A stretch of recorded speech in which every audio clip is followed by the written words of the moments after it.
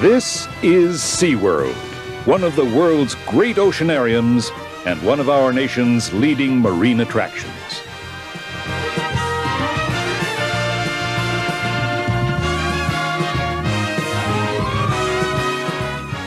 SeaWorld, Florida is a 250-acre recreation center located 12 miles southeast of Orlando, Florida. It is designed around the sea with shows, exhibits, rides, and endless special events.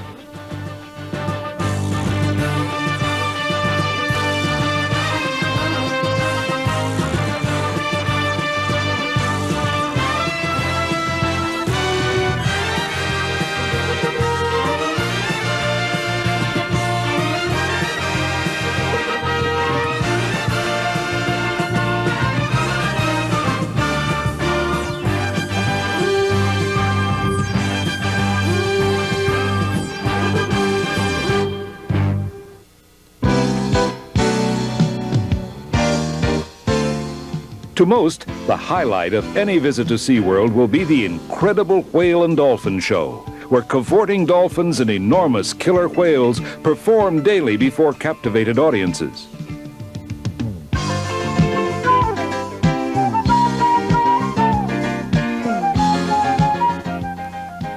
Here you will see some of the world's most highly trained dolphins, performing a variety of spectacular leaps.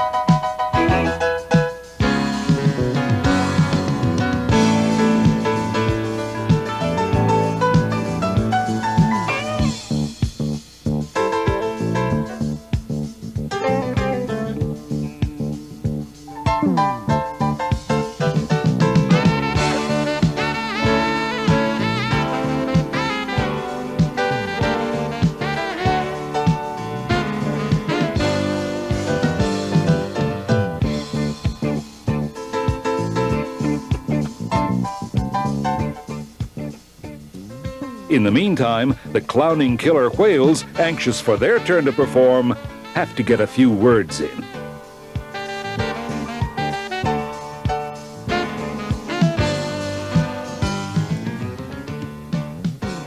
Dolphins are amazing creatures. They are among the most intelligent of all life, including man, and are playful and just plain lovable.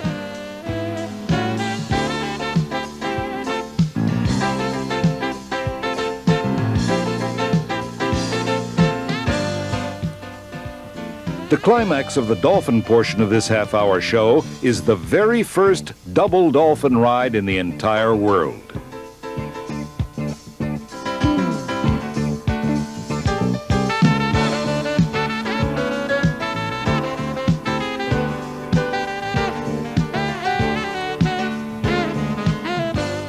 SeaWorld's greatest attraction is its famous Shamu show, where Shamu, all 4,000 pounds of him and his mates, perform before thousands of enthralled visitors each day.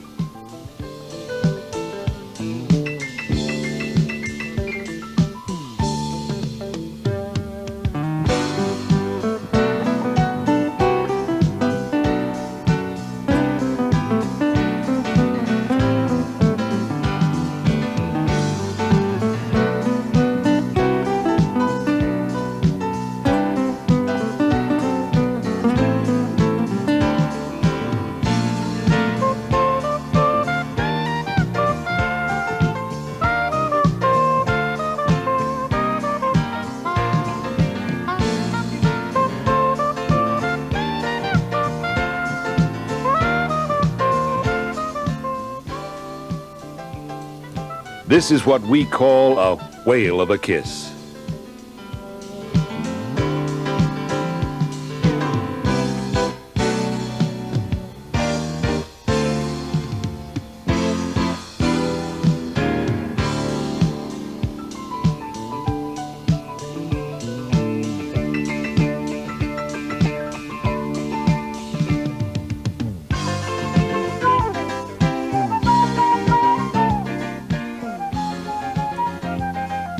The audience sits in stunned silence at this unbelievable climax.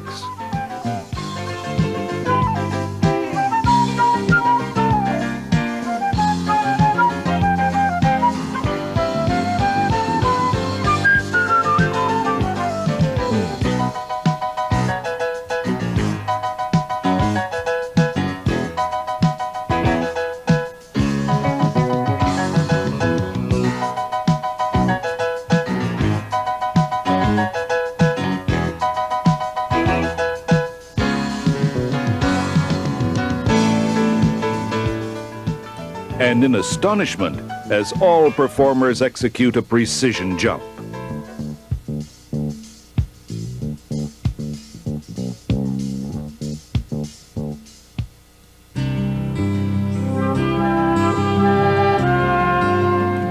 While exceptionally entertaining, the show also demonstrates the unique, equal relationship that is developed between SeaWorld's trainers and animals.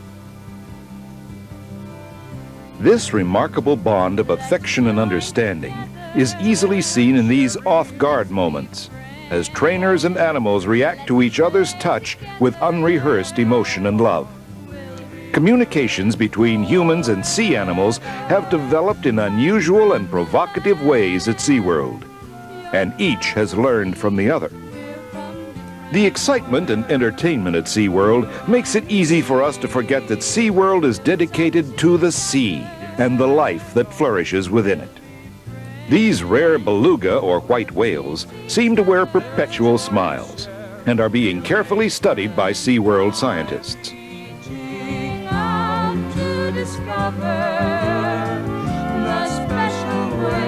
At the many feeding and petting pools, guests feed sea lions, harbor seals, and dolphins. The youngsters can even pet many of these wonderful sea creatures.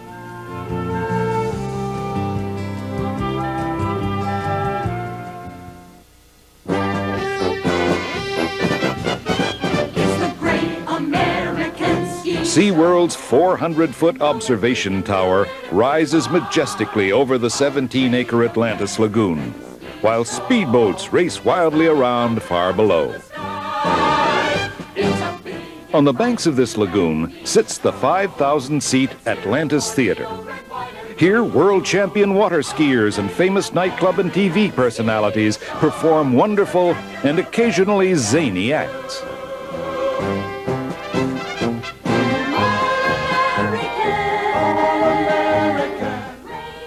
How about some barefoot water skiing?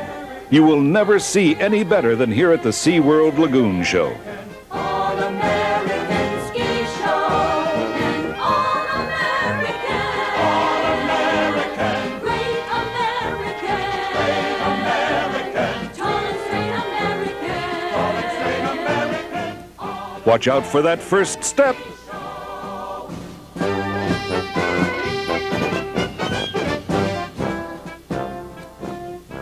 The SeaWorld Water Ballet is a work of beauty, grace, comedy, and a host of special effects and sets.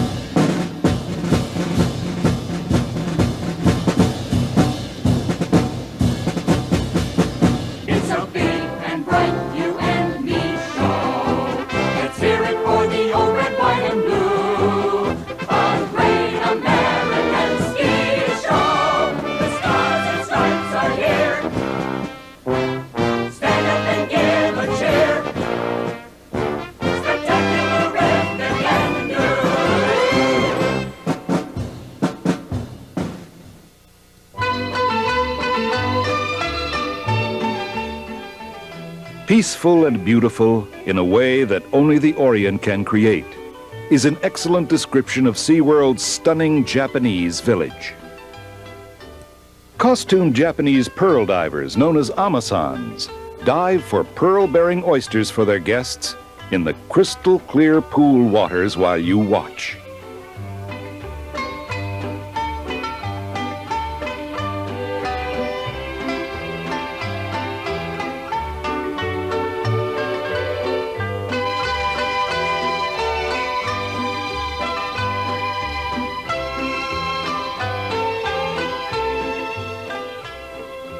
Guests may have their pearls set in an adjacent shop.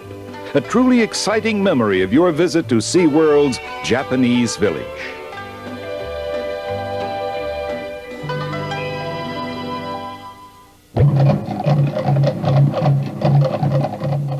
On the shores of the Atlantis Lagoon, SeaWorld has magically created the Hawaiian village, complete with beautiful hula girls.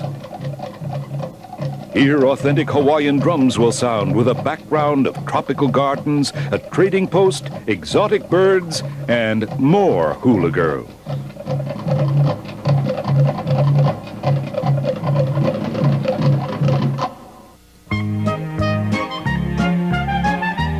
SeaWorld thinks of everything, especially for the children.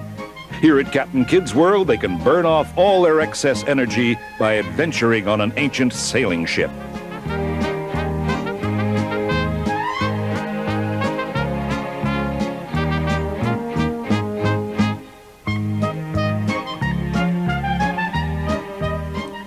Or they can play countless games and spend untold hours having just a plain, happy, happy time.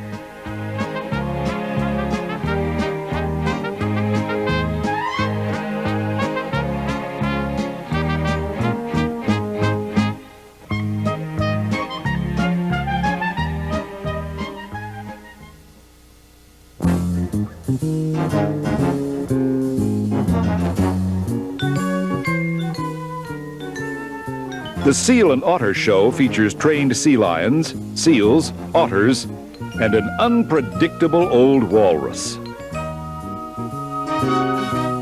They delight their audiences with their zany clowning antics and thrill with their brilliant performing behaviors.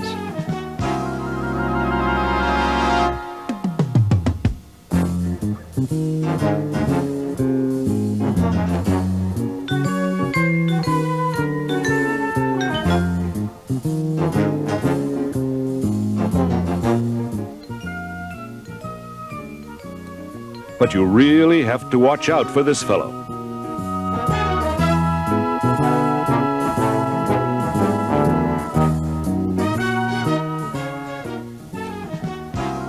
He's properly scolded, though, and filled with remorse.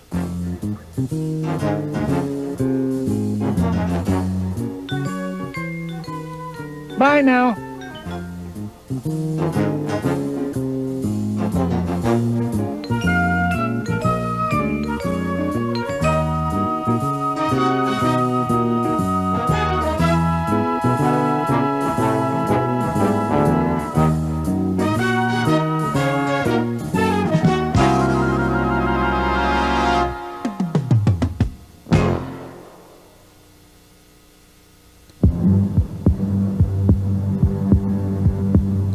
In SeaWorld's magnificent $5 million shark encounter facility, you will come face to face with the great denizens of the deep.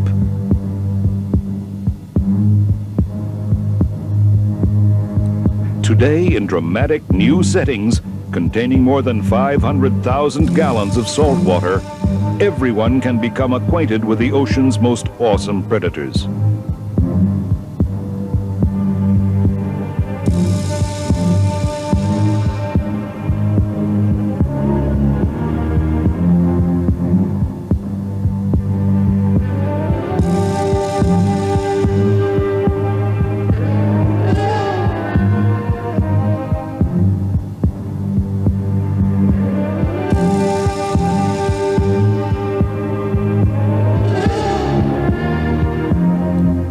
An underwater people mover allows guests to encounter the sharks in full safety through a transparent 124-foot acrylic tunnel as live sharks swarm about, left, right, and overhead. This is a new revolutionary concept in aquarium design.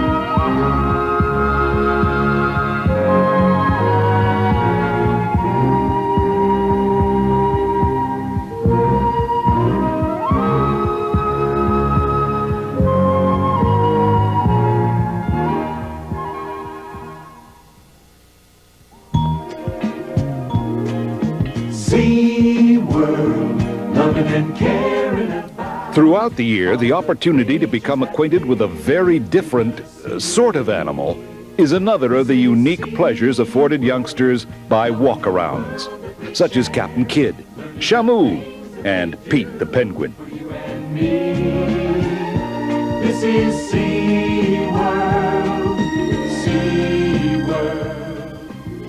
Every visitor to SeaWorld will recall some particular moment, show, or event during his visit here that will remain with him always.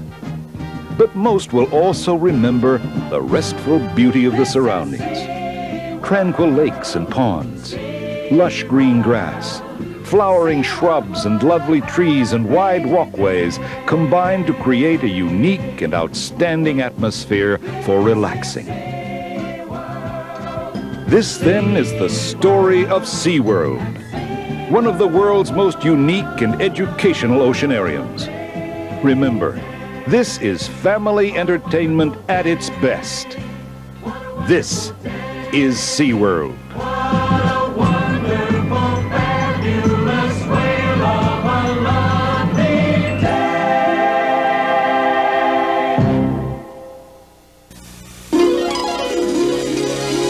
Welcome to the wonders of SeaWorld. Welcome to a few magic moments far away from the ordinary day. Welcome to rhythm, beauty, and grace at SeaWorld.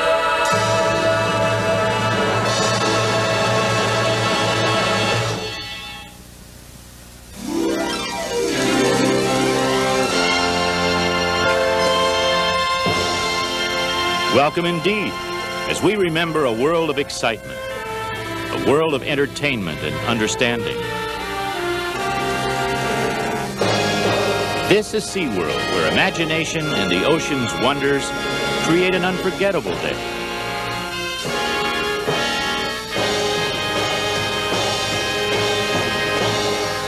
Here is a special place, the chance to discover, the opportunity to make new friends.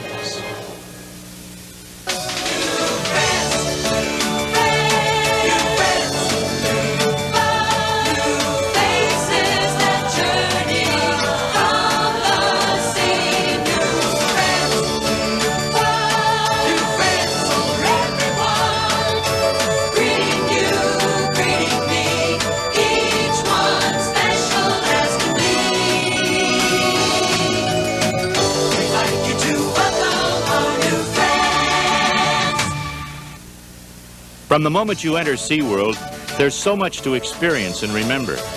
For the next few minutes, let's recall your extraordinary day at SeaWorld. We'll relive the highlights and even encounter some surprises along the way. And of course, everyone's most vivid impressions really begin with the spectacular animal shows. A new multi-species show, aptly named New Friends. And of course, Shamu's celebration.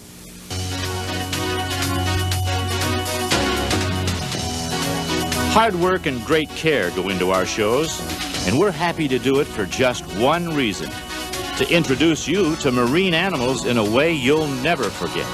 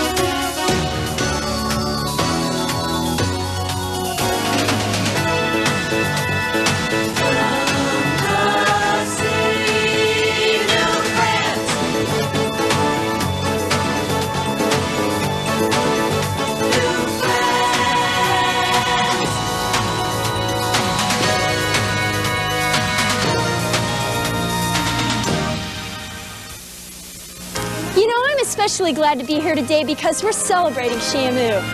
And a celebration is a time to look back where you once were, to see how far you've come to the present, and to look ahead to the future. So that's why we'd like to invite you to join us in our Shamu celebration. Celebrate, having a Shamu celebration.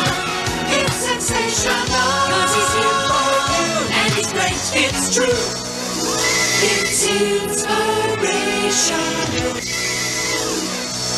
Come on, step right up to the edge of the platform. Go ahead and stand up straight. Put your hands behind your back. You're going to bend halfway over and look at that camera to your left. Wow!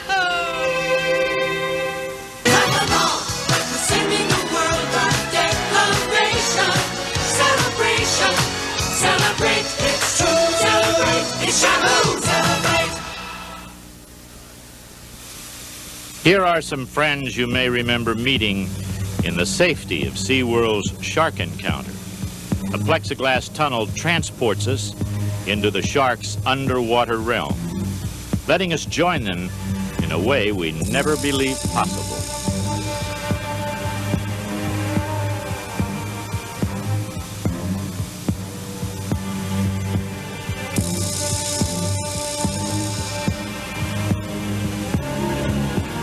Right now, let's take a special look behind the scenes and join our aquarists during the shark's feeding time.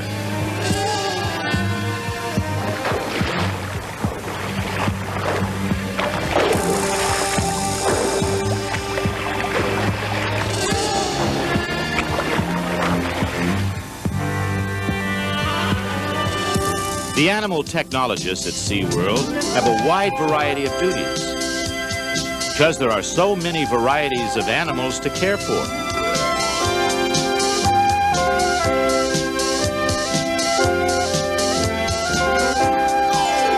Their work may not always be seen by the public,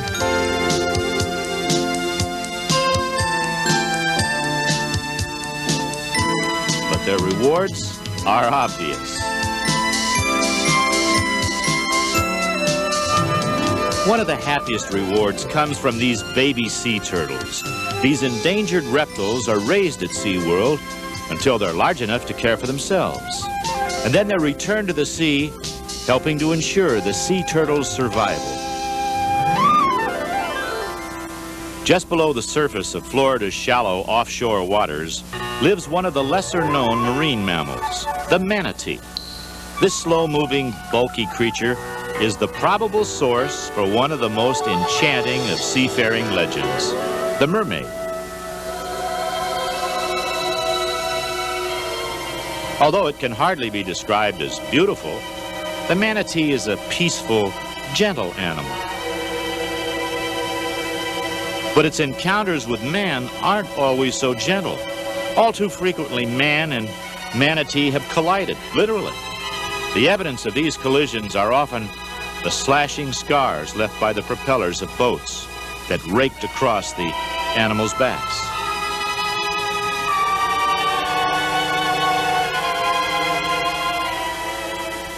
SeaWorld has come to help the manatee.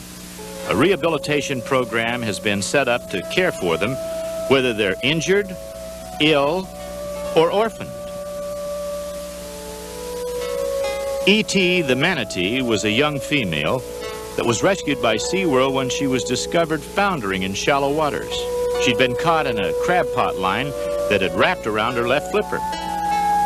E.T. was brought to SeaWorld, the line removed, and her wounds treated.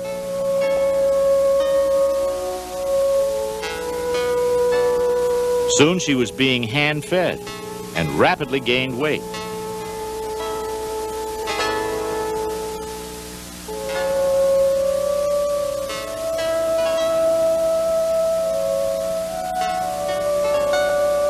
Three months after E.T. came to SeaWorld, her rehabilitation was complete, and her homeward journey began.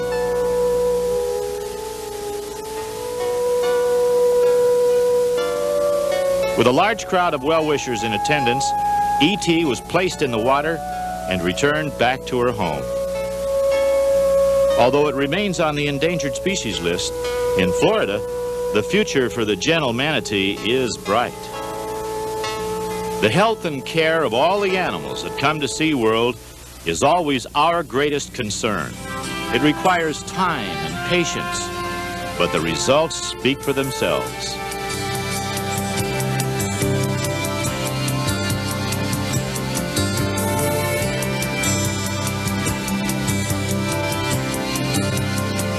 Let's join together. Let's be friends. Let's play together. We'll be friends forever. I'm from the land. You're from the sea. We're from different worlds. You and me will touch each other. We'll be friends. We'll teach each other. We'll make friends by reaching out to discover. Day after day, we are friends in a very special way. A new frontier, we've opened up the way. Some of the more unusual friends at SeaWorld include the flashy Opie otter and the blustery Sir Winston walrus. They're both part of a remarkable show called Undersea Fantasy. It's here below. Come on, let's go to the new frontier.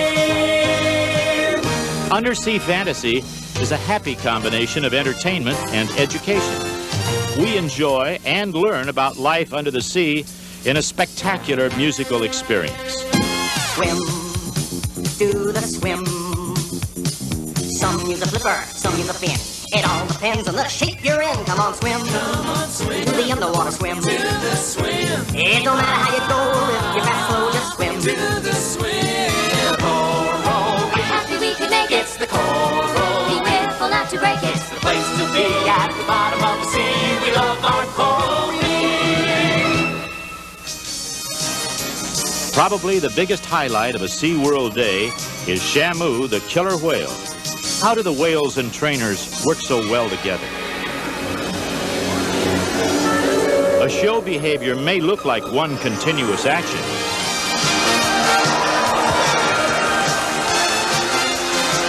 but it's actually made up of many small steps, one following another. Whale trainer Ted Turner and Shamu. To find out how it's done, we're going to stay after the audience leaves and join a killer whale training session. Many show behaviors are inspired by the animals themselves.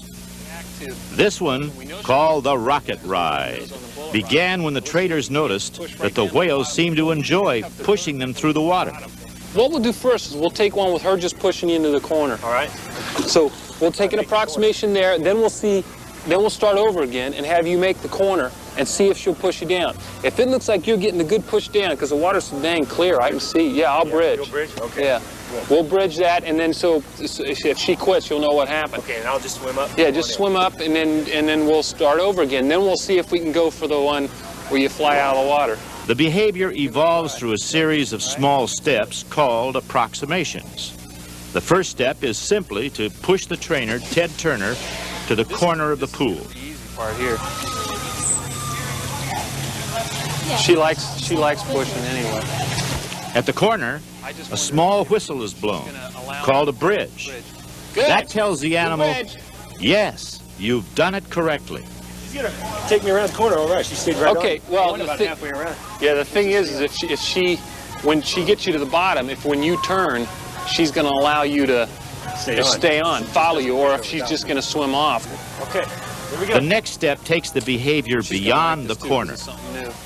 Ted dives underwater, then comes back to see if the whale stays with him. Yeah, let's watch this now. Looks good. Wait. Okay, right there. Good. It's gonna work though. It'll work. Yeah, see if you can't go right to the bottom. Does she, when you turn, does she hesitate at all about turning? So you're not worried about hitting the bottom? Well, I wouldn't. Well, I guess when you see it coming on you real fast, you might be a little worried about it. Well, that's part of the grade. If my face looks like a waffle, you know I hit the grade. So. Yeah. All right. Well, let's give it a try. She looks like she wants to just do it. What's funny is how they like to push people. They love to push you through the water like this. During each step, the whale gained speed as she pushed the trainer through the water. Close to the glass. Now Ted's job is simply to stay with her. Not always an easy task. How was that? We got to see if you can dive next time. Got it, though. I think I got it. You think so? Good. They practiced and practiced. Then came the final test. If the whale dove all the way to the bottom of the pool, could she keep from crushing the trainer?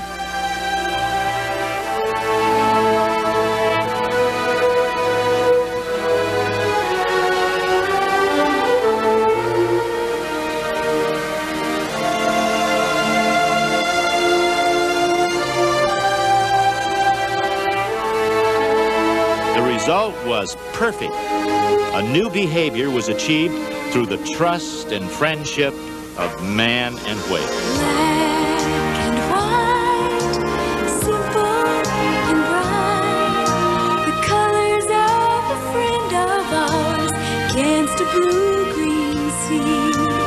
Black and white is the power, strength, and might. A never-ending mystery is he. He may not be a rainbow, but we're mighty glad we found him, for the beauty that surrounds him grows stronger every day.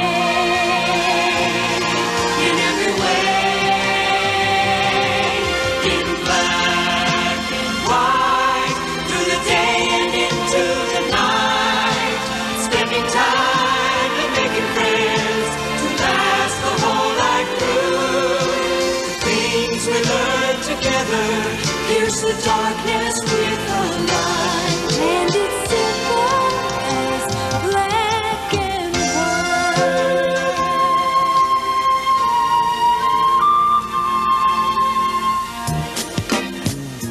Here at SeaWorld, living and learning to care, seeing the harmony there in the sea. Here at SeaWorld, everything under the sun, all of God's creatures are one with you and me. This is SeaWorld, SeaWorld, SeaWorld, what a happy day. As you think back on your day at SeaWorld, you'll realize there's a lot to remember, because something special happens at each place you visit.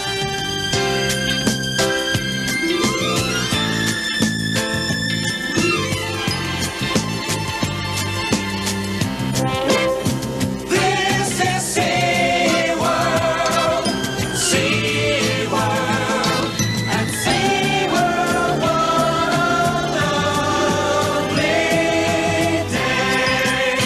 What a wonderful, fabulous whale of a lovely day.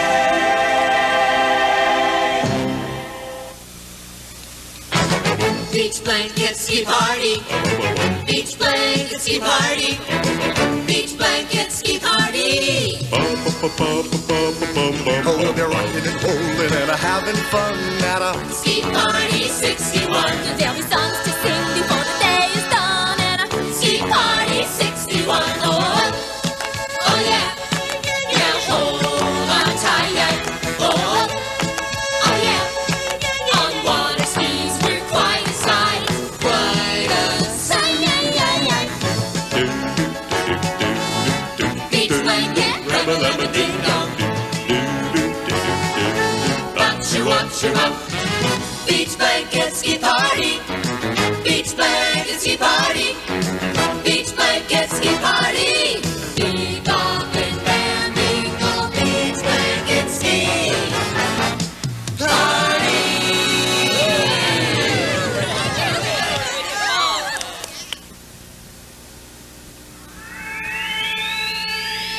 When I take the time and look around, there's a world of beauty waiting to be found. When I take the time, I see mysteries alive, miracles surviving on the land and in the sea.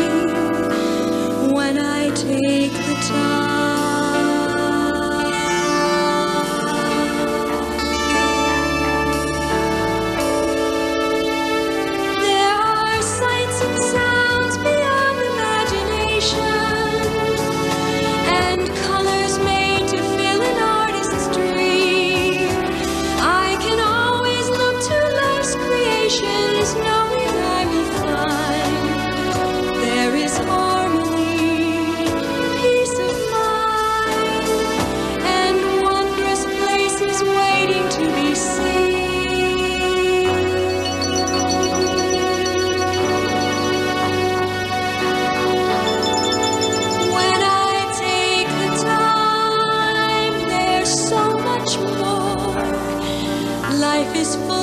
Surprises to explore, perfect by design.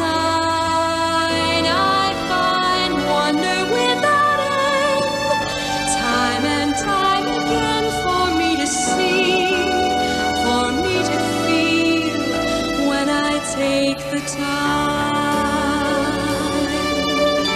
if I take the time, when I take the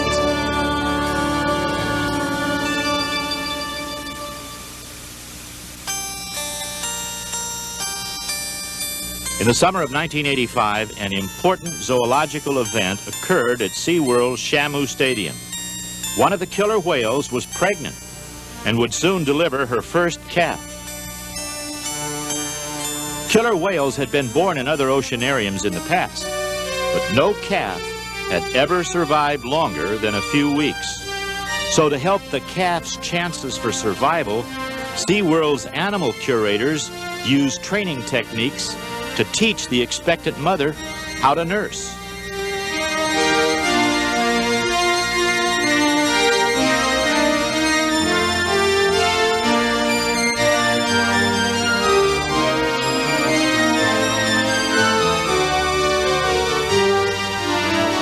On September 26th, SeaWorld's first killer whale calf was born.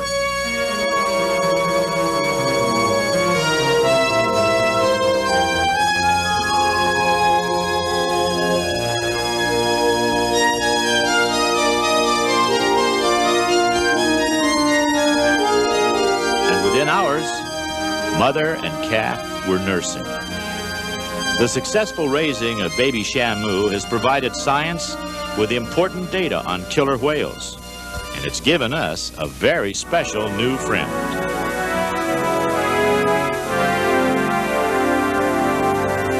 The animals of the sea are different.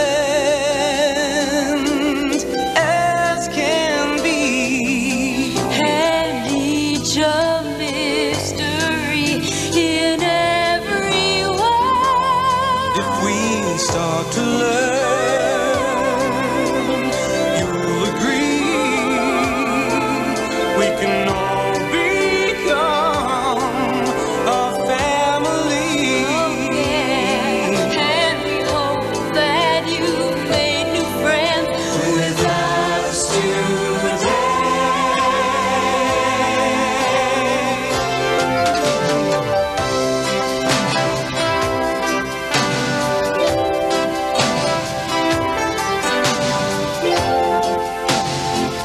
As you've seen, SeaWorld is always growing, always changing.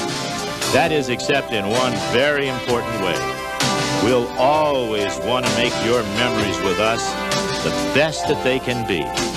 So that's why we hope you'll come and visit us again and share even more memories and make new friends.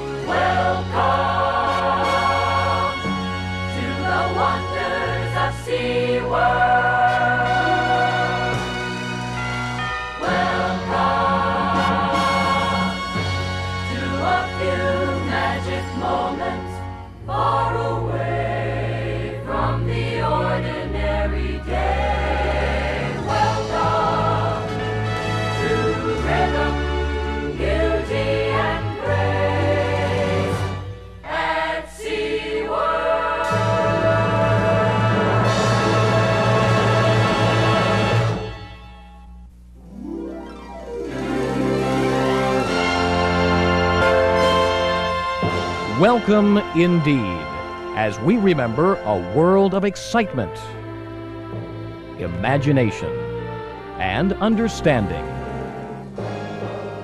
This is SeaWorld, a remarkable day of discovery and new friends.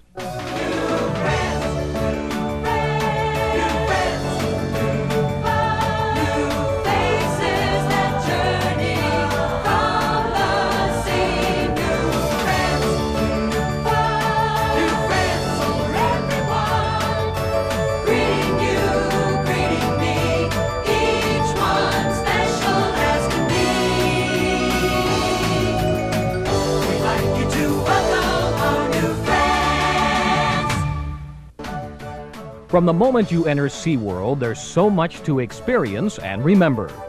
For the next few minutes, let's recall your extraordinary day at SeaWorld. We'll relive the highlights and even encounter some surprises along the way.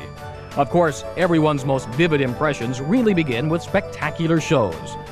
Seal and Otter's Spooky Kooky Castle, Dolphin Discovery, and of course, Shamu's Celebration.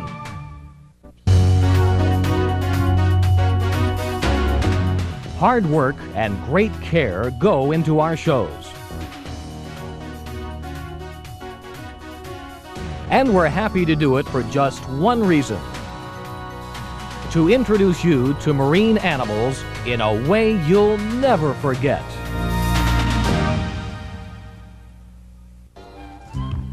Okay now, Clyde, as a new sheriff for Creepy County, I've got an official duty to perform, and I don't want to mess this up. Now, Clyde, what are you doing up there? You can't watch the show, you're in it. Come on down here. It's a story about a castle that is dark and old and really kind of spooky. But if you look again, you'll find that the inhabitants are really kind of kooky.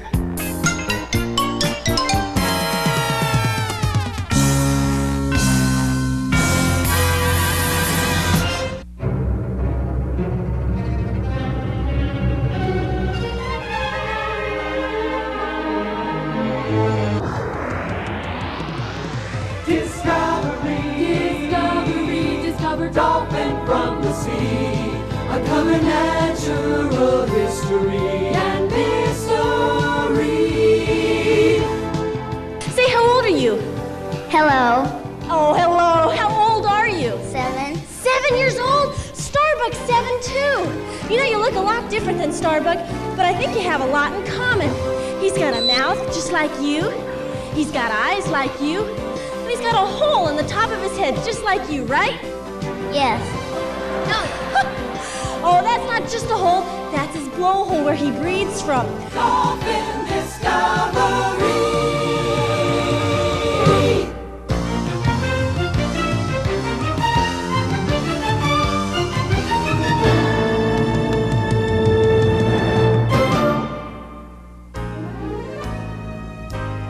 Welcome to Shamu Stadium.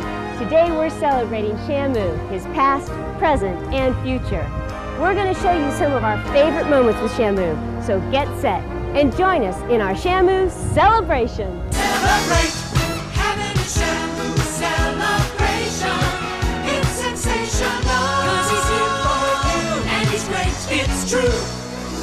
It's inspirational. Okay, you want to pet him? Good, that's fine. Helen, if you put your arms in a big circle, you can give him a, oh, how about a big kiss too? Great, you've just made a special new friend. Clap along, singing the world of declaration. Celebration, celebrate, it's true. Celebrate, it's Shamu, celebrate.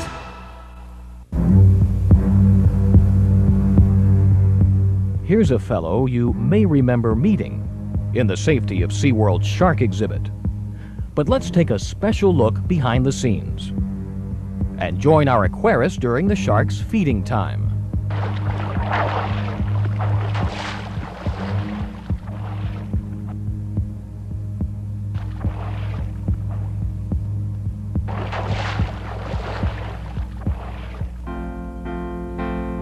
Whether it's analyzing data in our laboratory or hand-feeding sea lion pups, SeaWorld's professional technologists look after all of the animals we see in the park.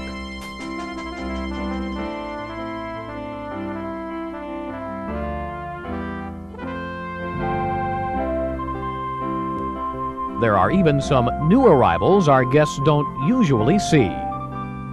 Commerson's dolphin come from the tip of South America near Antarctica. In March of 1985, one of our Commerson's dolphin gave birth.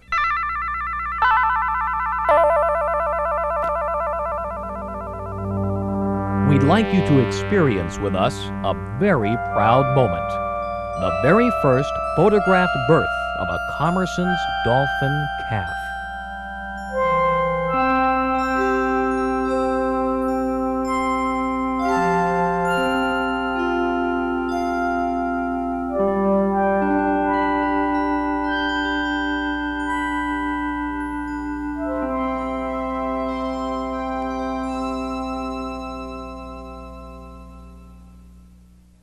The health and care of our animals is always our greatest concern. It requires time and patience, but the results speak for themselves. Let's join together. Let's be friends. Let's play together. We'll be friends forever. I'm from the land. You're from the sea. We're from different worlds.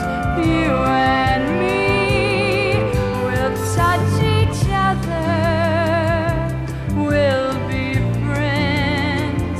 We'll teach each other.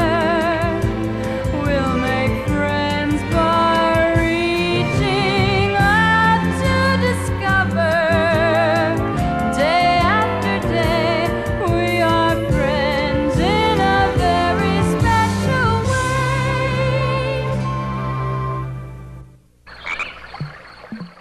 You could call the archer fish from the Philippine Islands the Robin Hood of fishes, because it uses a very unique method to catch its food. To show you what we mean, we built an archer fish pool in our freshwater aquarium. An artificial insect is lowered a few inches above the water. To the archer fish, it looks just like a real fly.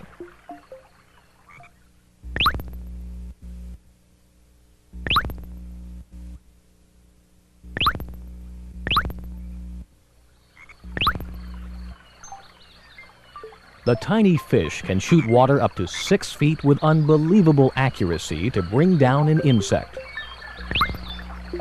Whenever our mechanical fly is hit, food automatically drops in the water.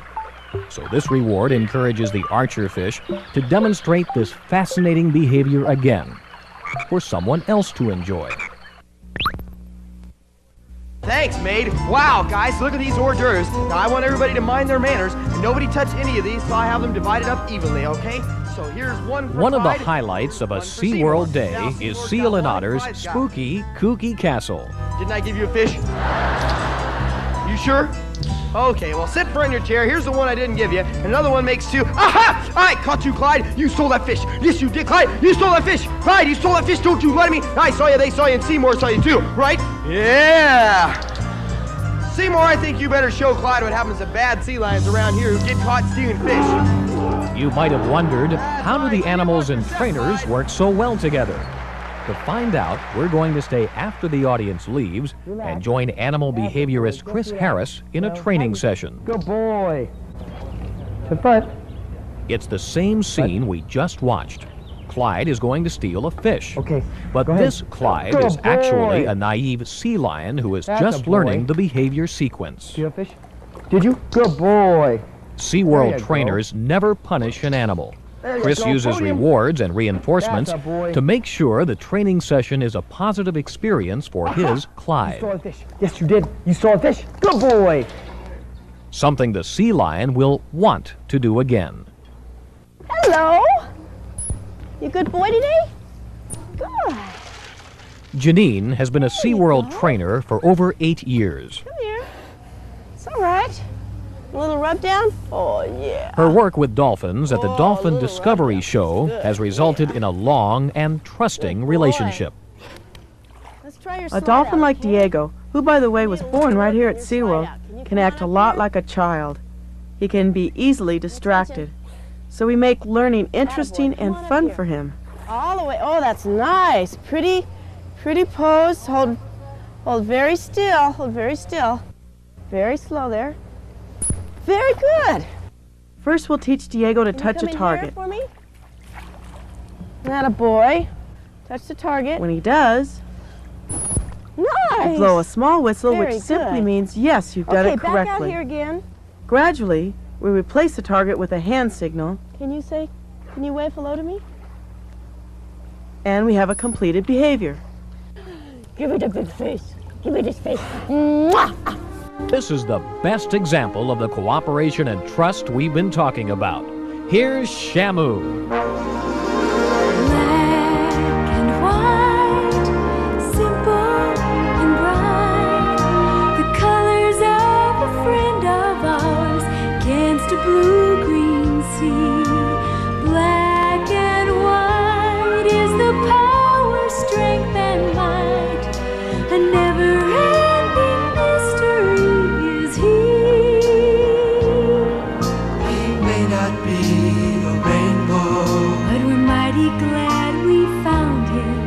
for the beauty that surrounds him grows stronger every day. In every way, in black and white, through the day and into the night, spending time and making friends to last the whole life through. The things we learn together pierce the darkness with a light, and it's simple as black and white. As you think back on your day at SeaWorld, you'll realize there's a lot to remember because something special happens at each place you visit. Here at SeaWorld, living and learning to care, seeing the harmony there in the sea. Here at SeaWorld, everything under the sun, all of God's creatures are one with you and me. This is SeaWorld, SeaWorld, SeaWorld, what a happy day.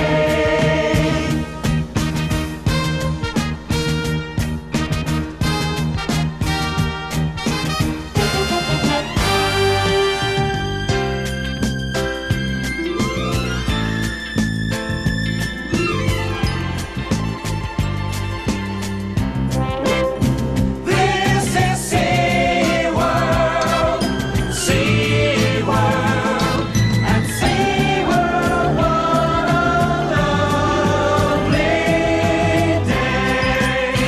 What a wonderful, fabulous, whale of a lovely day.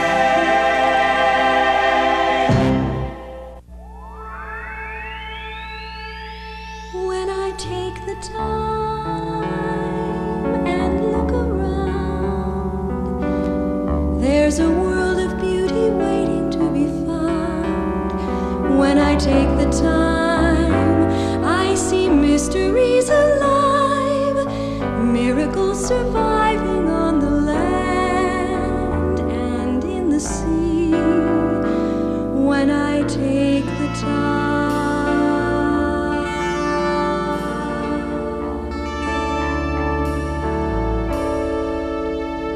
there are sights and sounds beyond imagination, and colors made to fill an artist's dream.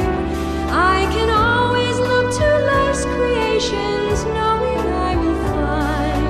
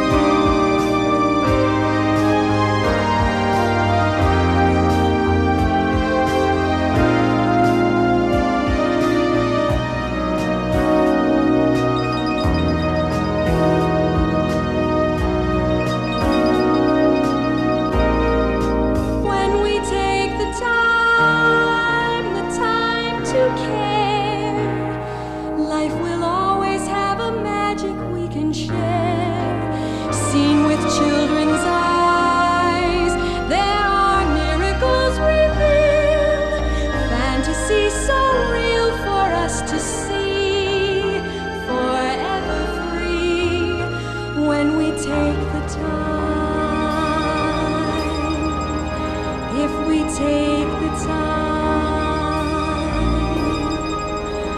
when we take the time.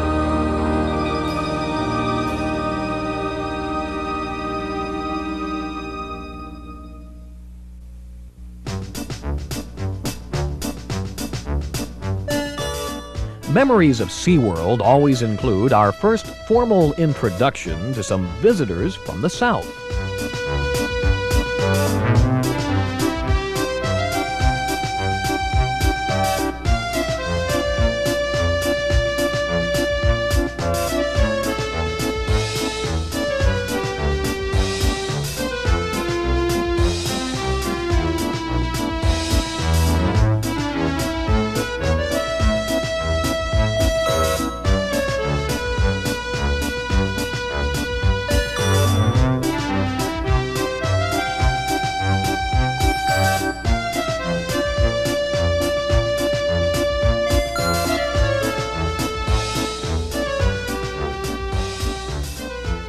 Penguin Encounter isn't just a place to appreciate the penguins' antics. It also helps us learn more about them. Until several years ago, this was something few people had ever seen. In Antarctica, this penguin chick would hatch during the most hostile weather conditions known. But at Penguin Encounter, we can observe the hatching and growing of the penguin chick daily, including its daily feedings.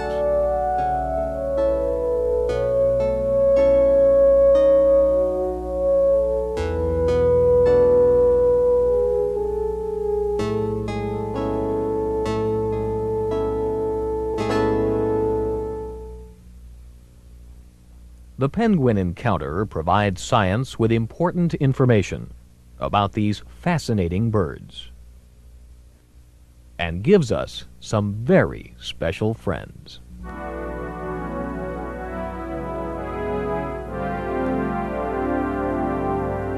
The animals of the sea are different as can be, And each a mystery in every way. if we start to learn. You'll agree we can all become a family. And we hope that you've made new friends With us today.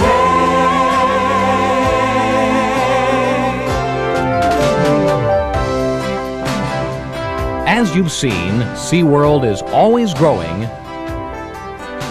and always changing.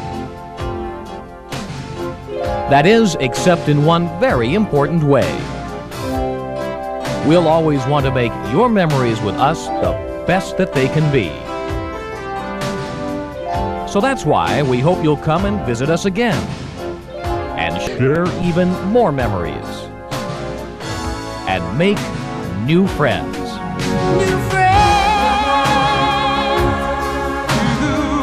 friends. New faces, the journey from the sea. New friends.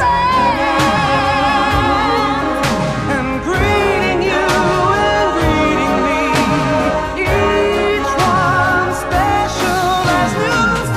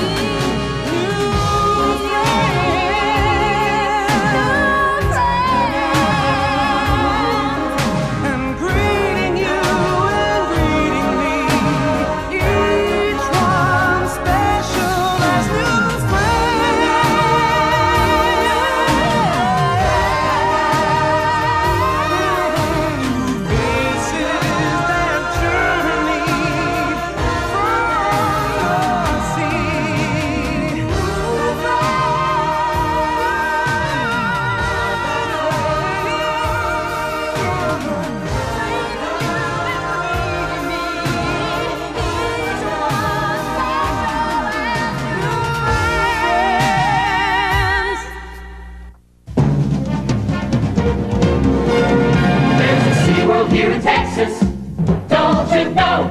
A SeaWorld here in Texas, in San Antonio. It's the biggest and the best, hands down above the rest. There's a SeaWorld here in Texas, don't you know? It's the biggest and the best in the world, and it's right in the heart of the Lone Star State.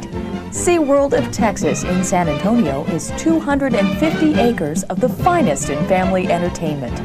Exciting shows, fascinating educational exhibits, and plenty of attractions for all ages in a beautifully landscaped setting.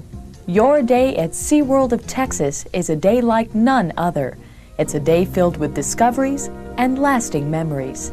A chance to peek through a window to the sea, to better understand the watery frontier that covers our planet.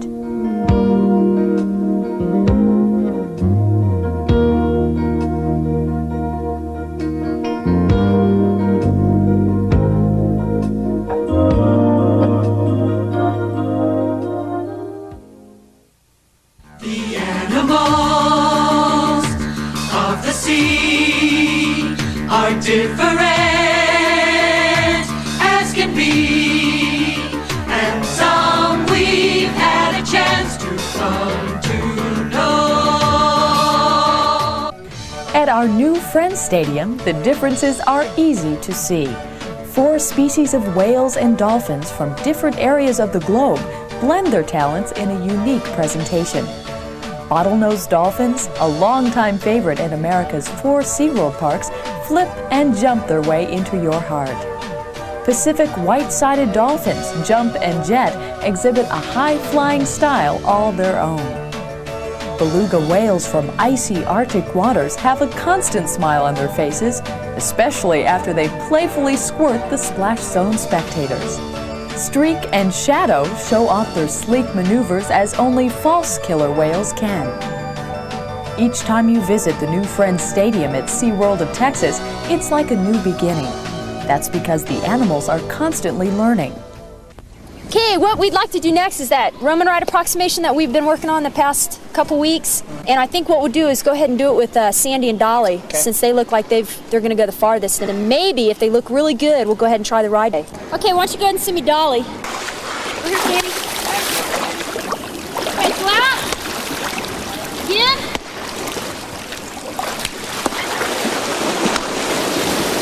That was great. All right, I think we know what we're doing. Let's go for it. You want to go for it? You want to go for it? Okay, they want to go for it. Okay. They're going for it. All right. Come here, hang here. You stay right here.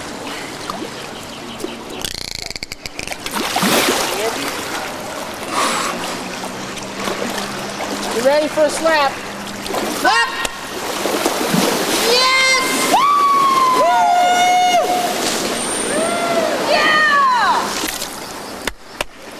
That's a girl! SeaWorld trainers spend most of their day in the water with these friendly marine animals, teaching them new maneuvers or playing, or just observing the whales and dolphins frolicking with each other. It's not all fun and games, though. Trainers maintain daily contact with members of our animal care and veterinary staffs to ensure that their new friends stay healthy. Hey guys, how you doing this morning? Good. How are they looking? Looking real good. The respirations look real good this morning. Pretty active this morning. Ready to go. All the animals get their vitamins and their morning base. It's pretty clean this morning. Oh, I was just looking to see how much it is we swapping through the edge. Actually looking real good.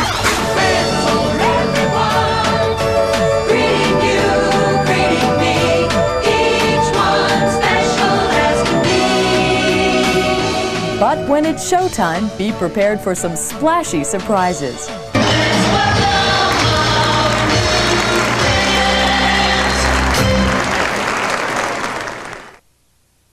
Speaking of surprises, you'll find plenty of twists and turns at the Sea Lion, Walrus, and Otter Stadium, better known as the Spooky Kooky Castle. You'll wind up in the middle of a mystery.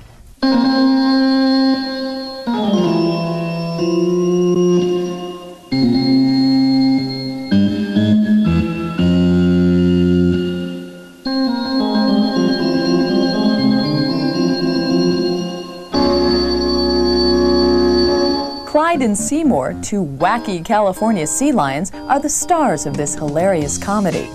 Uncle Schmedley, a lovable Pacific walrus, makes a belated appearance. And a pesky otter tries to foil attempts to read Uncle Schmedley's will.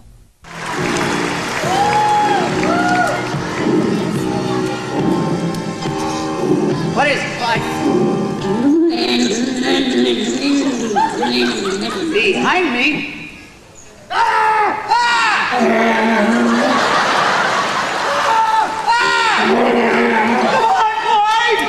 Like all SeaWorld productions starring marine animals, there's a serious side to this show too.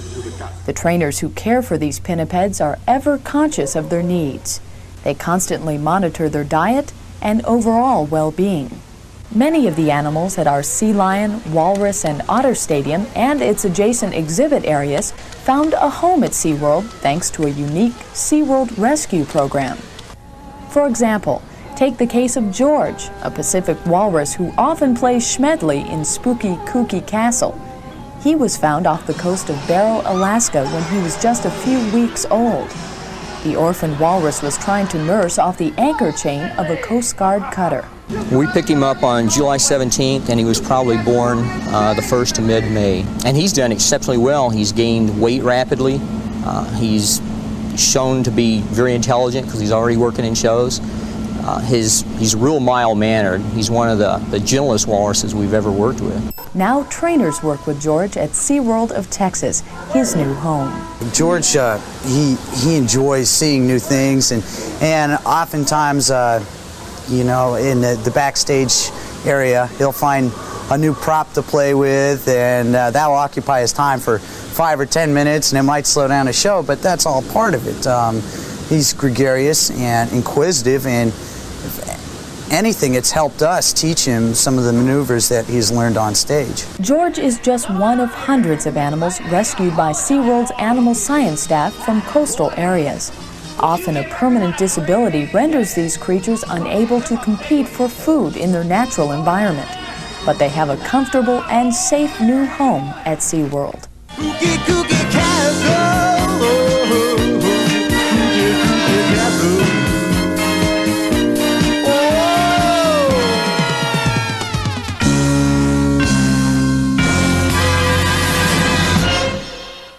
But animals aren't the only stars at SeaWorld of Texas.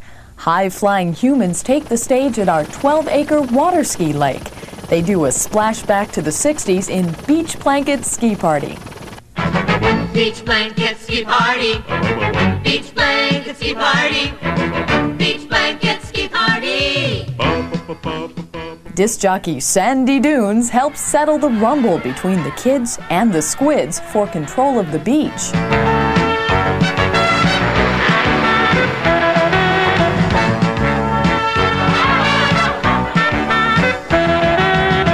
While the kids and the squids tear up the lake with their daring stunts, Howard the Coward has his own competition going as he tries to win the heart of Barbara Ann, the most beautiful girl on the beach.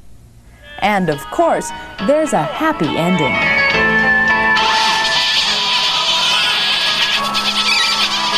As spokesman here at Relive, it's my appointed role to explain each round of contest and to sanction every goal. I'll state the rules precisely as the tournament unfolds. You know how it feels. Your head reels when you're flying on wheels. Strange satisfaction, that's part of the action. On wheels, on wheels. In our fast-paced wheel show, the big wheel offers the hand of his daughter, Princess Helen Wheels, to the winner of the Roll-On tournament. All the champions of the kingdom strut their stuff to impress her. The competition features fancy footwork, amazing acrobatics, and a surprise ending. Going free, we'll find our destiny, and the thrill that's only found on wings.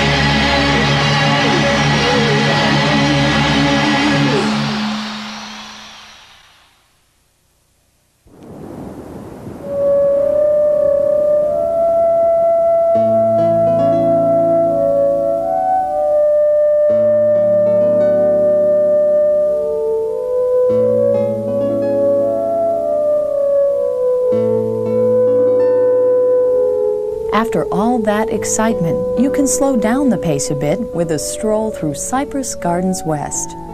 This botanical wonderland is a feast of color year-round. Nestled among native Texas mesquite and live oak trees, fabulous floral displays magically change with the seasons. Meandering streams, Spanish-style fountains, and beautiful doncellas grace 16 acres of lush greenery. You can also meet some of the Lone Star State's heroes on the Texas Walk, a very special part of Cypress Gardens West.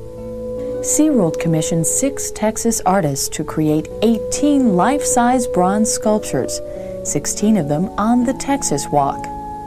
Twin figures of Stephen F. Austin, the father of Texas, greet you at our entrance plaza. And a statue of famed ragtime pianist Scott Joplin stands in Joplin Square. Many of the honorees on the Texas Walk made their mark on the nation and the world for that matter, like Presidents Eisenhower and Johnson, the late astronaut Ed White, and the First Lady of Sports, Babe Zaharias.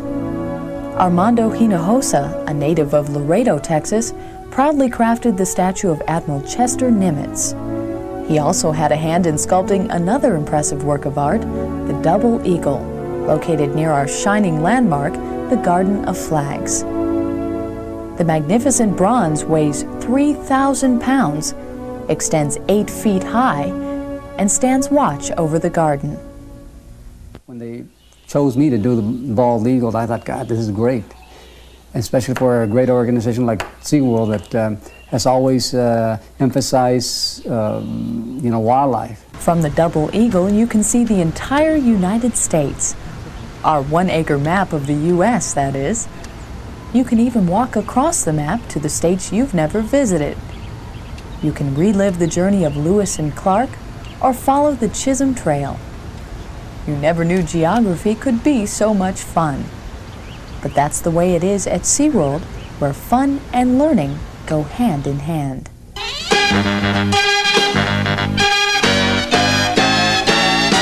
They're not native Texans. They're not even from this part of the world. But the 300 birds residing in the Penguins exhibit at SeaWorld of Texas are right at home. They've got all the comforts of the sub-Antarctic, 30,000 pounds of snow a day, icy winds, frigid seawater, where 6 species of penguins torpedo through the water. They're much more graceful in the water than on land. Their antics are comical and delightful. But the Penguins exhibit is really a living laboratory. We're able to continue to enhance our data files from the fledging, from the hatching of the birds that came into the country, to monitor them all through the maturity up to breeding age, of their weight gains during out of breeding season, during the molting season when they have a tendency to go off foods. The adjacent learning hall gives you a glimpse of the pristine Antarctic Peninsula and tells you a lot about the rockhoppers, gentoos, chinstraps, adelies, and kings that call SeaWorld of Texas their home.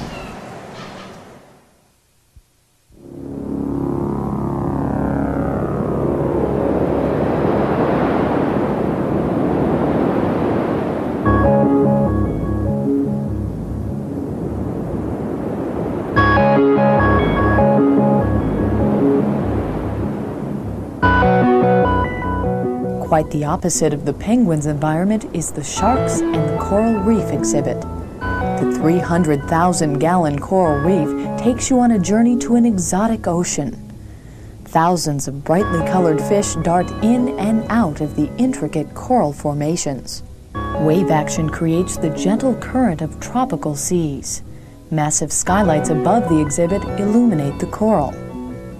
Denizens of the deep lurk nearby in a special exhibit. One of the largest of its kind in the world, the shark habitat is dumbbell-shaped to accommodate the swimming patterns of these steely-eyed yet captivating animals. It is home to sand tiger, brown, and nurse sharks, to name a few. Creating this undersea world was one of SeaWorld's biggest challenges. We can take one piece of coral and we can make a latex mold out of it, and from that one piece we can make 200 to 300 different pieces of coral, and it suits our needs to do an artificial reef. One thing we've noticed over time is that the fish prefer this type of habitat. I really think that when they come into the coral reef and they look at it, they all of a sudden realize that they're back in the ocean again. We see them trying to pick at the coral a little bit like they would if they were back in their natural environment. We notice they grow much faster in this type of an exhibit.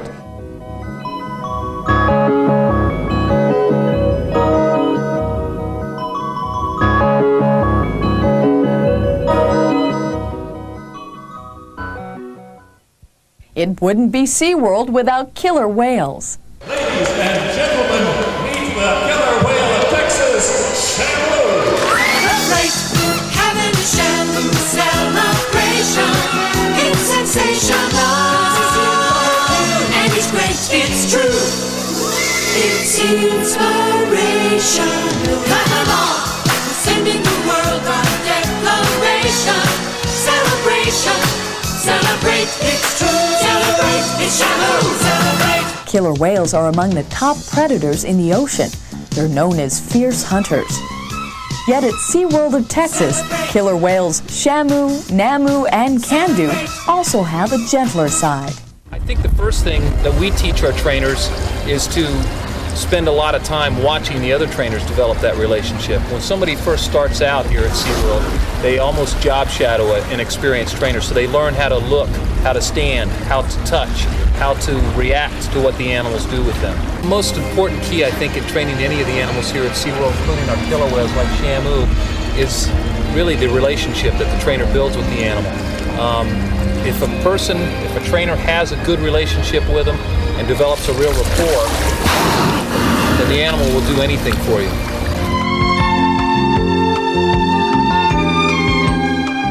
Only a small portion of what SeaWorld trainers do each day involves animal presentations for SeaWorld guests. Our trainers also watch feeding habits closely and observe how the killer whales interact with one another. They exercise the animals, play with the whales, and learn from them. And that's not all. Breeding programs are an important part of the SeaWorld philosophy. Though the science of breeding killer whales is relatively new, SeaWorld is the pioneer in this facet of marine science. The first killer whale ever successfully born and reared at a marine life park was at SeaWorld of Florida in 1985. That was only the beginning. In the summer of 1987, through ongoing scientific tests and observations, SeaWorld animal scientists determined that a SeaWorld of Texas killer whale, Namu, was pregnant. It was estimated that she would give birth in the fall of 1988, after a gestation period of nearly 17 months. As Namu's time drew near, trainers, animal care, and veterinary staff worked together to ensure a smooth delivery. Daily measurements were taken on Namu to chart her rate of growth. You know, it was looking like it had dropped. Now it looks like it's way back up in there again. Yeah, it does. The other thing we ought to do today is pull out all her measurement records and kind of chart out that girth. I think the girth is the best barometer we have. Yeah. In the last 2 months, Namu was watched day and night. Animal care and training staffs monitored her respiration, food intake, and also noted changes in her behavior.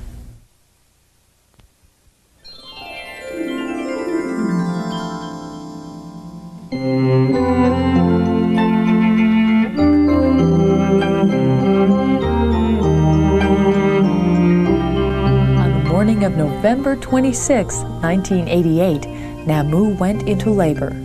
At 12:10 p.m., Texas's first killer whale was born. The calf, estimated at 300 pounds and 6.5 feet long, was named Baby Shamu. Even before she was 24 hours old, she made international headlines as the newest member of the SeaWorld baby boom. Baby Shamu's birth was the third killer whale birth of the year. Calves were born in previous weeks at sister parks in San Diego and Orlando. But the animal sciences staff at SeaWorld of Texas remained cautiously optimistic. The first few hours, days, and months were critical for both mother and calf. Would the baby nurse? Was the mother producing enough milk to feed the calf? How would other whales at the stadium react to mom and baby? After the successful birth and delivery of the calf, all the animals did pair up in the pool and swim together. The other animal was also a female, and all three animals, including the baby, did get together and swim in a very routine pattern, a very calm and swimming action. What we were interested in seeing was the bonding between the mother and the calf, and also the bonding and the successful grouping of all the animals in the pool. Past that, we were interested in seeing the time span that it would take to have successful nursing. Approximately 12 hours after birth, we did notice a strong nursing response in the calf and an acceptance of that response from the mother. So we did see successful nursing, and it did continue throughout that same day and did increase over the next few following days. We did have staff members that had been monitoring the animal for a 24-hour basis approximately 2 months before birth, and we continued that vigilance approximately 3 months after the birth. By 3 months of age, baby Shamu had tripled her weight to 900 pounds and was even playing with bits of fish offered to her by Namu. We welcome you, meet Shamu. She also began to learn by mimicking her mother in daily presentations of Meet Shamu. Each new day with baby Shamu brings new discoveries about killer whale growth rates, nursing patterns, and behavior. More and more is added to the body of knowledge about these majestic marine mammals.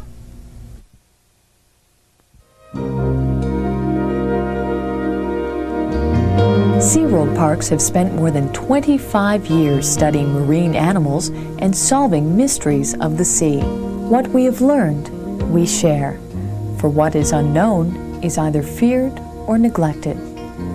We share with thousands of students in ongoing education programs, with teachers in our living learning centers, with members of the scientific community. Most important of all, we share our knowledge with you in a very special way.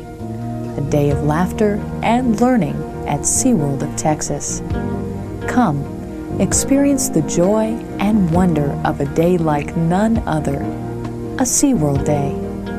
It's yours to treasure over and over again. Feel a sense of wonder at what we don't understand, and to know the pulse of life, though we can't hold it in our hands, to sing along with nature's melody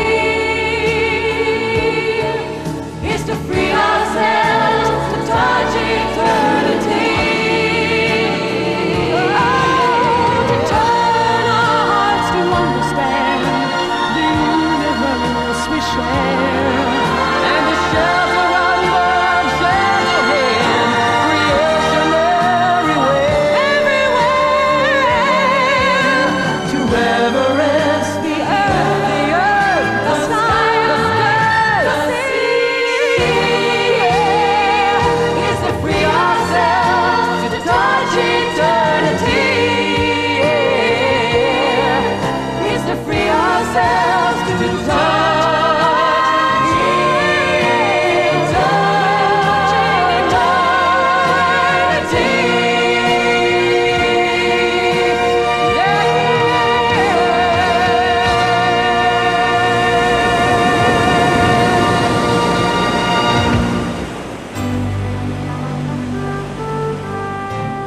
More than 2/3 of our planet is covered by water.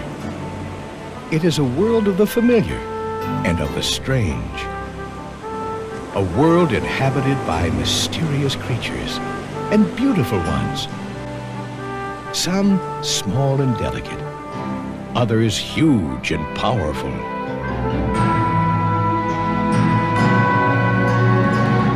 There is a place where people encounter these creatures in wondrous ways. A world where man and animal learn from each other in mutual respect and understanding. This place is SeaWorld, a spectacular showplace where memories are made and miracles happen. Come join us as we visit the world's premier marine life park and experience a SeaWorld celebration.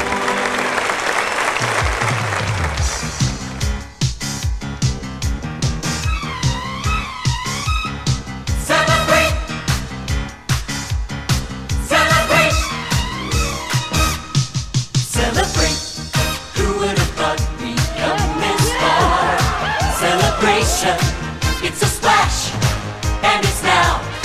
It's a jubilation, starting here with beauty and wonder from the sea. Celebration, come and share the joy of our family. There's a feeling you get inside when you are with us. The thrills, laughs, memories will take you by surprise. There are ways you can share with us. It all begins with just a touch.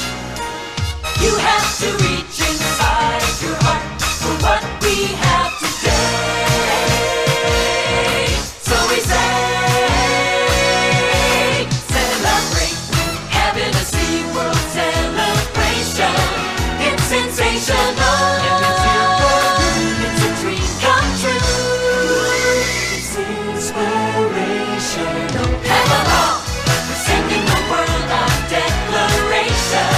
Celebration. Celebrate. It's true. Celebrate. We celebrate. Celebrate.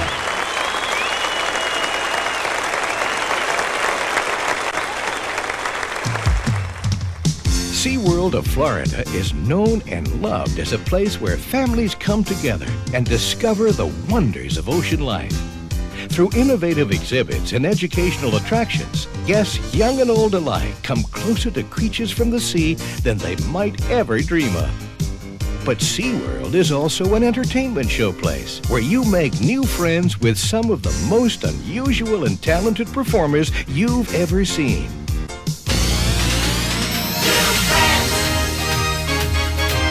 4 different species of marine mammals make new friends at the Whale and Dolphin Stadium.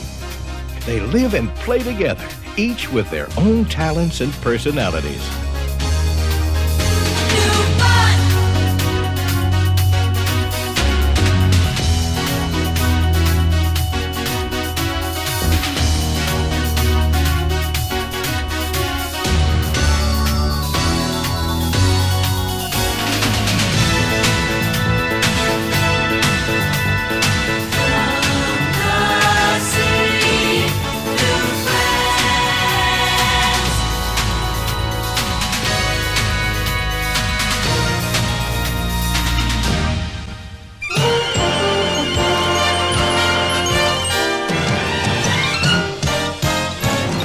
It's lights, cameras, otters, and sea lions of the silver screen.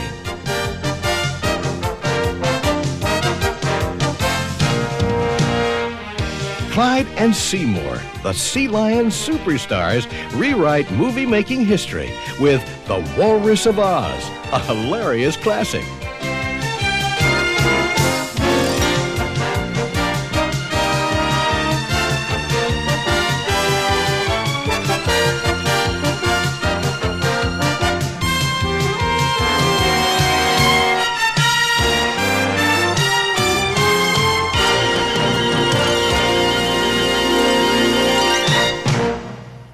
Everybody loves to play pirates.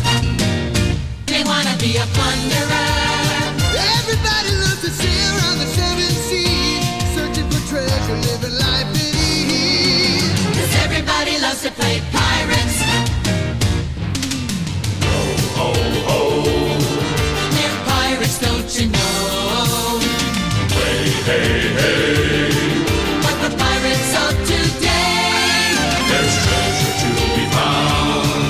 We'll follow the path with ease. Come on, we're going. We'll do our yo-ho and with a flare on a pair of water skis.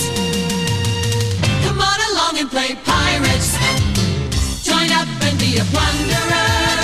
Come on along with us and sail around the 7 seas like Carol Flynn on water skis. Come on and play, throw your cares away.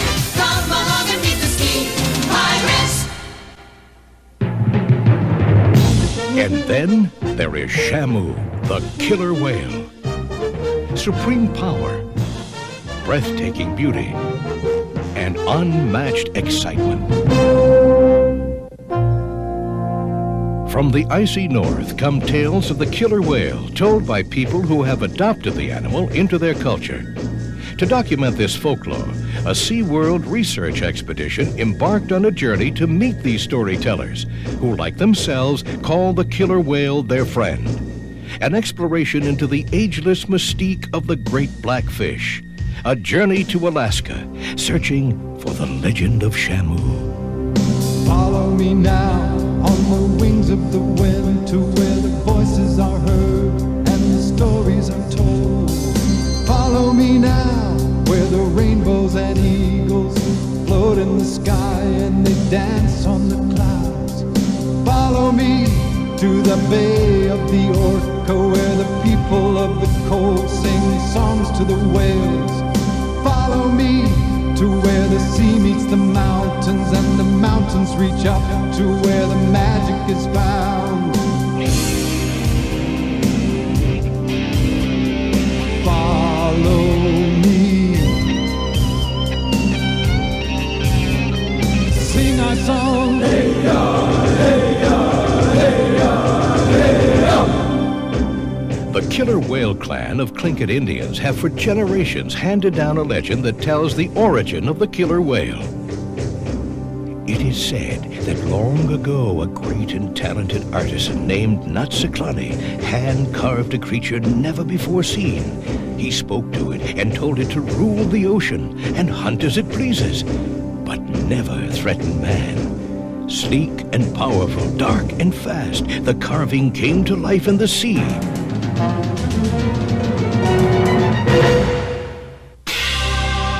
And the killer whale was born. Creating any SeaWorld show is quite an undertaking, but bringing the legend of Shamu to life proved especially challenging. Shamu Stadium, adorned with huge totems inspired by the Tlingit Indians. Music digitally recorded. Wetsuits to help trainers tolerate the chilling 50-degree water as they interact with the killer whales, forming a relationship that legends are made of.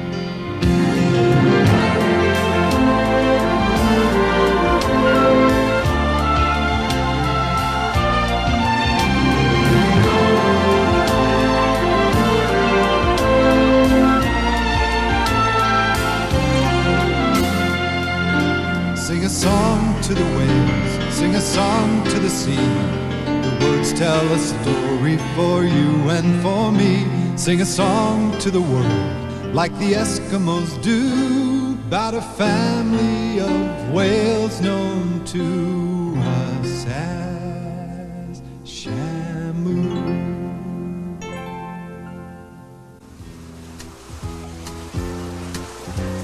Sing a song to the sea, the words tell a story for you and for... Oh, hi! How you doing? Welcome to the Penguin Encounter. My name's Pete Penguin, but you can call me Pete for short, get it? I've been asked to be your tour guide, but before I introduce you to my cool buddies, let me tell you a little bit about them. Sort of reminds me of a head waiters convention. How about you? There are lots of kinds of penguins. Brush-tailed like the Adelie, Gentoo, and Chinstrap, so named because of that strap underneath his chin. Then there are the crested penguins like the Macaroni and Rockhopper, so named because, well, you get the idea. And of course, the king penguin, one of the largest and handsomest of them all. Now, a lot of people think penguins live at the North Pole, but we don't. We all live below the equator, except in places like this, and what a place, huh? Got everything we need, ice-cold water to swim in. You know, some of us spend as much as 75% of our lives in the water. We're still working on getting out of it, though. There's a snow-covered landscape to waddle or hop on, and we don't even have to go fishing for food, which gives us more time for the important things. SeaWorld thought of everything, even the lights changed to simulate the Antarctic seasons, which are the opposite of Florida. By the way, don't let our water habits fool you. Penguins are birds, except we don't fly like other birds, we swim. Sure beats having to worry about lost luggage. The Alson exhibit next door has birds like the common mears and puffins. They're our cousins from above the equator. They can fly and swim, diving for their food, the show-offs. And the Learning Hall shows how SeaWorld researchers have visited penguins in faraway places, like the Antarctic and Falkland Islands. They've studied our nesting and social habits, gathering lots of useful information that help make the penguin encounter a reality. Hey, Pete, can you help me look for my bow tie? Sure, Ralph. Well, gotta run. See you later and keep cool. Ooh, look, what do you think? Wow. Yeah, it's pretty, aren't they? Hundreds of exotic and beautiful birds live at SeaWorld. These chicks may not look like it now, but one day they'll grow into handsome flamingos. The bright pink coloration develops naturally and is maintained by high levels of carotene in their food. The care and conservation of all the animals at SeaWorld is of utmost importance to the dedicated professionals who labor behind the scenes. Although their work may not be viewed by the public, the results are obvious. Crystal clear man-made seawater in the exhibits and stadiums is constantly monitored to maintain high quality. A computer controls the filtration at Shamu Stadium, where 6 million gallons of water are recycled every 4 hours. Animals are fed a variety of restaurant-quality seafood. A killer whale alone can consume about 250 pounds each day. To maintain health, vitamins are inserted into their meals, or medication can be added the same way. And all animals receive regular physical examinations. The trust shared by man and animal at SeaWorld allows each to learn more about the other. We try to interact with them on a lot of different levels. People don't realize that we not only perform shows with them, but we also play with them between shows. We teach them in between shows. There's just a variety of things that we can do. Trainers communicate to the animals with physical and audible cues. You may not see the signal, but Clyde does. Animals are fed throughout the day, but rewards or reinforcements are not just food. They might also be head scratches, tongue rubs, even having your friend jump in the water and play with you. My day puts together some of the best things I enjoy. I not only get to perform in front of people, I get to work with animals, and I get to swim. What more would a human want to do?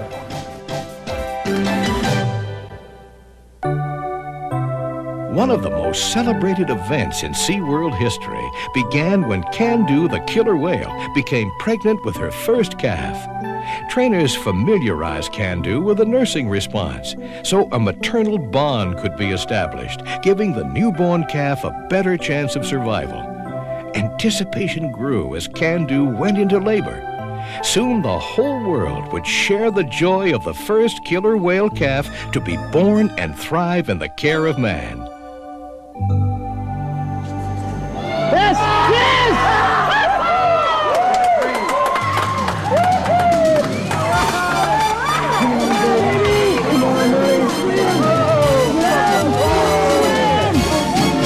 Come share our joy this special day. Come celebrate a miracle of life. A baby whale is here to stay. Come share with us this most amazing sight. Come share our hopes. Come share a dream. This baby whale. Come share our joy. When observations and sonograms indicated Can-Do was pregnant again, the excitement mounted and culminated when, before breathless onlookers, Can-Do gave the performance of her life.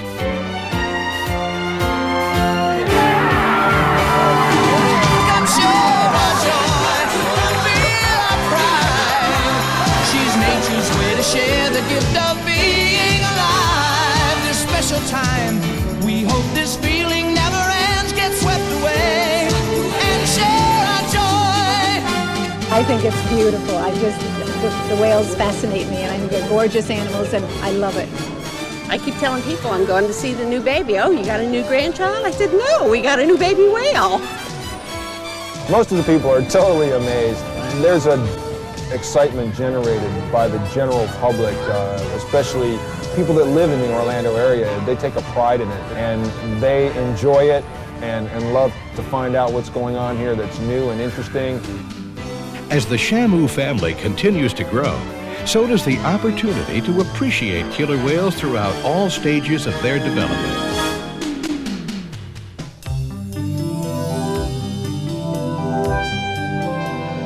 A scuba diver's perspective of life below the ocean surface is seen in the Tropical Reef Aquarium. Thousands of fish from Caribbean, South Pacific, and Australian waters create swirling rainbows in this 160,000-gallon exhibit.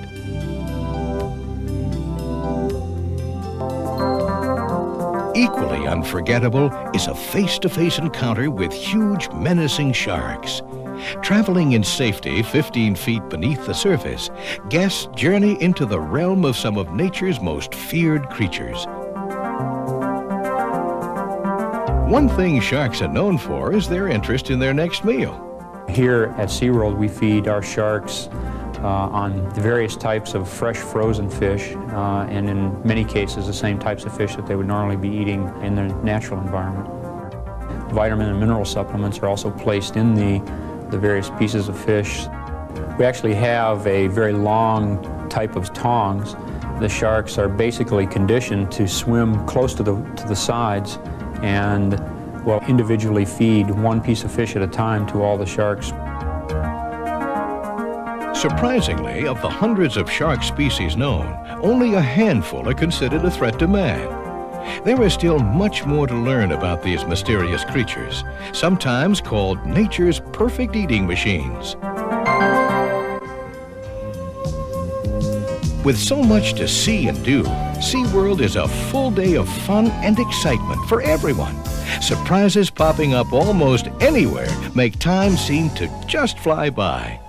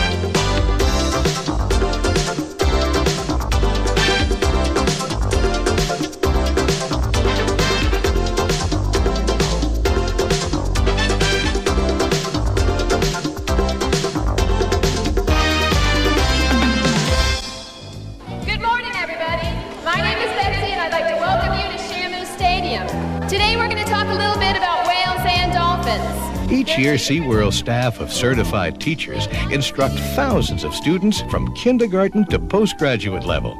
Here they expand upon knowledge found in textbooks by having a real-life encounter with marine animals. Through innovative programs, specially produced animal interaction shows, and even sleepovers with the sharks or penguins, young minds get a glimpse into a world they rarely see. Animal lovers of all ages delight in an informative backstage guided tour of research and support facilities. These daily excursions explain SeaWorld's role as a sanctuary for weak and injured animals who might need a helping hand in their struggle for survival. The manatee, or sea cow, is a slow-moving, gentle creature. They live in warm waters throughout Florida, feeding on aquatic plants. They are peaceful marine mammals who pose no threat to man. Unfortunately, the reverse cannot be said. Boat propeller wounds like this are all too common.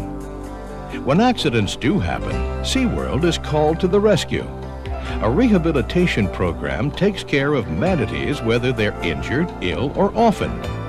Then, when the time is right, they're returned to their natural environment. Although still an endangered species, the manatee's chance for survival remains alive as long as people care. For every creature at SeaWorld, their care and conservation is a trust and a quest. A quest to make new relationships, explore new worlds, and learn that no matter how different nature has made us, we are not limited by those boundaries. We are, after all, intimately connected. We share a home called Earth.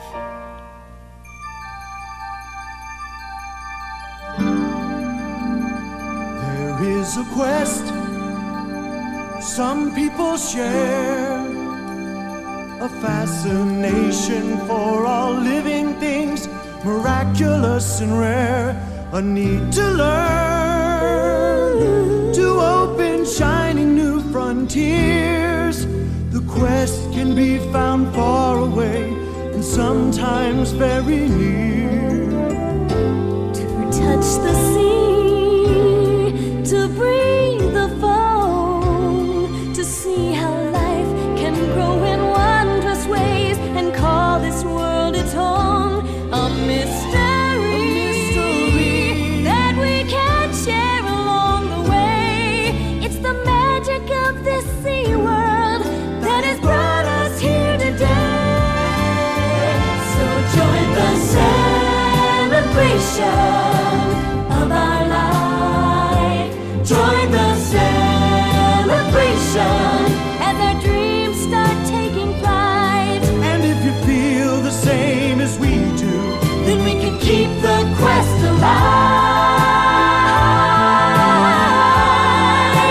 and join the celebration of our life.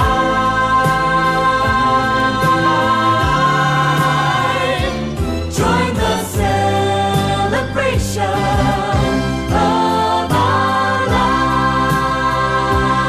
The celebration of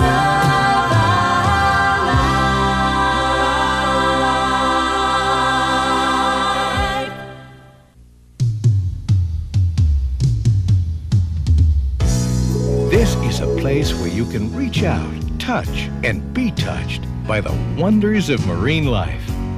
As we grow and change, one thing remains certain. This SeaWorld celebration will be going on for a long, long time.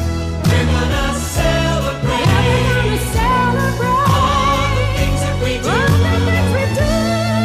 It's for me and you. Bye-bye, everybody. Hope you dive in and see us soon.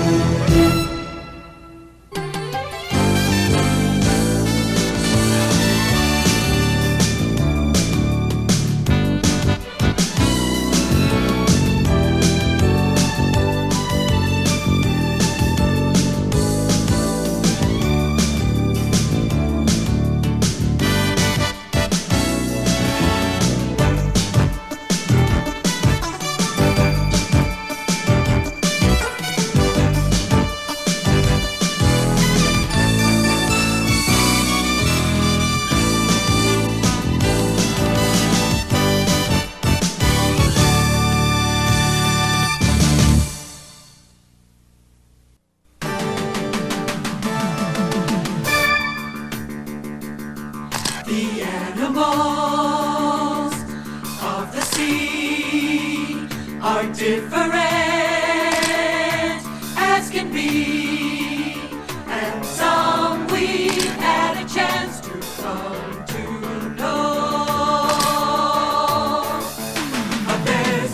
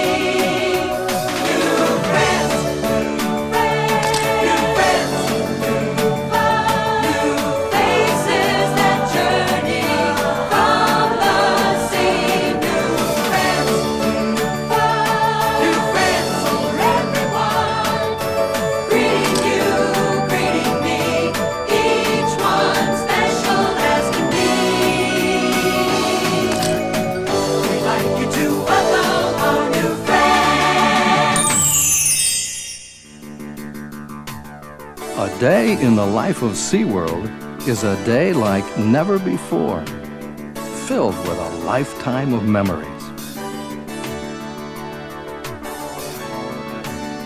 Here at SeaWorld of California, we'll find education and entertainment joining together in a unique combination of learning and laughter. We'll watch marine animals and trainers work together to amaze, amuse, and inspire. We'll enter a world where imagination shows the way to wonder. And while we enjoy, we'll begin to understand a whole new world, filled with new friends. Caring for all of the park's animals takes a lot of time and patience. Their health and well-being are our #1 priority. SeaWorld trainers use different rewards to ensure that training is a positive experience, something the animal looks forward to. Dolphins are marine mammals that respond very quickly to training. The procedures performed in SeaWorld shows by the marine animals are the result of cooperation and trust between man and animal. This unique friendship allows us to work and communicate with these animals. This dolphin, Starbuck, was one of more than 30 bottlenose dolphins born right here at SeaWorld. The first thing I'd like to point out is something that we call a target. It's basically a pole with a little float on the end of it, and the animals have been taught to touch their nose or rostrum to the end of this. By working with natural behaviors, trainers can teach whales and dolphins to respond to signals. They can also build on those procedures and encourage the animals to learn new things.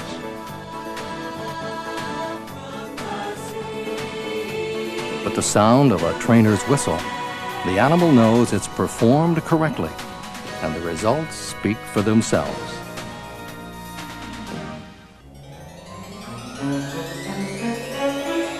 Once upon a time, there was a fine pirate ship, the HMS Pinniped, that sailed in search of the fabulous treasure of the mysterious Pirate King.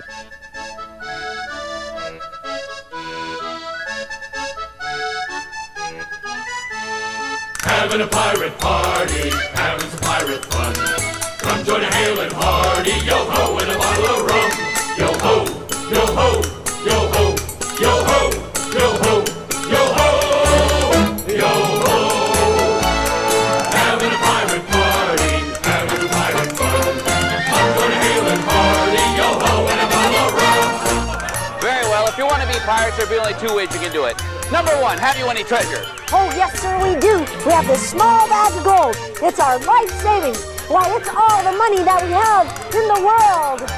Mine, gold, treasure, jewels. I'll be rich, rich, rich. Ah, money, money, money.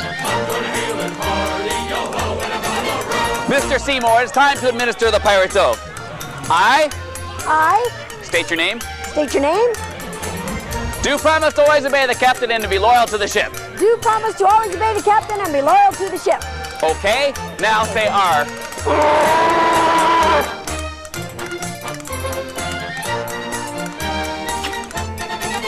Help! Man overboard! Stop the boat! Hey! Bring go! Help!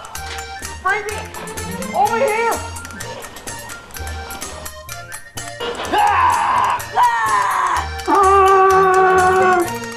Having a pirate party, having a pirate fun.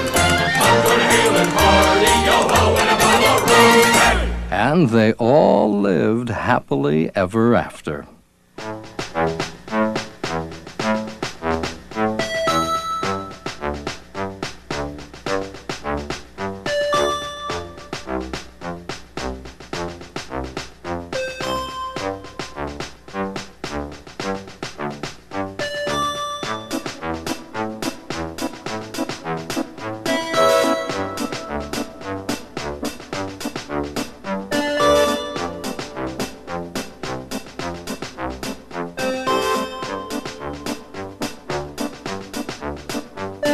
The coolest exhibit at SeaWorld has to be the penguin encounter. Not only does it bring millions of people face to beak with these unique Antarctic birds, it also provides invaluable information and research. SeaWorld aviculturists have been able to learn a great deal about the different species of penguins by hand-raising over 1,200 penguin chicks. Many penguin chicks have been raised from eggs gathered in the wild. Others are the result of SeaWorld's successful breeding program.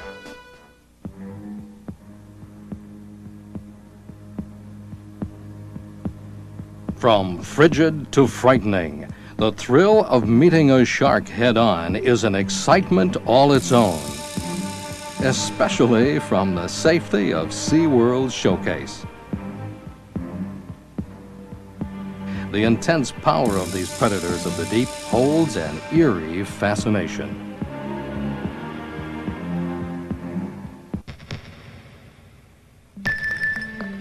From analyzing data to rescuing animals along the coast to breeding endangered species, SeaWorld scientists care for all of the animals in the park in many different ways. And many times their hard work pays off in a big way. It was a very special moment when the first Commerson's dolphin gave birth at SeaWorld. These Commerson's dolphins are truly unique animals, found only at the southernmost tip of South America and off islands in the South Indian Ocean. SeaWorld is the one place in the Western Hemisphere where you can watch and learn about these beautiful animals. For the first time ever, SeaWorld animal care specialists and trainers have begun interacting with these dolphins with incredible results. You'll always find a friend or two roaming the city streets. Street dance. Street jam. Street jam now. Street jam now. Street jam. Everybody feel free. Street jam. Join in the dancing in the street. Street jam. Gonna make you feel good. The word is out. Everybody shout. It's time for the neighborhood. Street jam.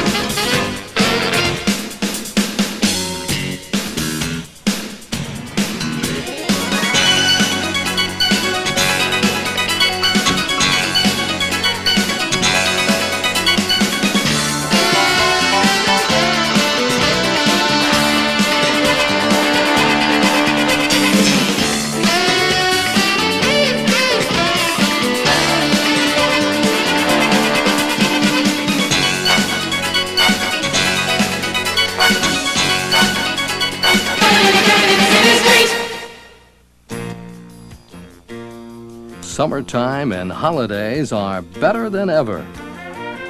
Enjoy a special side of SeaWorld with nighttime highlights.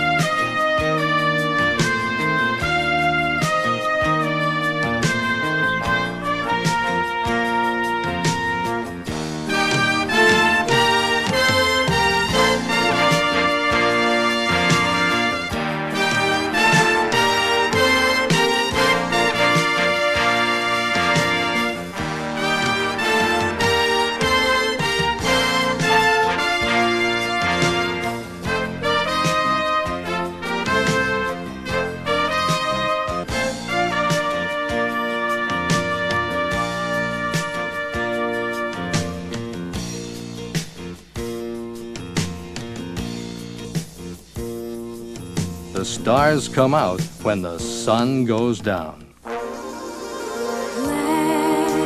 white, simple and bright, the colors of a friend of ours against a blue-green sea.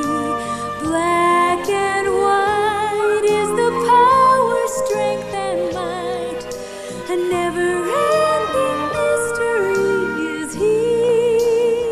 What's black and white and big all over? It's Shamu and the rest of SeaWorld's killer whales.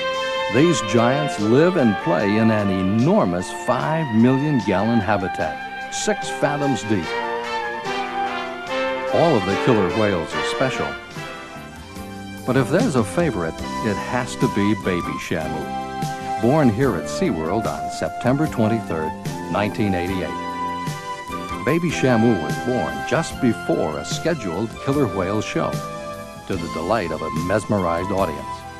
At birth, Baby Shamu weighed approximately 250 pounds and was about 6.5 feet long. Since her birth, SeaWorld's family of killer whale calves grew again with additional births in SeaWorld of Florida and Texas. The success of these births was made possible by the knowledge gained from our first Baby Shamu, born in SeaWorld of Florida in 1985. She was the first killer whale calf ever to be born and thrive in the care of man. The miracle of Baby Shamu's birth is part of SeaWorld's ongoing efforts to build a successful breeding program.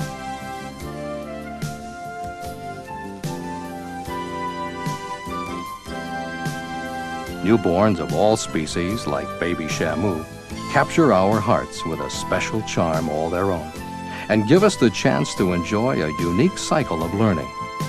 And like all newborns, Baby Shamu learns and grows a little bit more every day. But what she teaches us are things we would never have a chance to experience. It's impossible to follow and observe calves born in the vast ocean. The success in raising Baby Shamu has given us new insights and data, and perhaps even more importantly, a new friend.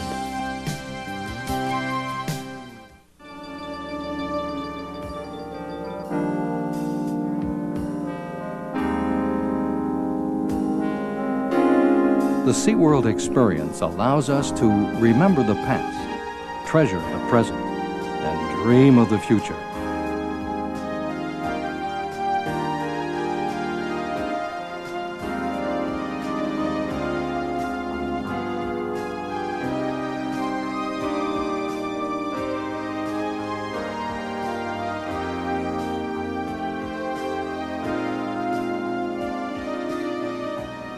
There are so many SeaWorld memories to enjoy when we take the time.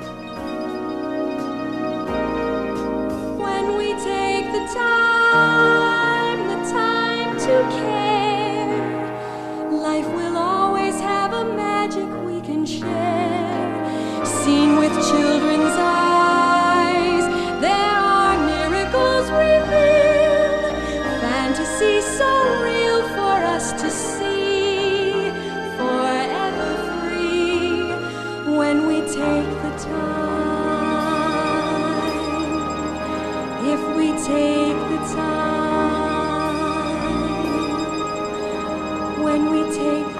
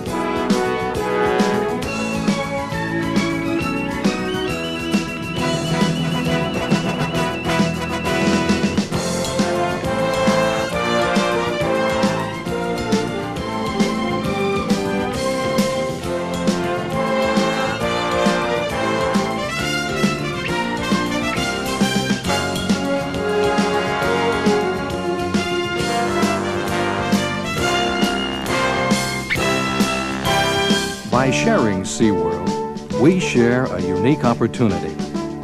Here we can get to know animals we would never have the chance to meet in the wild. Here we can see, feel, and touch, and begin to understand. And as we continue to learn and grow and make even more discoveries, We invite all of our new friends to come back to see our world and be a part of SeaWorld again and again.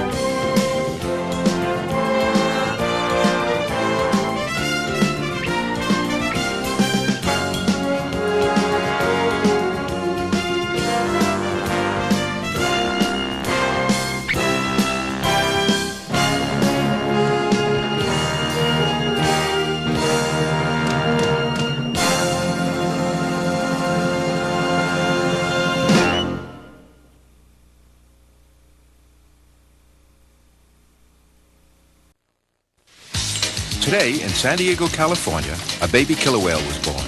Up until yesterday, Orlando, Florida proudly announced the birth of baby Shamu today. This is the second time Orlando has been Today, blessed San Antonio welcomed its newest citizen, baby Shamu. Since everything is bigger in Texas, this 250-pound killer whale should feel right at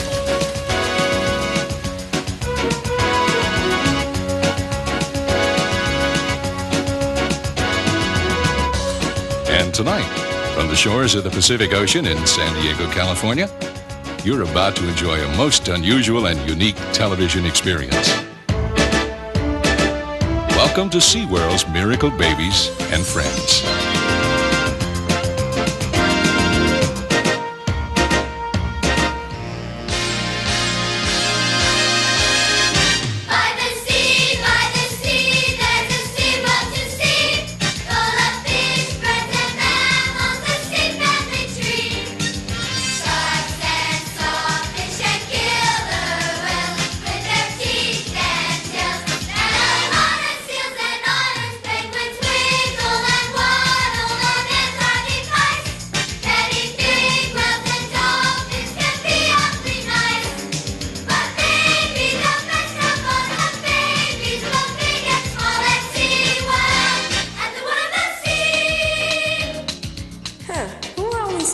How'd they all happen to know the same song? Ashley, Danny, in case you two are wondering, those kids are from the International Children's Choir, and they only live an hour north of San Diego, so they get to come here a lot. Oh, but why are they all singing here at SeaWorld? Well, whenever they see or hear something that excites them, they just can't help themselves. They get carried away, and they burst into song. Boy, they're going to be exhausted by the end of the summer. After all, it's only June. June, just because it's June. SeaWorld's Miracle Babies and Friends stars Joanna Kearns from Growing Pains and Danny Pintaro from Who's the Boss. With kids from the International Children's Choir, Joanna's daughter, Ashley, baby Shamu, her relatives, and friends.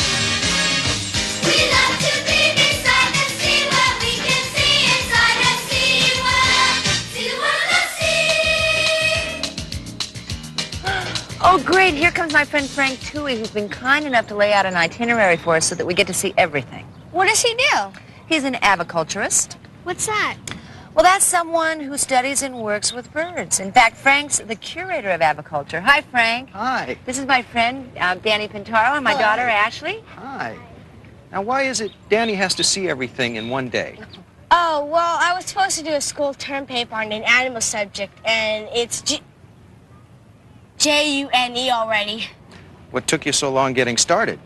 Oh, well, there are so many really outstanding animals around, I didn't want to make a hasty decision I might regret for the rest of my life.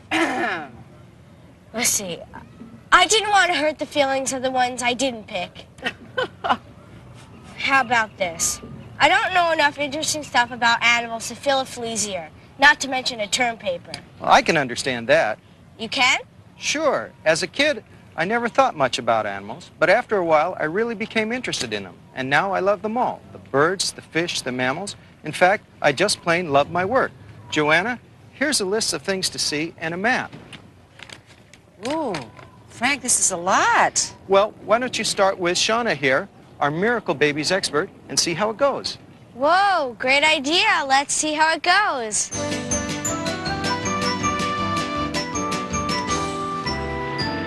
Is that baby Shamu? It sure is. She was born here last September. Everyone here is so excited. We still are. Look how affectionate they are. Yeah. They really seem to like to be rubbed down. Who doesn't? See the baby sitting back and watching a little bit. Look at her, that's so cute. And she comes up. She seems to enjoy being rubbed down, too. You see, she has all her teeth now. When she was first born, she didn't have all her teeth. But now they've all seemed to just broken through. Do you have a lot of babies here? Well, ever since the middle 1970s, we've had a program of research and special care we call a newborn wave. And since then, the parks have had over 150 successful marine mammal births, which includes 50 cetaceans. Is that spelled like railroad stations? No, that's C-E-T-A-C-E-A-N-S. They're the whales and the dolphins. Oh, I knew that. Our newborn wave first crested in 1985 at our park in Orlando, Florida. Here it is. Every time it's coming up farther.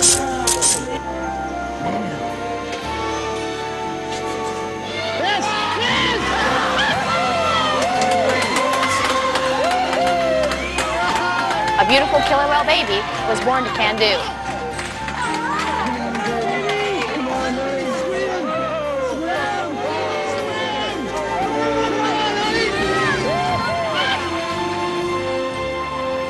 Three Septembers later, in 1988, another killer whale mother was expecting right here in San Diego. In case it became necessary for a diver to be in the water at the time of birth, we got her used to a diver's presence. And we trained her to get into a position where her baby could feed easily.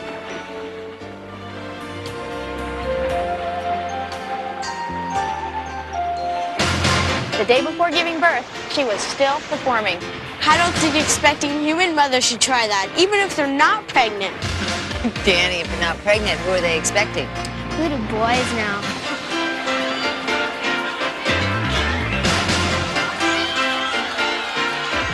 It was a girl.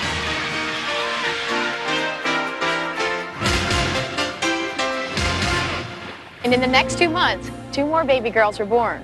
One in San Antonio, Texas, and another in Orlando, Florida.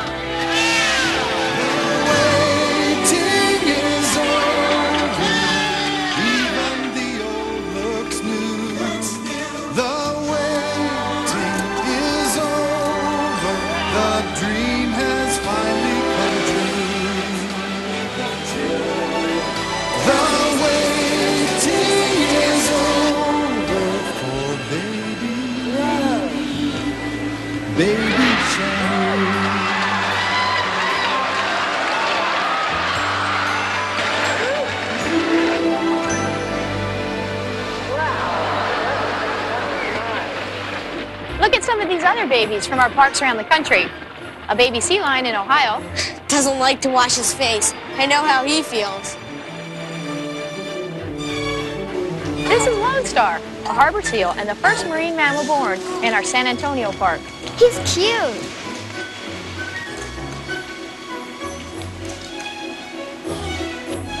A manatee mother and baby at the Orlando park. Aren't they also called sea cows? That's right, Joanna. Hey, I know what family he's from. You're right about the family. It's a shark called the chain dogfish. But since it's laying an egg, we have to presume it's a she. Turtles! Right, turtle hatchlings. And they have plenty of brothers and sisters. This is a bottlenose dolphin baby feeding. It always amazes me how those babies come into the world knowing how to swim. That's true, but then look at this.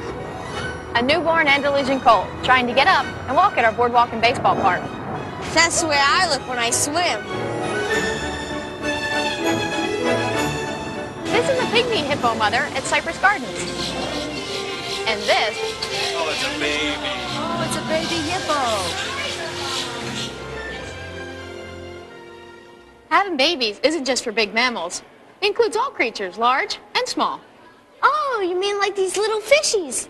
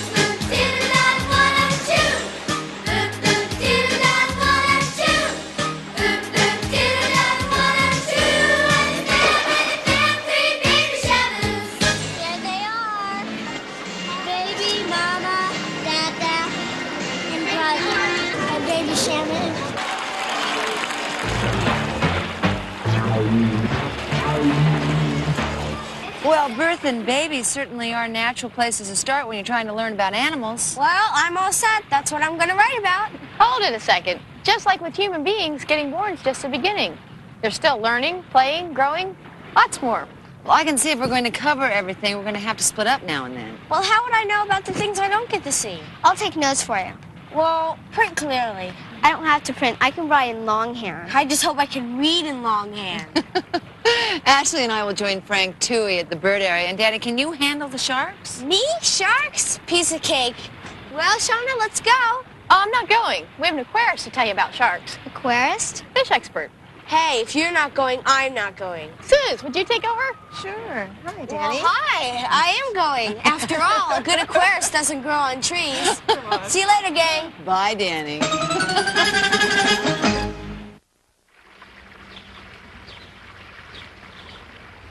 Well, now that you've seen all those baby marine mammals, are you ready for some bird babies? Oh, we sure are. Ashley, get your note writing hand warmed up. Okay, Mom. Why don't we start with this emperor penguin mother? Pipping is a process in which the baby pecks at the egg from the inside in order to get out.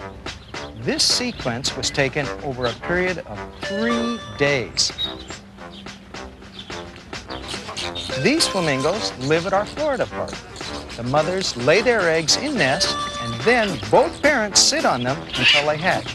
And both continue to guard the newly hatched chicks until they can stand on their own 1 foot. Oh, cute. These are young sun conures and waterfowl. And these are tree ducks and eiders in our Ohio park. Here in San Diego, we've been working with 2 endangered species, nene geese and some recently hatched Humboldt penguins. Bird babies are generally much less developed than marine mammal babies. Here is a baby cockatoo at 3 days, 10 days, 17 days, and 24 days. Frank, I was telling Ashley that you've made several trips to the Antarctic to gather penguin eggs. You bet, to help populate our penguin encounter, which currently has about 400 penguins representing 7 different species. Breeding takes care of most of our needs now, though. Initially, we went to the South Pole, and those Antarctic trips were exciting and awe-inspiring. The huge number of birds just took your breath away, which was good because the aroma could sometimes get a little overwhelming.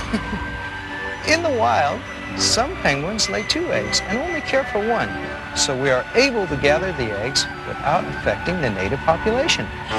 Bringing those eggs back took careful planning and a good sense of humor, especially when we had to go through an airport terminal, lugging several passengers who decided to hatch in transit.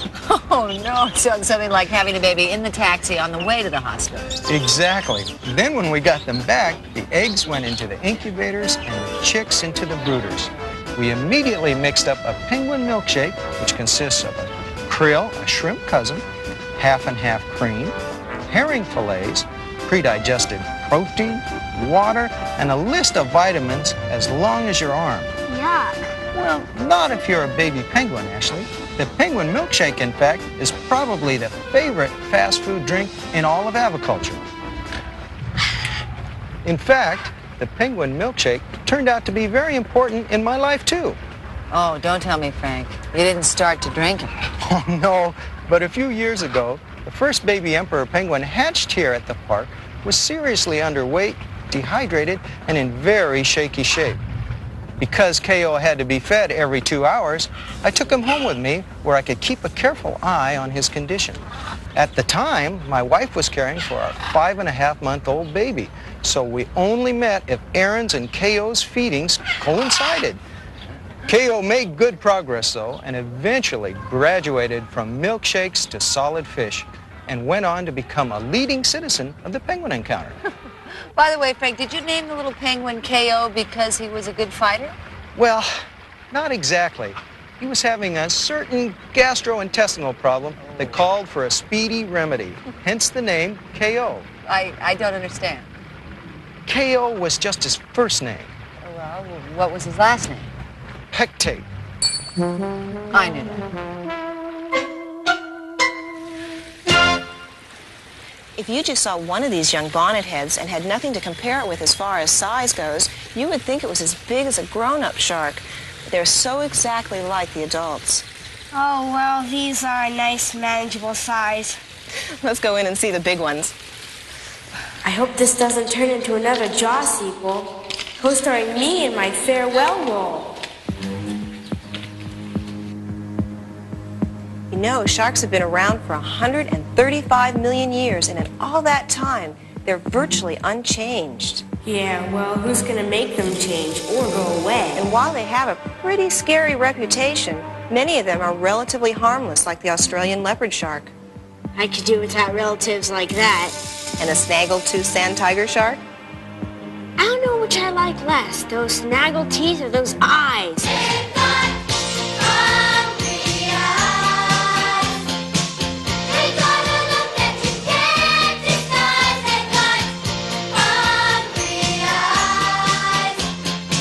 This is the bull shark, which I must admit is quite ferocious and can be dangerous to man.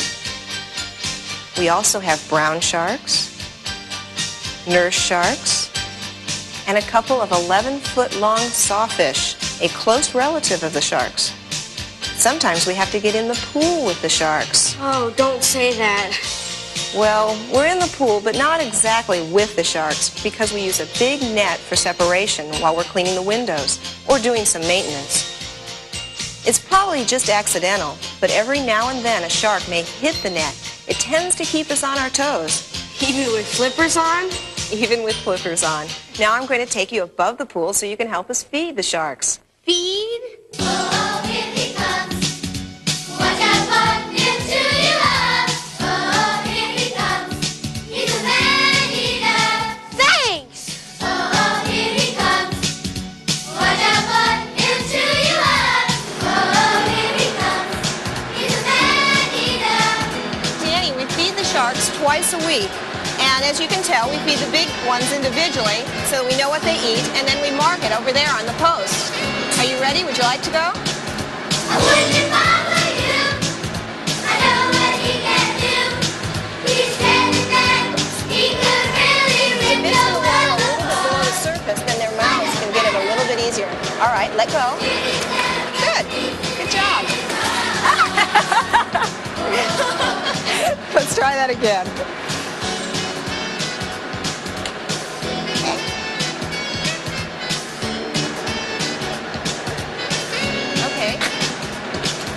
Hey, this is great, but oh, I just remembered I have to get over to the Animal Care Center to meet the Joanne. Hey, thanks, it was great. Tongs a million. Bye. Ooh, I think I took a wrong turn.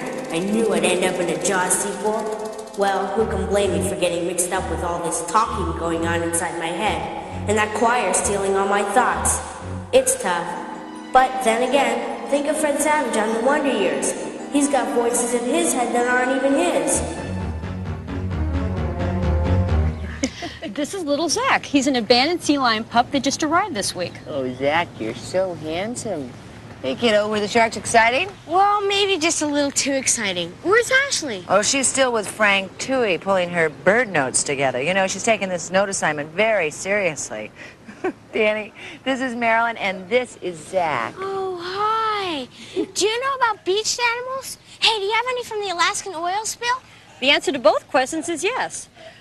5 sea otters who were caught in the oil spill were brought here. When otters groom themselves, they lick their fur. It's part of their preening process. So, consequently, they had swallowed a lot of oil and they were very, very sick. This otter is the only survivor of that group. How do you find out that an animal's in trouble, Marilyn? Well, beached animals are usually reported to us by beachgoers, lifeguards, or even police, and then we're ready to respond. This involves an average of 60 to 90 animals a year, except when there's unusual weather conditions. In the 82-83 season, we rescued a record of 475 animals. What do you do with them when you get them back here? They're examined by our veterinary staff to find out the condition of the animal and treat any of their medical problems. Vanna, a baby harbor seal, was underweight and dehydrated, but several weeks of care and feeding and she was feeling a lot better. Besides beachings and oil spills, we might be called upon to help a manatee in Florida. an endangered species that's often injured by powerboats. Or then there's George, a baby walrus who was rescued by a Canadian icebreaker and nursed back to health by Alaskan vet Les Dalton, who then brought him here to SeaWorld. Recently, Les and George were reunited in our San Antonio park, where Les is now the staff veterinarian. Do you keep most of the animals here? Well, some like Big Mouth stay here if they're still receiving treatment. But most of the surviving animals, as soon as they're well enough, are released back into their natural habitats. Everything from manatees to sea lions. Wow, I think I saw some of that on TV news. You probably did. But do you remember our most famous release of an animal back into the sea? Sure, yeah, it was, With Gigi. Yeah. She was a gray whale, which is another endangered species, by the way. She was the first whale we fitted out with a transmitter. We released her into the Pacific and were able to track Gigi's movement for some time. Oh, yeah, I remember it well. Well, funny you should say that, Danny. Gigi was a famous movie, and I remember it well was one of its best-known songs. Don't say songs. You know, we released Gigi back in 1972. How old were you then? Oh, give me a moment to work it out. Oh, I think I'm in trouble. I think you are, too. In 1972, you were -4. Help me out. Well, Marilyn, here's what I think happened. At Who's the Boss rehearsals, Tony Danza is always telling Danny about the Gigi story, and Tony's such a good storyteller that Danny thinks he actually remembers the Gigi incident himself. Oh, that's actually it. Tony Danza, huh? Would you tell him that if he's ever in the park that I'd be glad to give him a VIP tour? Oh, he certainly will. Next time I need some help, I'll ask someone who can keep a secret. Someone like you, Big Mouth. Danny goes into the maze to rescue some penguins. See what he finds when we return. The Seymour and Clyde are both male. Whoa, look! Look at that! It's a penguin. Well, that penguin just came out of the maze. You know, mazes are very hard to find your way out of, even for people. Yeah. I'll go see if there are any more that need help. Okay.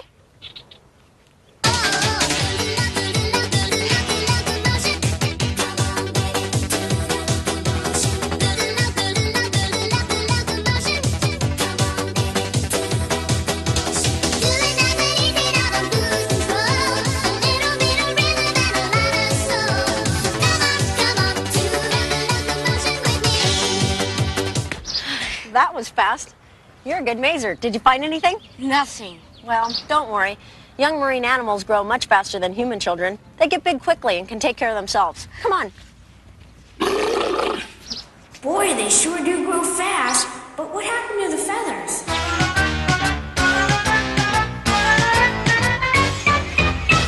Well, what would you say those young mammals are doing?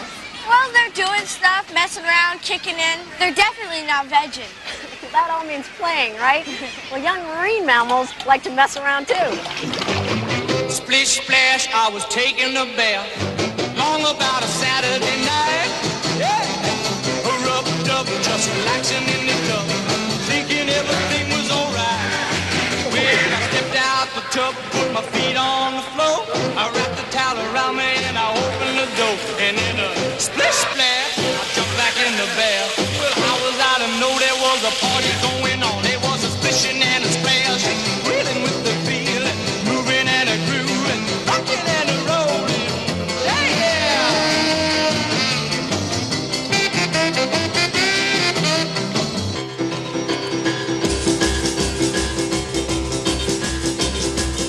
Come on over, baby, whole lot of shaking going on. Yes, I say come on over, baby, baby, you can't go wrong. We ain't faking, whole lot of shaking going on. Now let's go one time. Shake it, baby, shake it. Shake it, baby, shake it. Ooh, shake it, baby. Come on, baby, shake it, baby, shake it. Come on over, whole lot of shaking going on.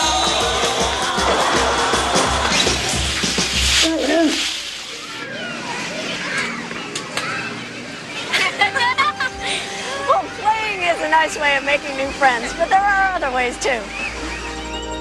When we take the time to care, life will always have a magic we can share, seen with children's eyes.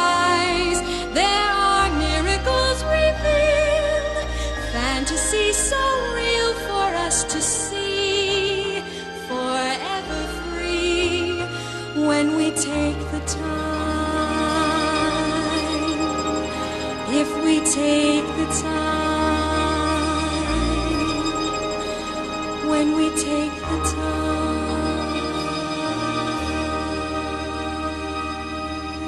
Do two animals ever become friends? Oh, yes. You know, one of the best examples of that is the friendship that developed between Bubbles, a pilot whale, and Cooper, a common dolphin. He was a rescued animal.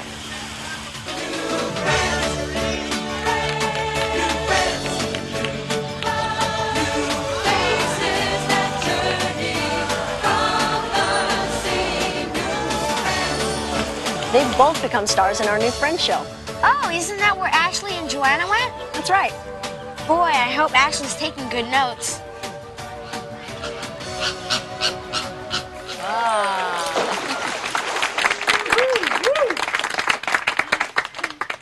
This is a rehearsal of our new Friends show, which features various whales and dolphins, a group of unusual animals that we've brought together for the first time. What a wonderful idea, Jeff. Sort of a cetacean spectacular. C-E-T-A-C-E-A-N?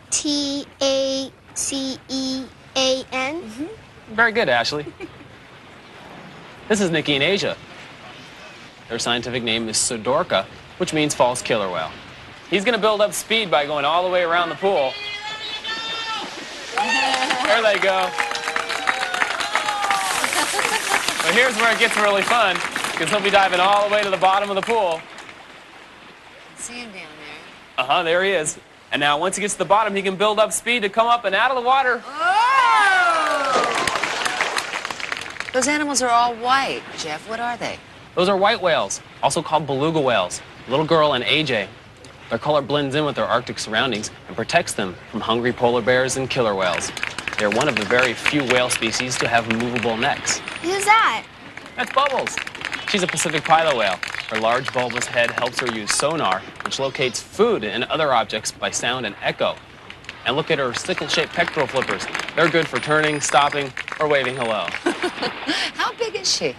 Well, watch as 16 feet and 2,500 pounds of whale completely clears the water.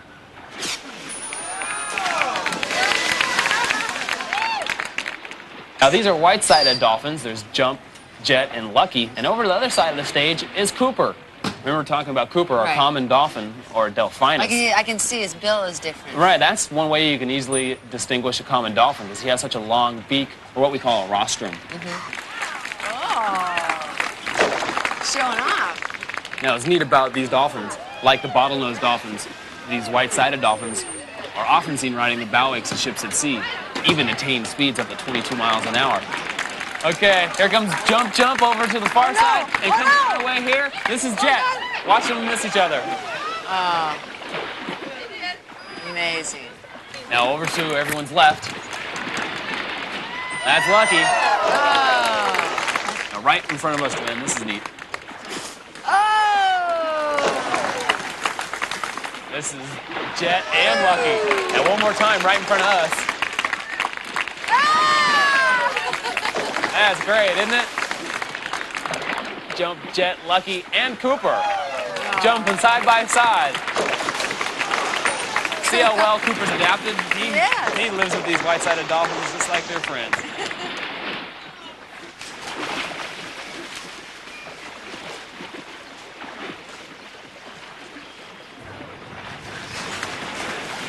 Here we go. Watch the dolphins. They're going to make a jump in the far corner of the pool. And this is appropriately called a human hurdle. Now a jump or a bow in this corner. And right over the trainers again.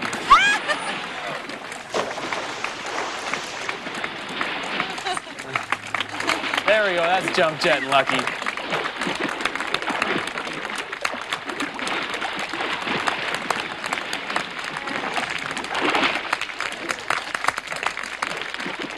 You know, considering the fact that these animals are from different oceans of the world, to have them working side by side in the same environment is very exciting.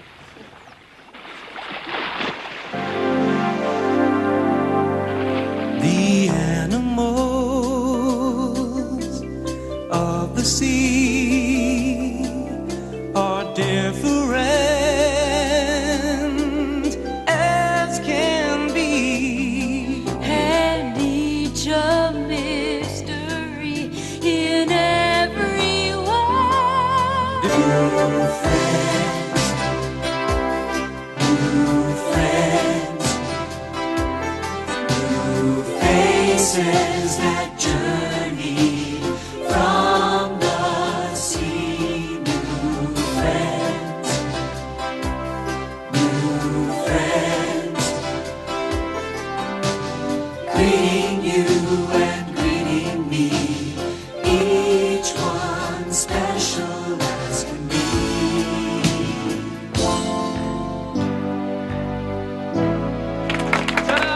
New friends. Oh, they're wonderful. Now, why can't you have nice friends like that? Oh, Mom. Coming up, Joanna and Ashley meet some delightful dolphins, and Danny dances with Seymour the sea lion. You've probably noticed, Danny, that as far as growing up is concerned, animals are a lot like humans. Well, let's see, Suzanne. They get born, they get taken care of, and they play. What else? Well, there are a lot of schools here. Schools of fishes? Well, besides those, there's a lot of learning and training. We'll start with the Commerson's dolphins. Okay. Okay, come on.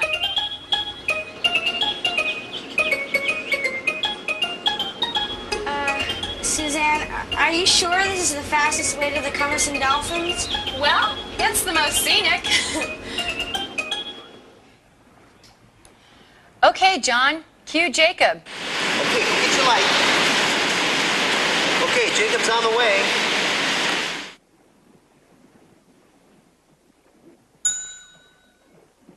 Wow, how did you learn to do that? Well, Jacob's had a little schooling. Jacob's is an interesting story. Commerson's dolphins are found off the coasts of Argentina and Chile. So the birth of Jacob in 1985 here in San Diego was a very special event. The first time a Commerson's dolphin had been born in a marine life park. Several more have been born since then, but Jacob is still the best pupil of all. Brutus is another youngster who is learning fast and well. He was rescued off Alaska as a pup. He grew up here in California with another young walrus, Takina, and is now in Ohio, training in the shadow of Wally, a 2,000-pound parent figure. Marine mammals, like baby Shamu, learn from their mamas. Part of this process is imitating the mother's behavior. Soon they may allow a trainer to touch them, and then they're making a turn with mama, and a spectacular leap, which clearly calls for a bow.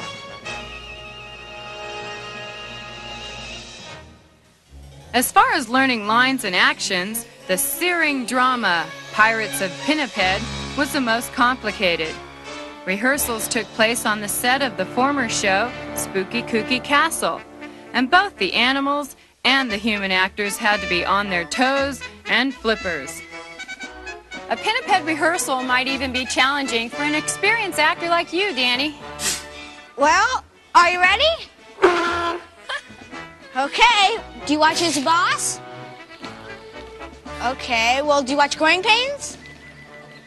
Then you must watch 60 Minutes. One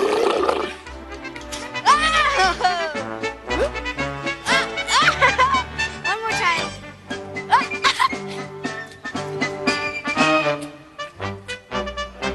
Finally, everyone was ready.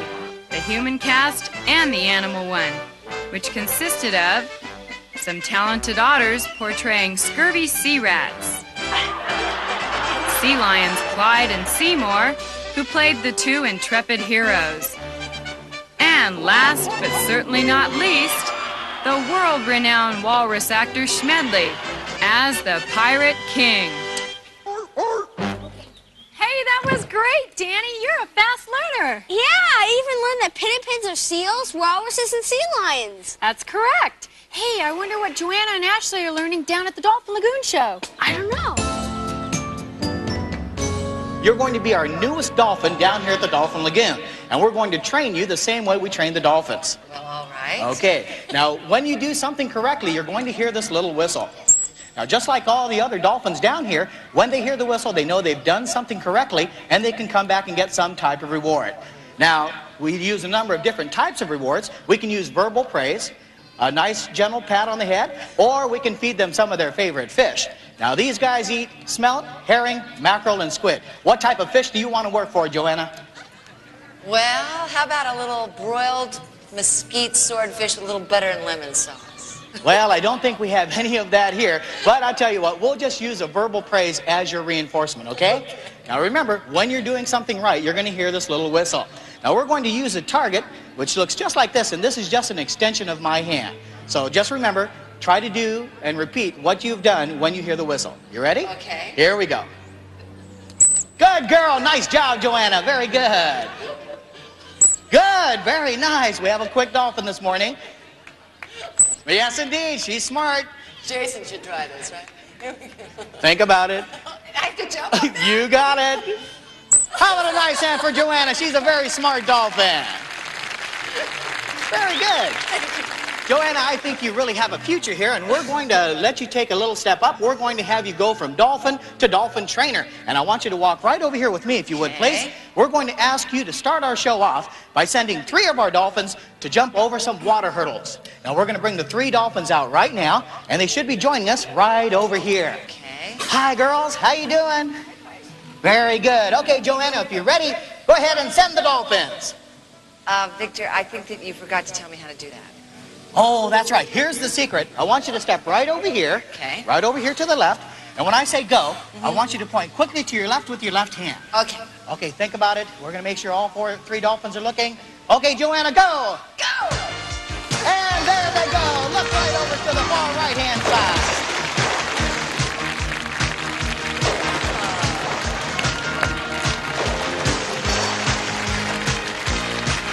Good job, kid. Yes.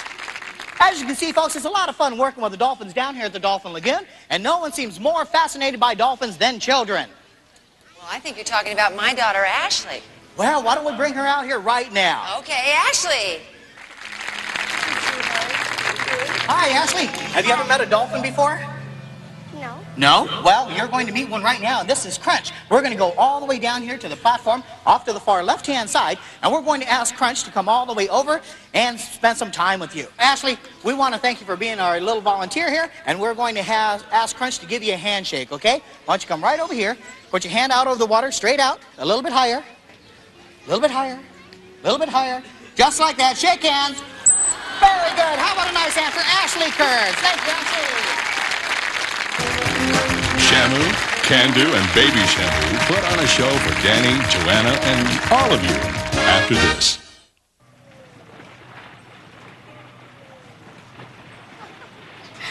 If 2 whales wanted to communicate, how might they do that?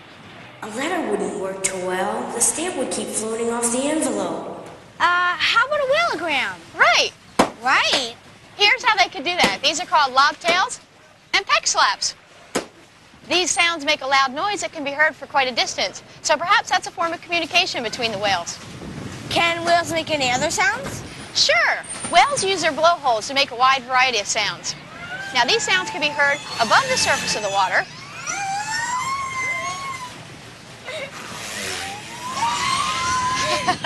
And through the use of a hydrophone, we can hear these sounds underneath the water, too. Car phones are dangerous enough. If you enter a hydrophone, you could drown. In the last few years, we've started to use computer technology to produce tones that the whales can distinguish and respond to.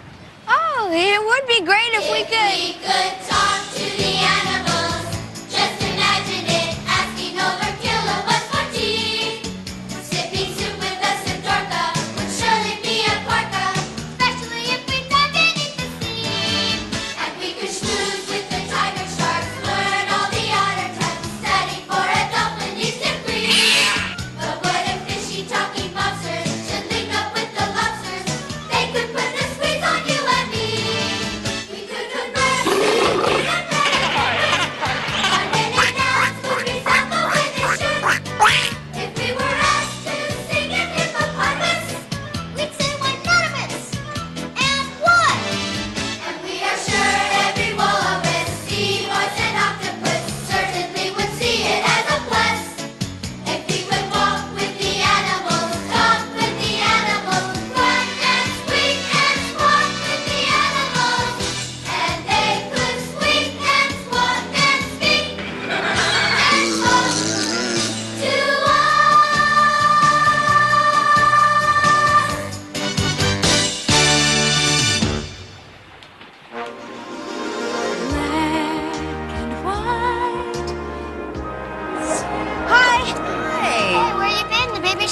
was about to start. We were back there talking to the animals. You know, Danny, I've been thinking. You play a child on Who's the Boss. I play a mom on Growing Pains. We're both actors. That's our job. I wonder if doing a show feels the same to Baby Shamu and Mama Can Do. Well, from what we can observe, they seem to enjoy everything about it, including the audience reaction. And they don't have to learn new lines every week. Well, listen, the show's about to begin. I gotta get going. Okay, thank you. Bye-bye. Bye-bye. Ladies and gentlemen, whale trainer Hanna Corin.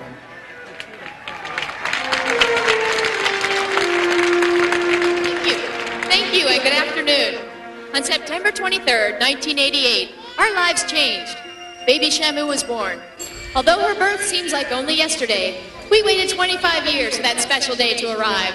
And now, we can't wait any longer to share our joy with you. Ladies and gentlemen, along with trainers Jim Clark and Kelly Van Bockert, Can Do and our newest addition, Baby Shamu.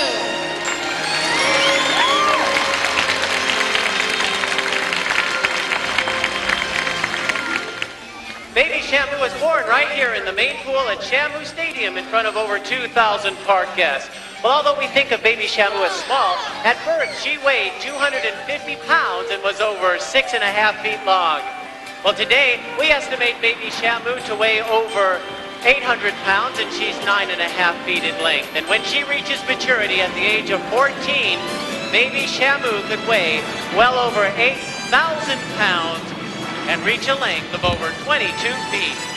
Like all cetaceans, Baby Shamu was born able to swim. As she grows and develops, she will eventually be capable of generating an incredible amount of power and speed. And joining us to demonstrate how killer whales can swim fast, ladies and gentlemen, the star of SeaWorld, Shamu. Killer whales in the open ocean can reach speeds of 30 miles per hour.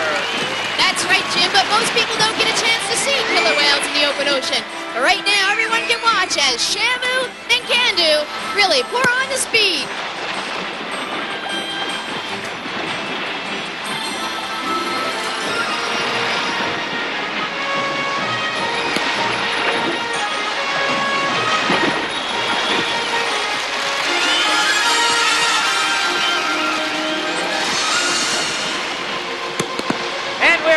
Finished yet. You folks sitting right over there, I hope you're ready. It's time to get wet.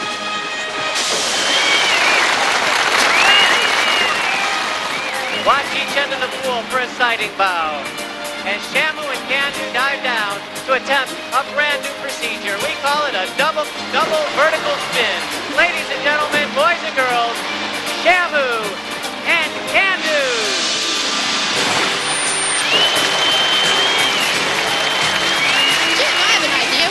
Everybody have some fun with the whales. I think that's a great idea. Let's grab a young volunteer here. Stand right here, put your left arm out, and go up and down. And Shamu stop his pectoral when we're on the surface of the water.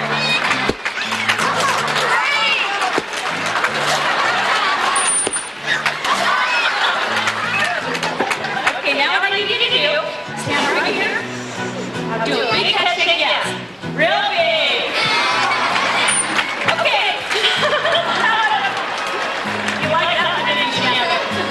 Okay, now do a big head shake now. Real big. Okay. Now I want you to stick your tongue out.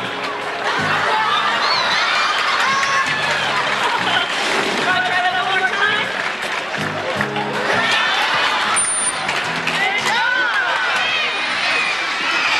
Right now, Jim is preparing to enter the water with Can Do.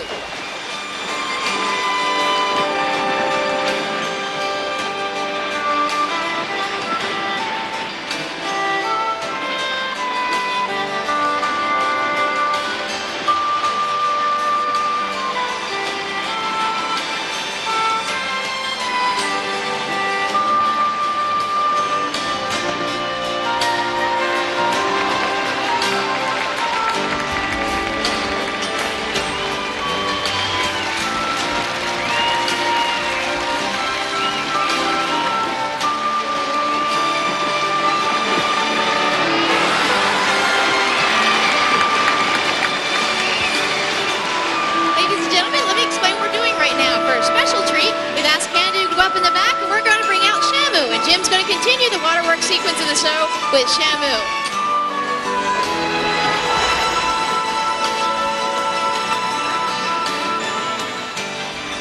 Jim and Shamu are about to do something we call a spy hop.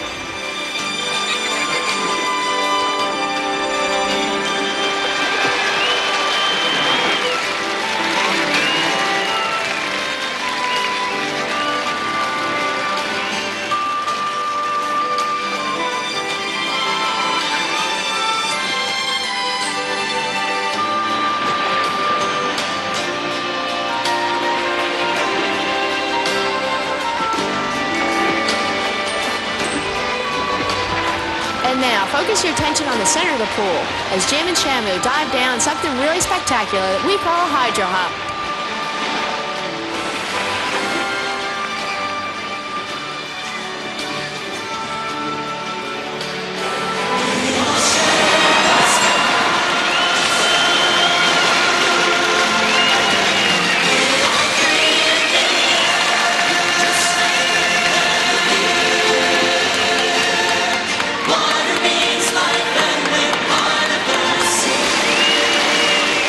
Ladies and gentlemen, from our family to yours, have a great day at SeaWorld. Bye-bye.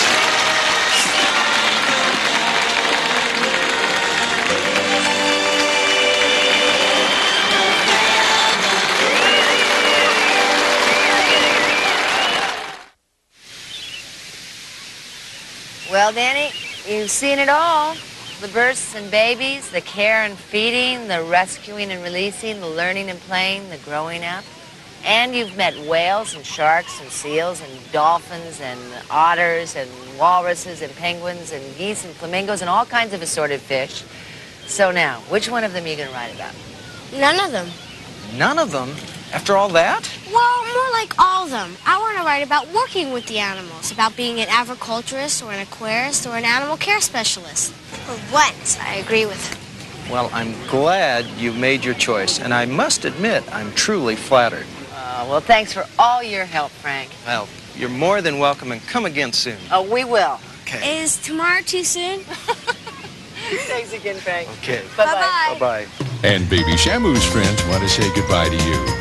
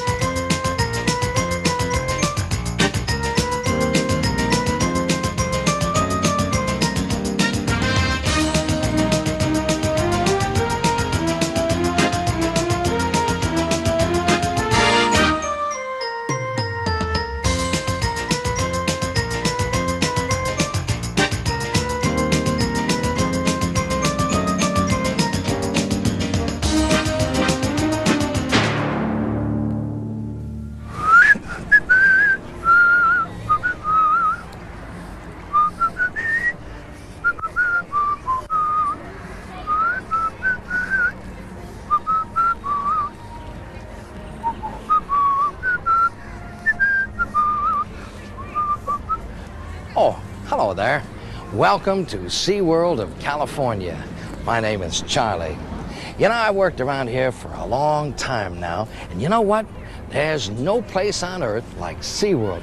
Every day is pure excitement. The shows, the animals, and there's always something new and different to see and to learn. Hey, I got a great idea. You know, nobody knows this park better than I do, so why don't you come on in with me and I'll show you around. You'll see things that will fill you with wonder, things that'll make you laugh, things that'll send shivers up your spine. You'll see things that you've never seen before. Okay, you got your tickets? Well, come on. Everybody ready? SeaWorld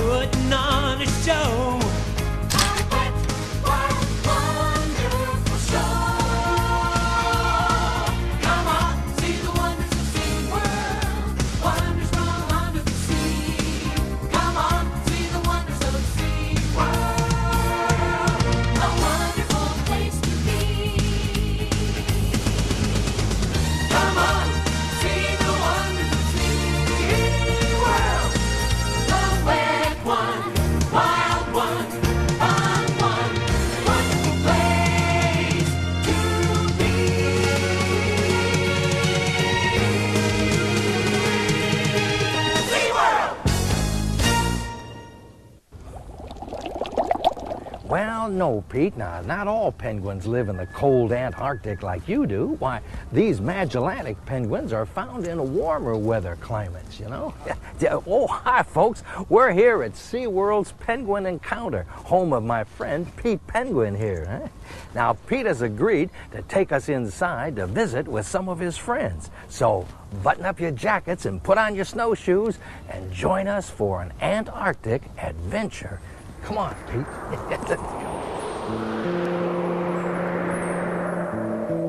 Have you ever wanted to travel to Antarctica? Well, this is as close as most people will ever get. Here, inside SeaWorld's Penguin Encounter, aviculturists care for more than 350 Antarctic and subantarctic penguins. Viewed from behind huge glass panels, these waddling, well-dressed birds amuse park guests with their antics.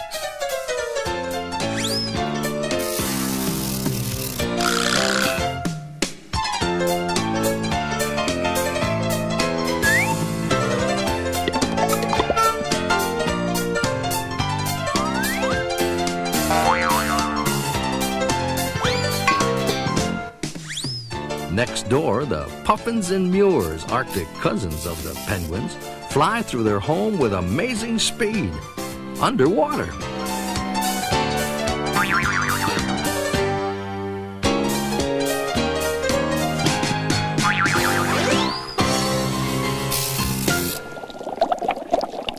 Wow, what a workout! Just watching them makes me feel like huffing and puffing.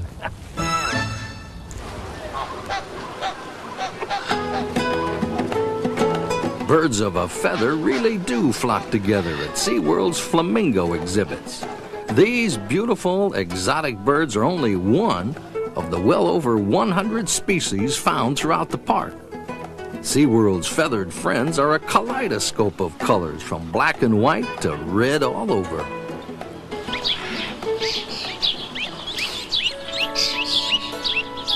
Where do all these birds come from? Well, many are hatched right here at SeaWorld's Avian Propagation Center. Well, hi, Patty. Hi, Charlie. Well, who's your little friend here? Well, this is a Cape teal. Yeah? He's about 3 weeks old, and he's one of the many birds that we're raising here at SeaWorld. For these knowledgeable aviculturists, hand-rearing chicks is an everyday occurrence. Even endangered birds such as the nene goose, a native of the Hawaiian Islands, have been successfully raised here at the center.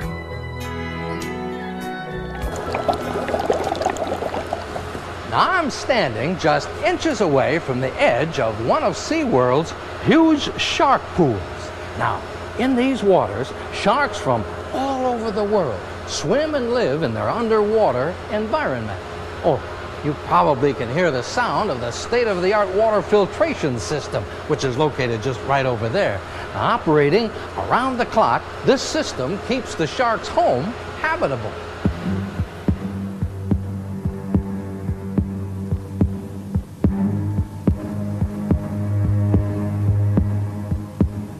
Toothy and fearsome, SeaWorld's shark collection could give anyone nightmares.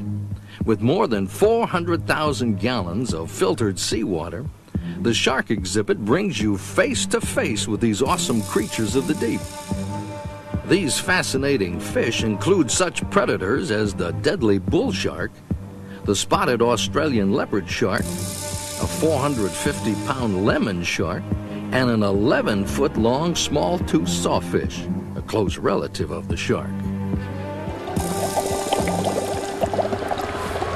Charlie. Oh, hi, Suzanne. Great, you're still here. We could use your help cleaning the exhibit's viewing panels. Oh, sure, I'd be glad to help out. Great, let me go get you a mask and fins. A mask? You need a mask to get the inside of the viewing panels. In there? Every few months, we have to clean the algae off the windows. To protect ourselves, we use a net between us and the sharks. 2 divers clean while anchored to the window with strong suction cups. Up above, 2 additional aquarists hold the net ends against the wall to prevent the sharks from swimming in with the divers. In the over 13 years that we've been using this procedure, no one has ever been hurt. While a shark has occasionally been caught in the net, with some very careful help from all of us, these sharks are quickly set free. If a shark does get behind the net, the divers are immediately removed. So you see, there's nothing to worry about. I'll be right back with those mask and fins.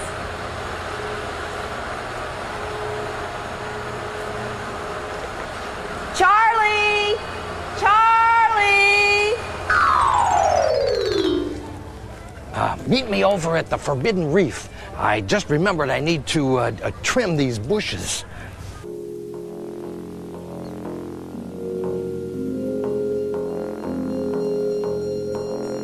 Bat rays.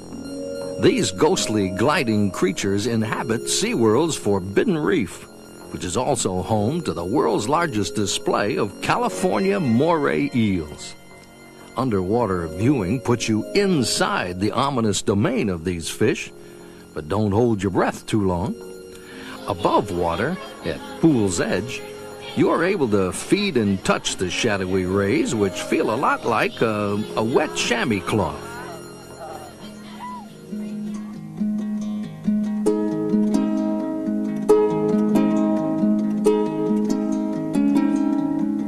Undersea Gems best describes the fish of the marine and world of the sea aquariums.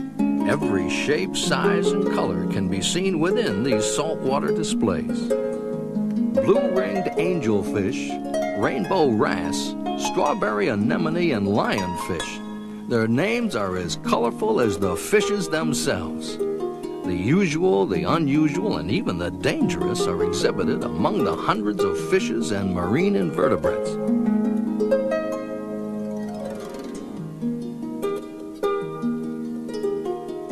If your preference is low sodium, then the freshwater aquarium is the place for you. Electric eel, alligator gar, Indian glassfish, and other exotic fishes from around the world highlight this underwater collection.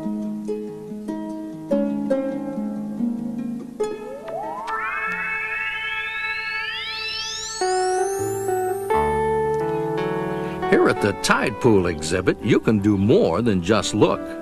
You can explore with your hands. Dozens of sea stars line this colorful display of coastal creatures, including Garibaldi, spiny lobsters, sea urchins, abalones, and more.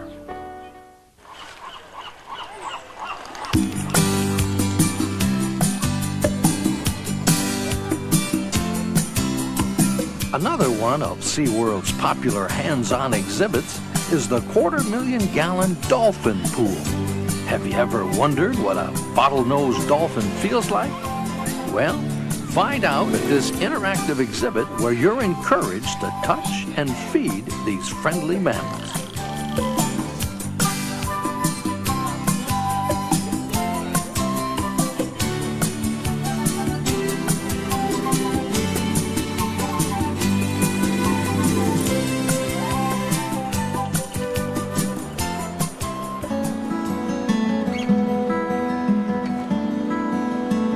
Across the park, mammals of a different sort make their home.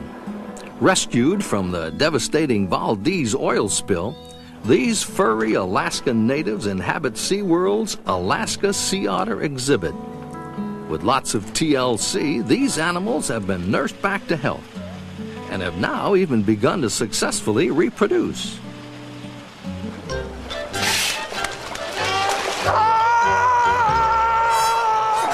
Perhaps the loudest of SeaWorld's inhabitants resides here. Seals, sea lions, and walruses make up this barking, blubbering, bellowing bunch. Now, these animals will engage you in fascinating discussions about the latest in sunning techniques, as well as a daily review of park food. Everyone's a critic. Nearby, the killer whale skywalk provides a bird's eye view of our gigantic Shamu Stadium. Easily accessible, the skywalk allows you the opportunity to view the killer whales just being themselves. Here you can even see the latest addition to the SeaWorld family, baby Shamu.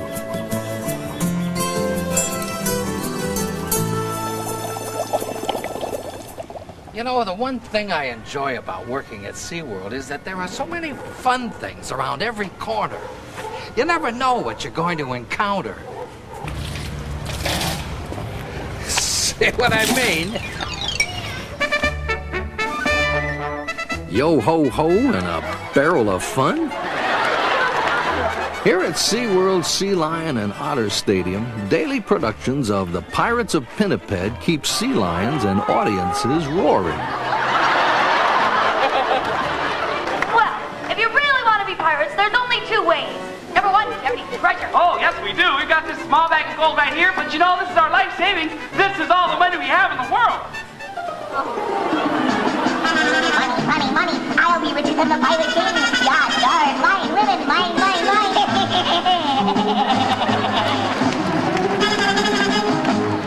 How many of you are here at SeaWorld for the very first time?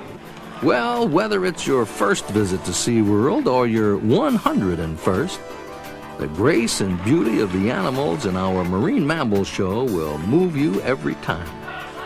High-flying dolphins and breaching whales are featured in this fact-filled multi-species show.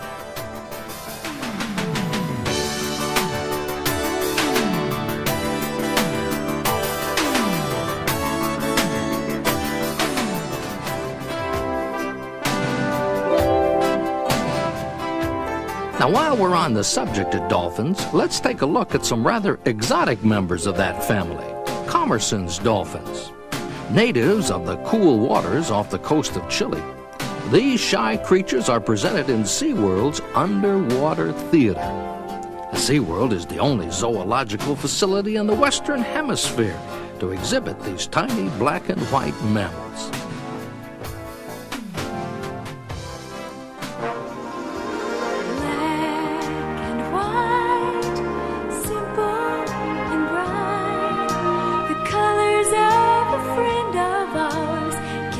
Blue-green sea, black and white is the power, strength and might. A never-ending mystery is he.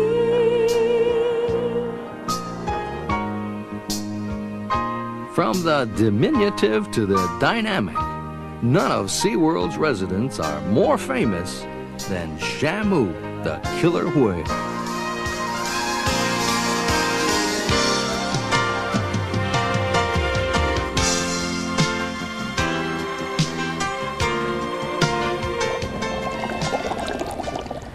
I remember when I first started working at SeaWorld, I used to dream about training Shamu. The challenge, the excitement.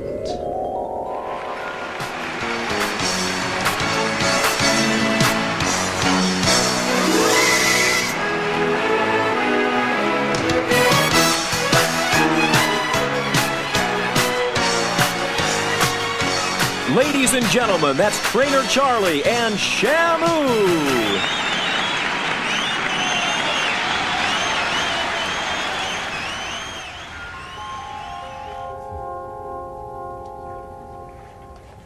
Hey, Charlie. Hi. You okay, Charlie? Oh, yeah. Oh, yeah. You Yeah, all right? no, yeah, All right. fine. Yeah. Oh, boy. Well, you know, mopping up after the Shamu show is really quite a chore. It seems like most of the 5 million gallons of filtered seawater in there ends up here in the stands. Well, there. I think that's the last of it.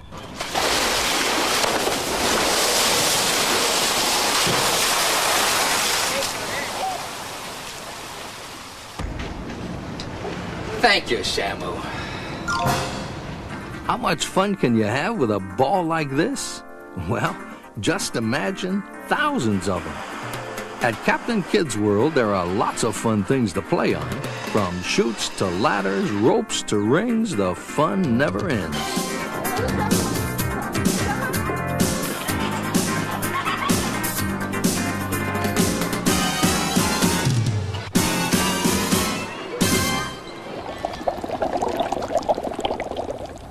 Boy, I never thought polishing vintage cars would be part of my job here at SeaWorld. But then again, this is no ordinary '57 Chevy. Beach blanket ski party. Beach blanket ski party. Beach blanket ski party. Remember the 60s? The Big Bopper and Bobby Sox? Well, at SeaWorld's new water ski stadium, the 60s are back. Beach Blanket Ski Show, the San Diego Park's premier water ski attraction, combines breathtaking stunts with a 1960s themed musical.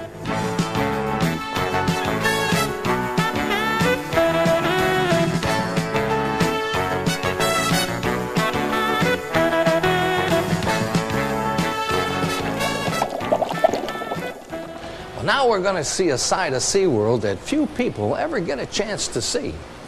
You know, all the animals here at the park require very special care, and this attention is administered by SeaWorld staff of animal experts, veterinarians, curators, keepers, and trainers. While most of us are still asleep, here at the fish house, the day has already begun for the animal care department. Much of the morning is spent thawing and preparing the 5,000 pounds of restaurant-quality fish, squid, and other seafood needed to feed SeaWorld's animals. Hi, Sarge. Have a hearing. Along with feeding animals and cleaning exhibits, these keepers collect various specimens used to maintain a healthy population. Veterinarians and medical technologists utilize state-of-the-art laboratory facilities for diagnostic tests, as well as caring for sick or injured animals. These animal care specialists are also responsible for behind-the-scenes areas of the park that have been set aside for the purpose of breeding animals. In fact, 50% of SeaWorld's bottlenose dolphin population are products of the successful breeding program here. SeaWorld's caring hands, however, are not confined to park boundaries. These well-trained specialists are also responsible for rescuing, rehabilitating, and releasing beached animals. That's a girl, all right. What these experts learn through daily encounters with sea life is passed on through SeaWorld's extensive education department. Tours, narrations, and classes. Through programs such as these, SeaWorld is able to pursue its commitment to conserving and preserving our environment.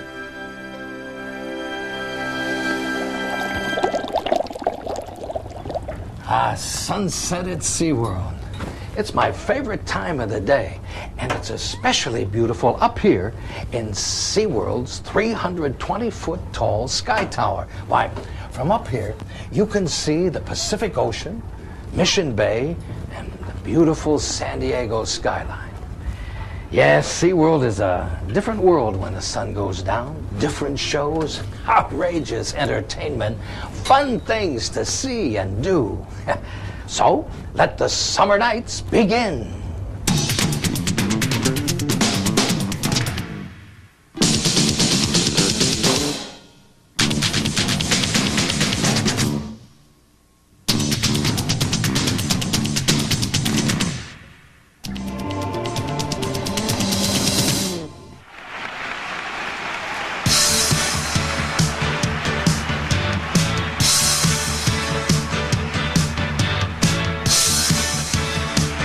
San Diego's summer breezes bring hot summer nights and cool summer ice as world-class skaters join together to create SeaWorld's ice skating extravaganza.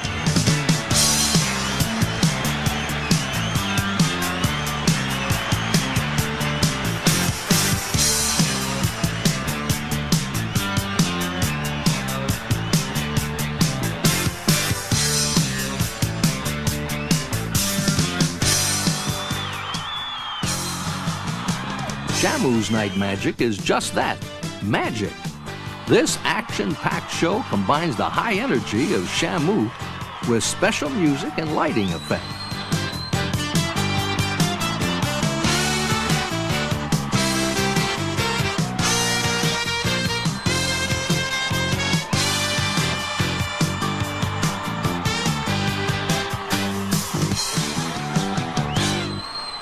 Ladies and gentlemen,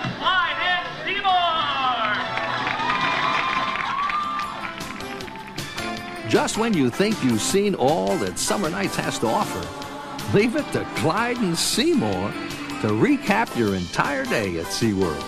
Of course, they've added a few amusing twists of their own. That's a great idea, Clyde! What did he say? He said,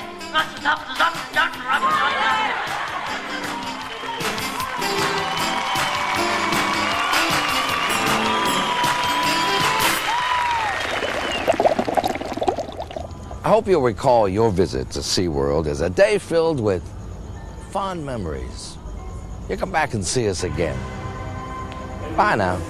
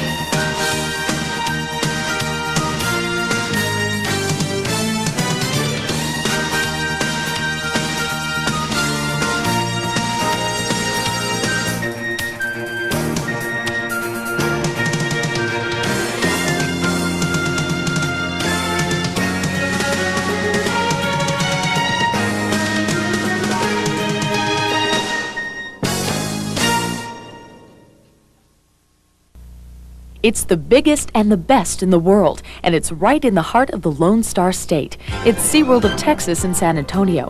250 acres combining the finest of entertainment and education for the entire family. Exciting shows, fascinating educational exhibits, and plenty of attractions for all ages in a beautifully landscaped setting. A day at SeaWorld of Texas is like none other. It's a day filled with discoveries and lasting memories. A chance to peek through a huge window to the sea, to better understand the watery frontier that covers our planet.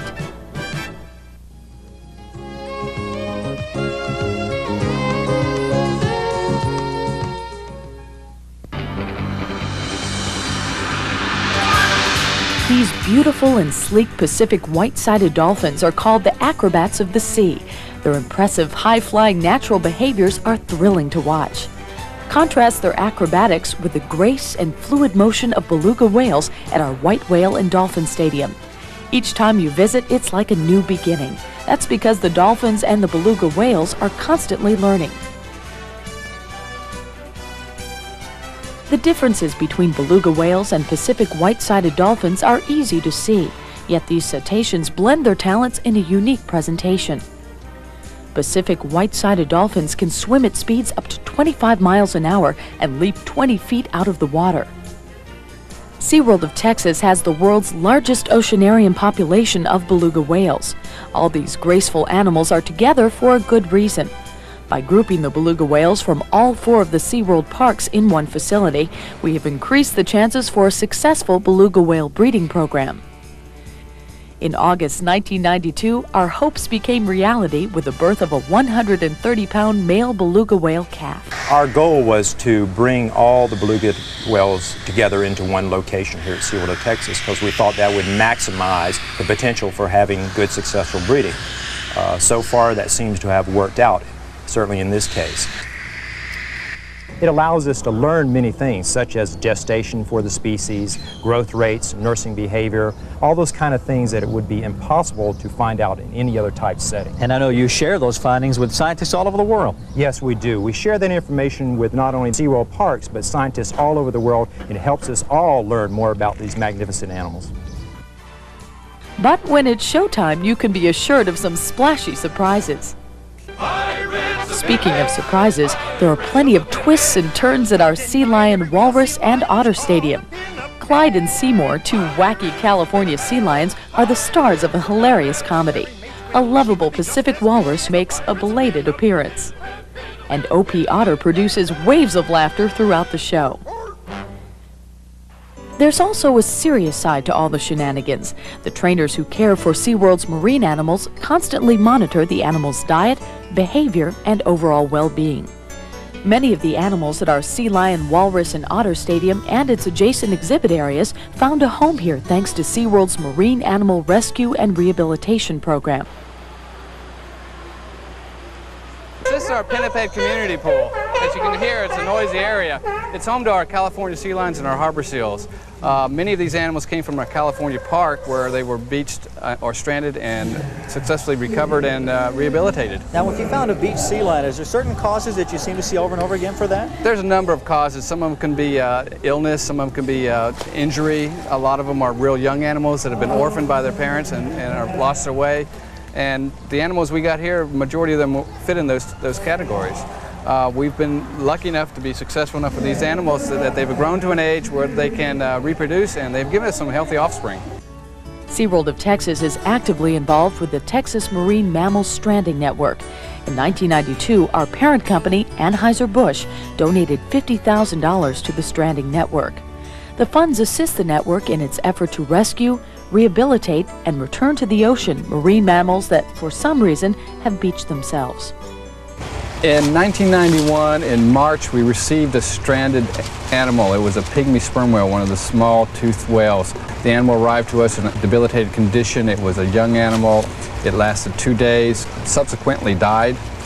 A full necropsy was performed on the animal, and it was found to have ingested a plastic bag. This is one of the principal causes of death that we've determined on this animal. This event indicates that man's impact on the marine environment can be profound indeed, and it's through organizations like the Stranding Network, SeaWorld, that information like this is gathered and publicized.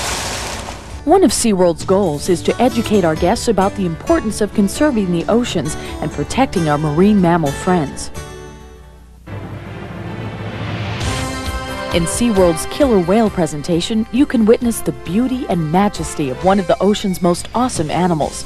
Also, you can learn what makes killer whales so special, the adaptations they possess that make them the top predators of the 7 seas.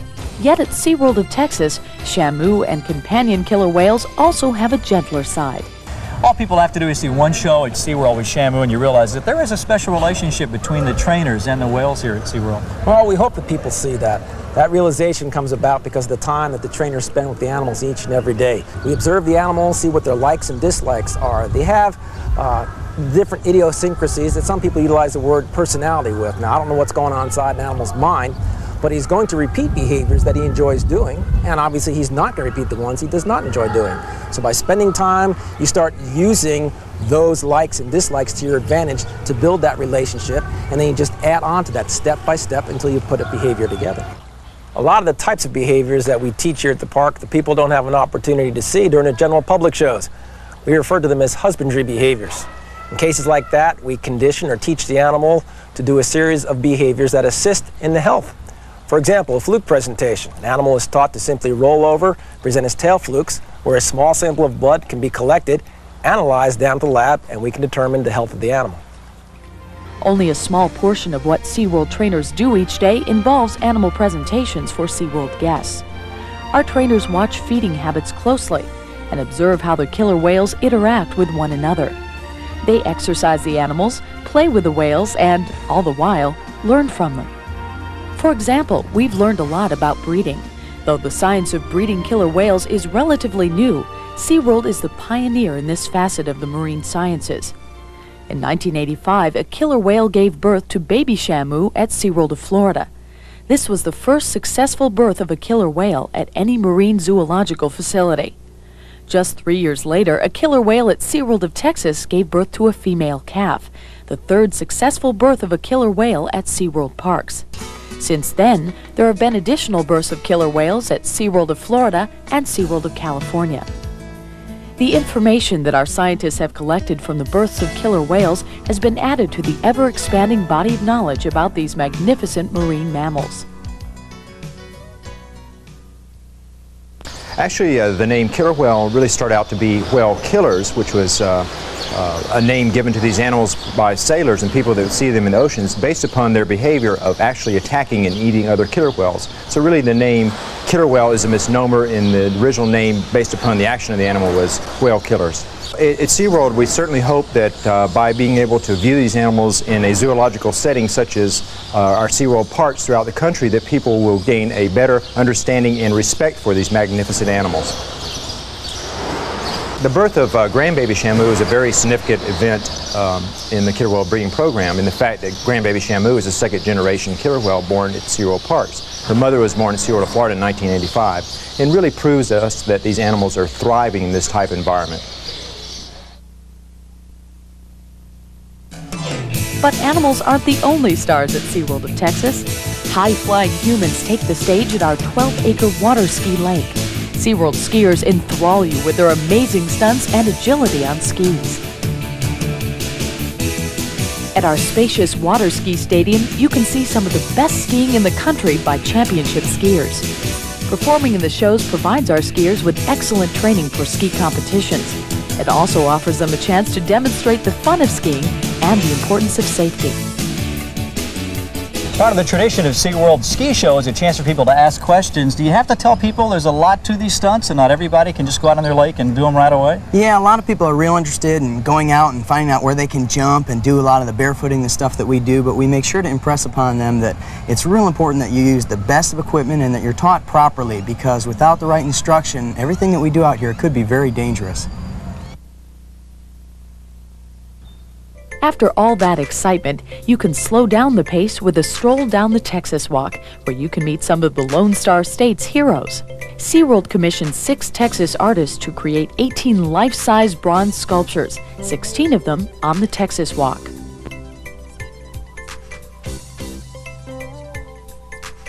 Many of the honorees on the Texas Walk made their mark on the nation, and the world for that matter, like Presidents Eisenhower and Johnson, the late astronaut Ed White, and the First Lady of Sports, Babe Didrikson Zaharias.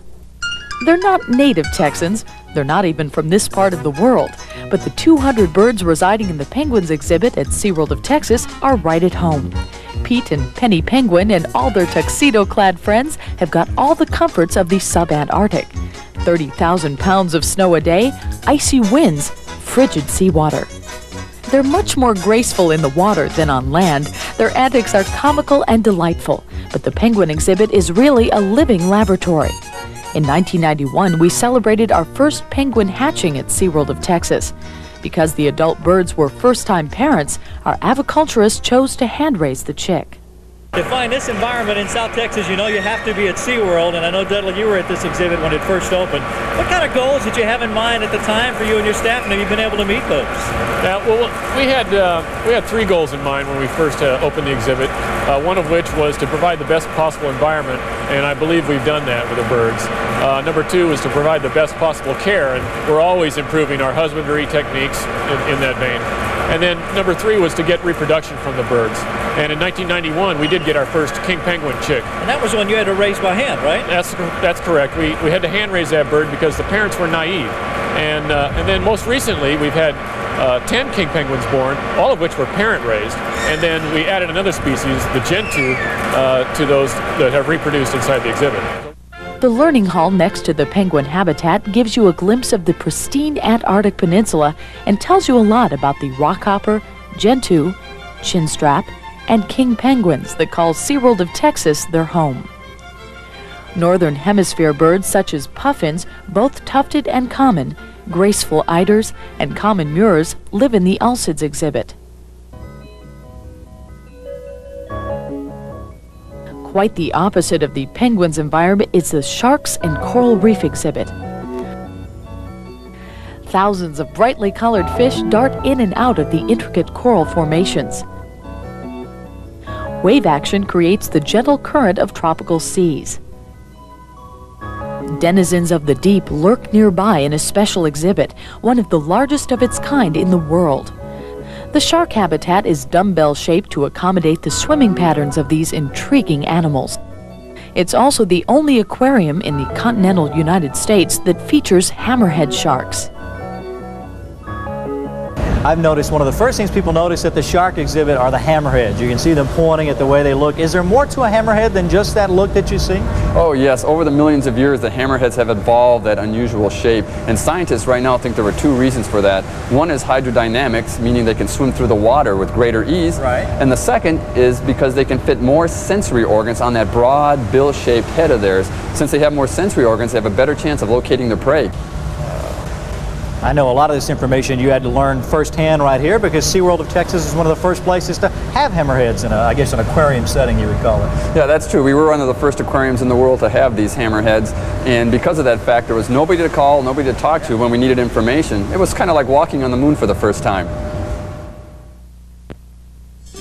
At the Marine Mammal Pool, you can have the experience of a lifetime.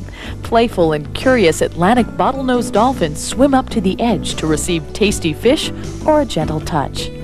At the seal and sea lion community, you can feed sea lions and harbor seals and observe how these two marine mammals live and interact.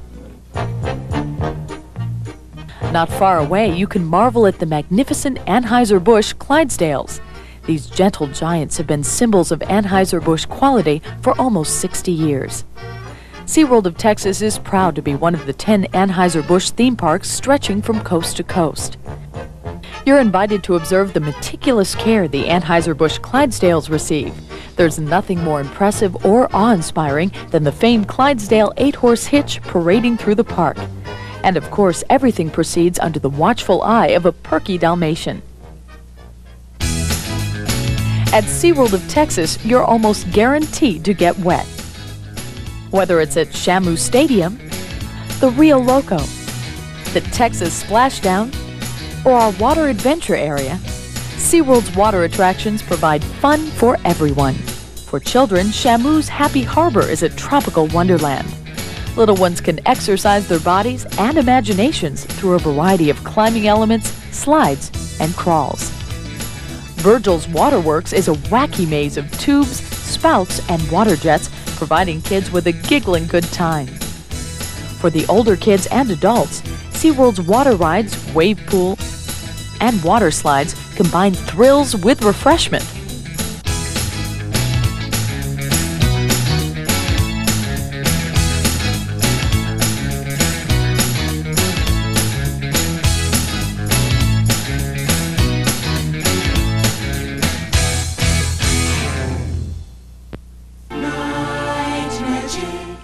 SeaWorld of Texas offers outstanding family entertainment day and night. During the summer, the night skies light up with a laser and fireworks spectacular. Special night presentations of SeaWorld's daytime shows bring added enjoyment to a full day of exploring the park. SeaWorld of Texas is a place to learn about the wonders of marine life. It's a place where families can have fun together. It's a place where the excitement never ends. A day at SeaWorld is like none other. A day of memories to treasure again and again and again.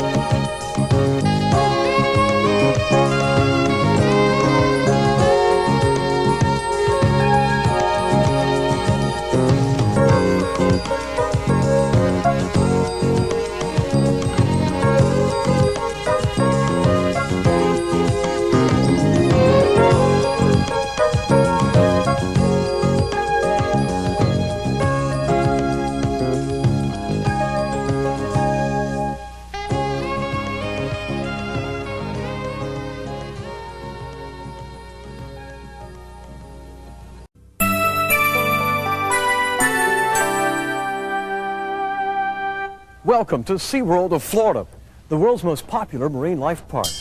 You're about to get a special look at everything SeaWorld has to offer. The sights, the sounds, and the sensations that make it such a great place for family fun. We'll also peek behind the scenes to see a fascinating side of SeaWorld you won't see anywhere else. Now, I don't know about you, but picking my favorite SeaWorld show or exhibit would be a pretty hard job. But that's exactly what I'll be doing today. I have the special privilege of awarding this ribbon to the best attraction in the park, whatever I decide that is. So come along with me. Ooh, not you. Give me that ribbon back. You see, he thinks he should be awarding the ribbon, not me. But you know, SeaWorld would never let him pick the best. Come back here with that ribbon. I'm giving the award. Really, I am. Come on, we got to get that ribbon back, and we got to keep him out of trouble.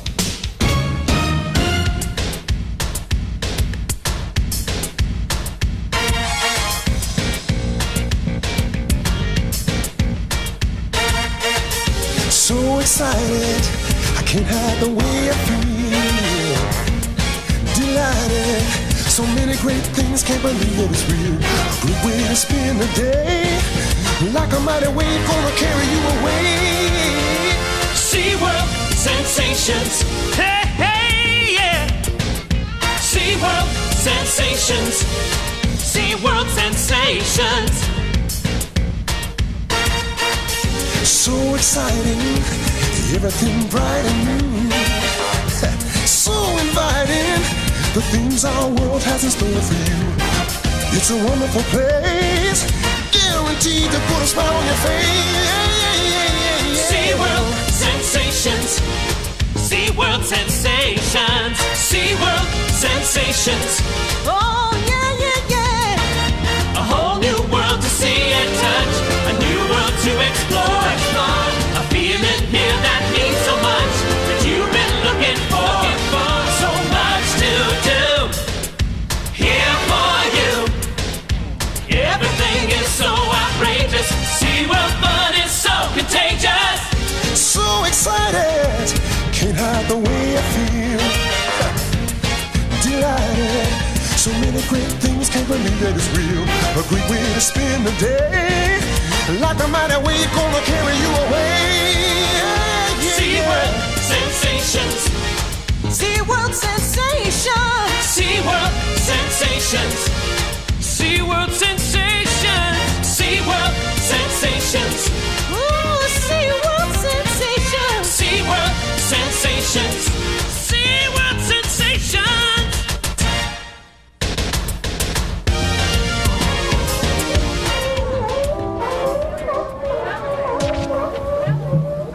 Aha! I've got him now. Give me that ribbon. Come on, you're messing it all up. No, I'm not the bad guy here. See, he's the one who stole my ribbon. Really? Okay, you keep it for a while. The least you could do is show everyone how the people interact with the animals here at Pacific Point Preserve. Oh, come on, you know how you like feeding the sea lions. Okay, I have to do it myself. Pacific Point Preserve is SeaWorld's biggest interactive habitat. You can feed seals and sea lions and learn about them at the same time. 2.5 acres of naturalistic rocks and man-made seawater replicate North America's rugged Pacific coast. Carefully engineered down to the last detail, there's even a hydraulic wave maker that creates waves up to 2 feet high. But all the residents know is it feels like home. About 70 members of the marine mammal family called pinnipeds live at Pacific Point Preserve. Harbor seals, fur seals, and California sea lions. Like true Californians, they love to surf. At the 5,000-gallon seawater tide pool, you can get the feel of anemones, starfish, and other animals that live at the water's edge. And at the dolphin community pool, you can touch and feed Atlantic bottlenose dolphins. If you don't get squeamish, you can touch and feed stingrays too. The 40,000-gallon Stingray Lagoon offers a fascinating encounter with these ancient fish, the closest living relatives of sharks. Finally, I can get that ribbon back.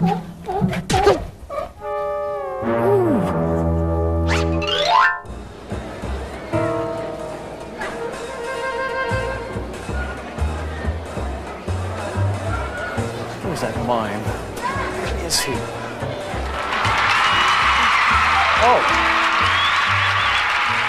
Oh, thank you. Thank you so very much. It's so great to see all of you here at the Sea Lion and Otter Show.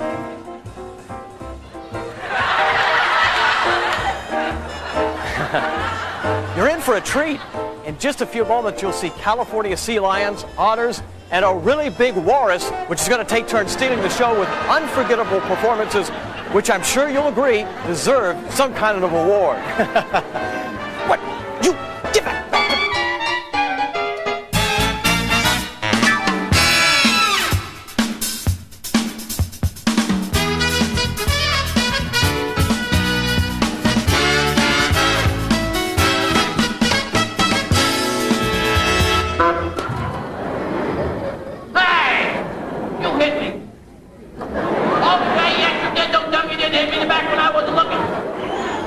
I ought to choke you. I didn't choke him, I touched him. Either hand. No hand. Right? Never mind.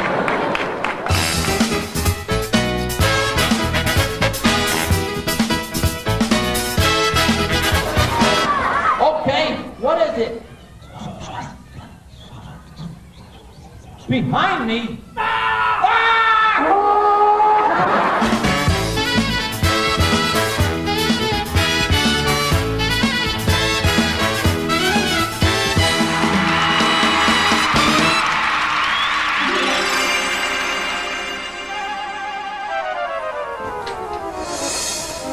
Look, I can see you really want to help give the award, okay? And if you want to help decide which show or exhibit gets it, I don't think anyone will mind. Besides, you're eager to help, and a mime is a terrible thing to waste. Oh, you don't like my jokes? Well then, never mind. No, okay, I'm sorry. But I really mean it. You can help me give the award. You can even hold the ribbon for the rest of the day. But let's get going. We've got lots more to see. Like this place, Shamu's Happy Harbor. A 3-acre play area for kids with dozens of crawlable, climbable places, some that reach up to 4 stories high. And we'll see the Tropical Reef, a 160,000-gallon aquarium with exotic fish and other aquatic animals from all over the world. Then there's the Hawaiian Rhythms Polynesian dancers, and the sand sculptures, and the birds, all kinds. Don't forget the Clydesdales. What a sight!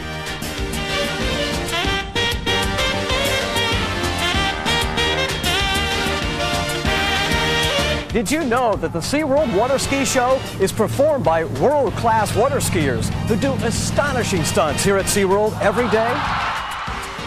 And how did you get over there? And how do your suspenders keep changing color?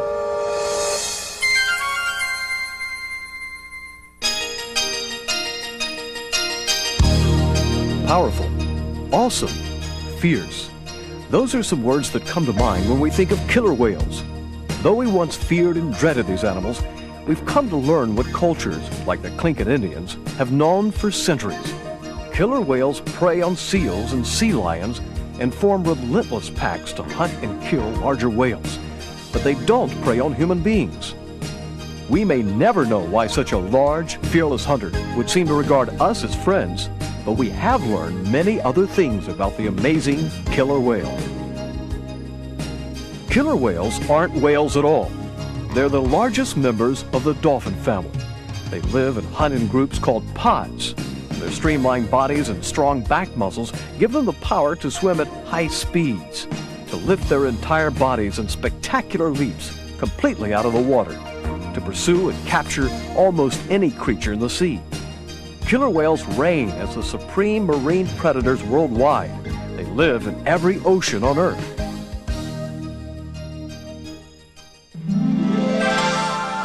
Here at SeaWorld, Shamu and friends live in a huge complex of pools that contains over 7 million gallons of man-made seawater. The newest addition to the complex, Shamu Close Up, lets visitors get closer to Shamu than ever before.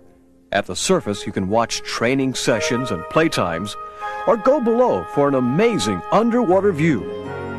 At close range, the killer whale's grace and beauty can be mesmerizing, so make sure you don't lose track of time. You don't want to be late for the show.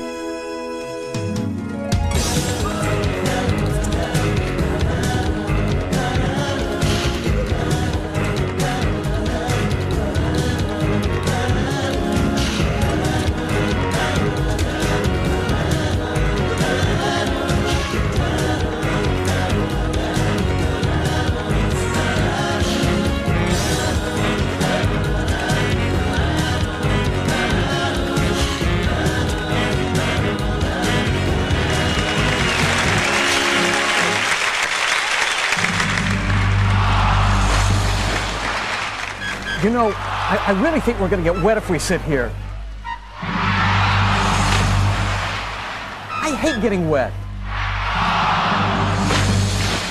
You know, we can still move to the dry zone if we hurry.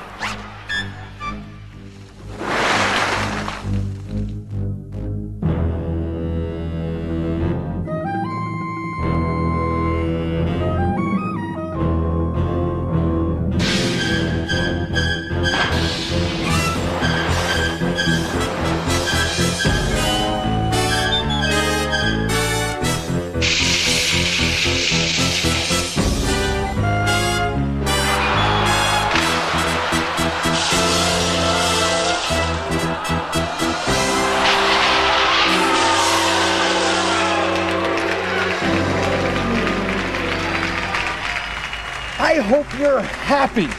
Now we'll never dry off and...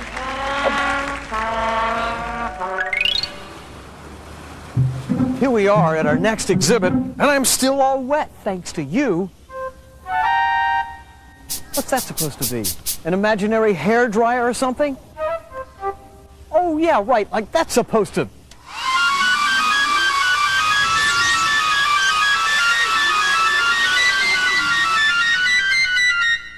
Wow! How do you do stuff like that? Well, at least I'm dry and ready for the penguin encounter. What's this? Well, that's true. There is snow inside, but that's just for the penguins. All 8,000 to 10,000 pounds of snow that falls into their habitat every day. And that's just one of the ways SeaWorld makes these Antarctic avians feel at home. The largest and most technologically advanced exhibit of its kind, the Penguin Encounter manufactures its own seawater and even regulates the light to simulate the seasons of the southern hemisphere. More than 200 king penguins, gentoos, and bounding rockhoppers share these first-class accommodations. Oops, there's nothing quite as refreshing as an afternoon dip in the frigid sea pool. No complaints about the room service either. The penguins' Arctic cousins, the alcids, have their own cozy digs on the other side of the exhibit. More than 100 puffins, buffleheads, and murres charm and educate SeaWorld guests every day.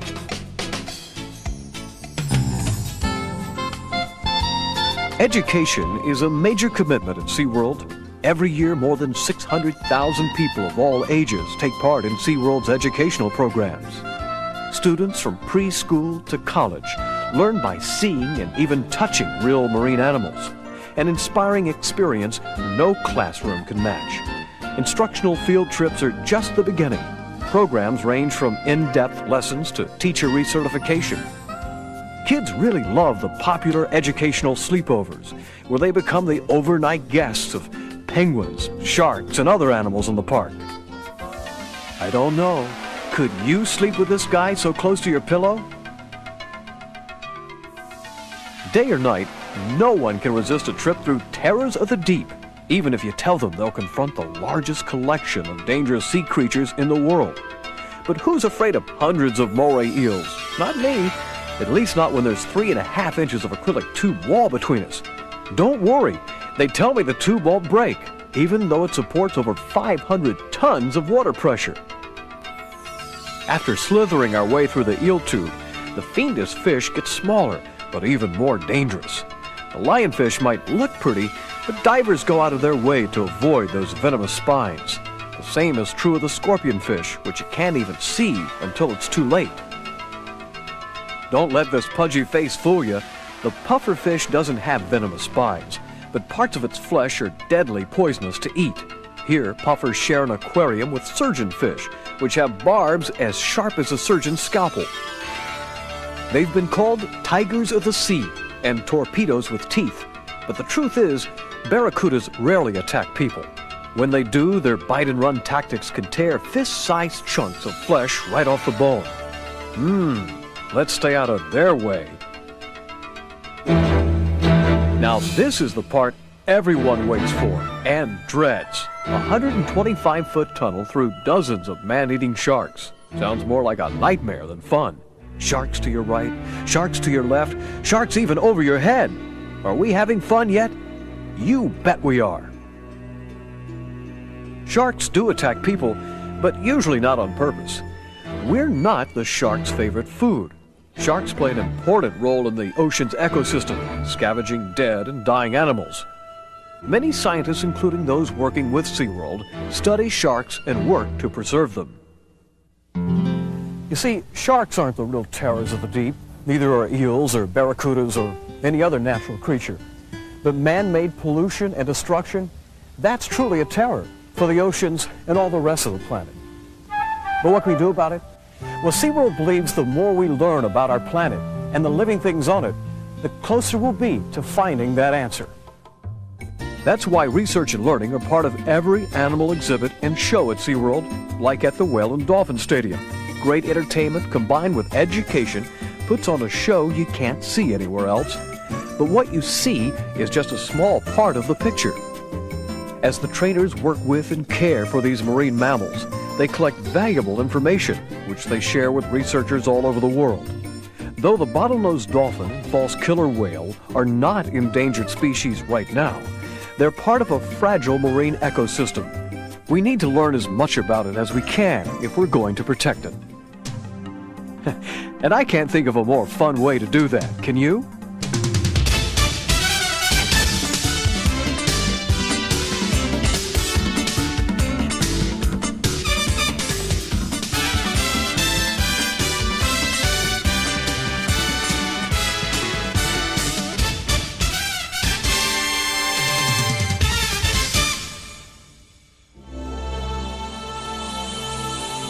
Another species of marine mammal, this one perilously endangered, may find some hope for survival through SeaWorld's conservation efforts. The Florida manatee, a subspecies of the West Indian manatee, is very vulnerable to destructive human habits. Its numbers are already so low, it may be doomed to extinction. The manatee belongs to an order of mammals called sirenians, whose closest living relative is the elephant. Many species of sirenians once swam the Earth's rivers and oceans, but the Florida manatee is one of only 4 species still living today. For millions of years, these gentle, graceful vegetarians have been a part of Florida's ecosystem, eating huge amounts of plants and helping to keep the waterways clear. They have never faced a threat to their existence until now. Boats injure and kill many manatees every year. Pollution is just as big a threat. Add the hazards of discarded fishing line, crab traps, floodgates, and habitat destruction, and it seems the manatee doesn't have a chance. But SeaWorld has not given up. Their tireless rescue, rehabilitation, and release program has saved over 100 injured manatees and put many of them back into the wild breeding population. SeaWorld designed manatees, the last generation, to educate the public about the manatee's plight and to urge people to support manatee conservation through the way they work and play on Florida's waterways. Can an exhibit like this really make a difference? Just listen to what SeaWorld's guests are saying. I found this exhibit to be very moving. I'll be more careful now when driving my boat. When I go fishing with my dad, I'll be sure we don't leave any fishing line behind. If I am in a boat, I will tell the driver to slow down and watch for manatees. SeaWorld was an eye-opener. Let's all love the animals around us. SeaWorld's heroic conservation efforts aren't limited to the manatee. The rescue team also responds to calls about many other injured and orphaned animals. Whenever possible, after rehabilitation, they are released back into the wild. But the manatee is one of the most endangered. They reproduce slowly, so if too many of them die, their population might not recover. Unless enough people care, this unique and fascinating creature could be lost to us forever. Will manatee die? I hope he lives.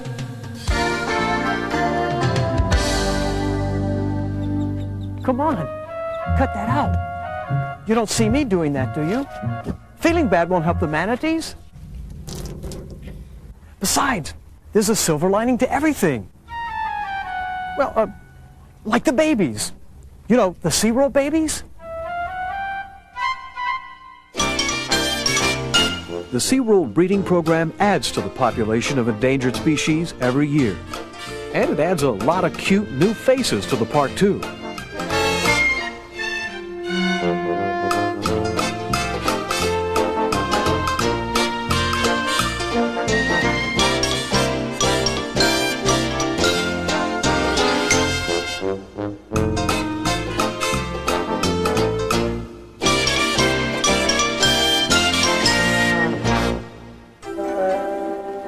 Of course, many people thought the ultimate SeaWorld birth happened at Shamu Stadium. That's where, after her 17-month-long pregnancy, Can-Do gave birth to baby Shamu, the first killer whale to be born and thrive in the care of man.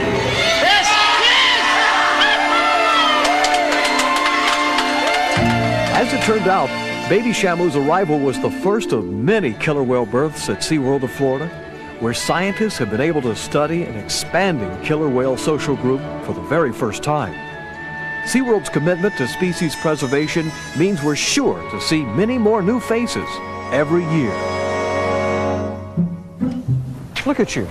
You still need cheering up. And I know the place where you can get it. No, I promise, you'll like it. No, let me give you some hints. Dancing, music, fire, and explosions.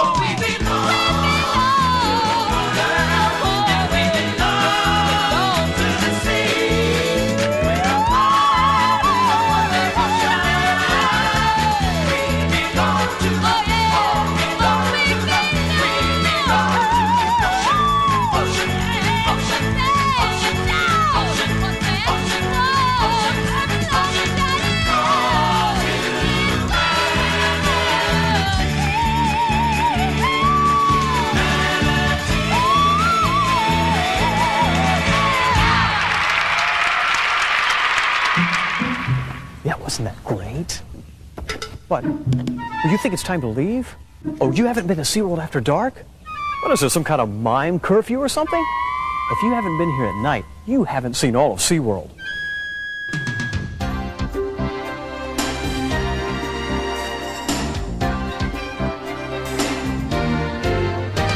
The sun fades into nightfall, the shadows cast their spell. Somehow things look different now. In the twilight, anything can happen, you never can tell. Night and day gives way to the magic of the night. Nature's power and sheer mystery, a world of awe and mystic fascination. It's the hour of pure fantasy, music and thunder, action and wonder. Oh, oh, oh.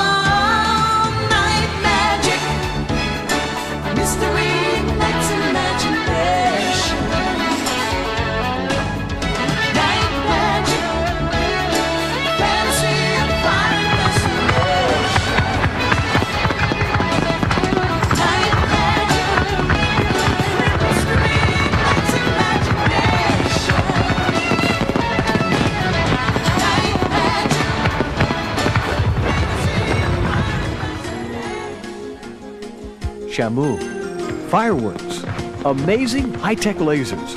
What a way to end a great day. There's always something exciting happening here at SeaWorld. New sights, new sounds, and new sensations. That's why people love to come back over and over again. we forgot to give the award for the best attraction at SeaWorld. Wow, I forgot. You know, I thought picking my favorite thing would be easy, but you know, you're right. The only thing we can do is give the award to the entire park. SeaWorld, you're the best.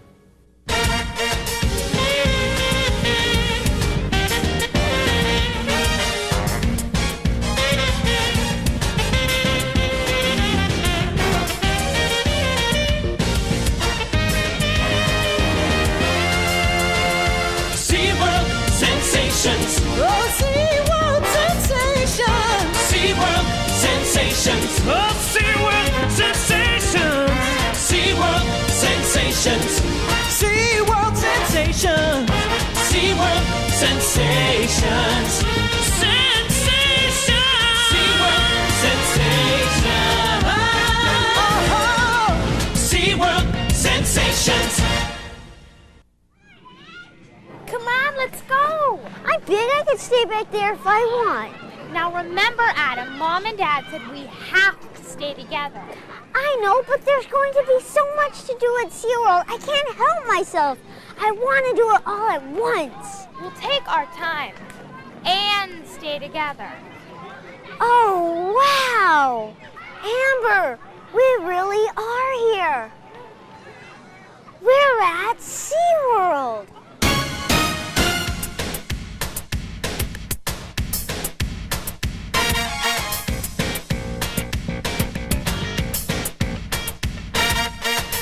So excited, I can't hide the way I feel. Delighted, so many great things, can't believe that it's real. A great way to spend the day, like a mighty wave gonna carry you away. SeaWorld, sensational. SeaWorld, sensational. All right. SeaWorld, sensational. Hey, hey. Sensational. Hey, hey. SeaWorld, sensational.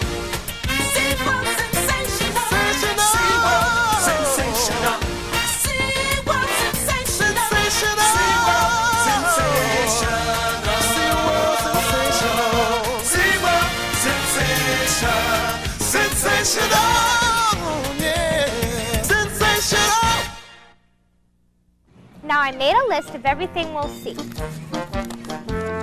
We'll start with the sea lions. I love sea lions. Then we'll go to the aquariums, the sea turtles, visit the tide pool, see the shark. I know you like that, Adam. Adam? Oh no, not already. Pete and Penny Penguin are great, aren't they, Amber? Amber? Oh no, my folks are gonna kill me. Oh well, I might as well have some fun first.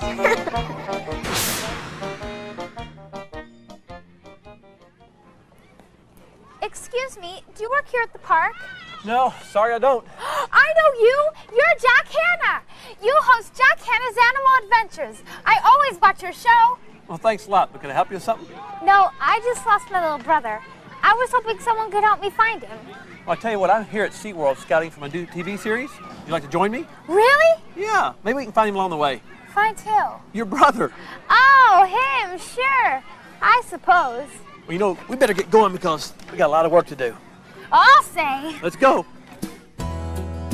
Is this where you're going to host your show, Mr. Hanna? Well, maybe, Amber. The flamingo habitat's a pretty popular location here at SeaWorld. Oh, I know all about flamingos. They get the red color from the food they eat. And when they bend their legs, they don't bend at the knees, they bend at the ankles.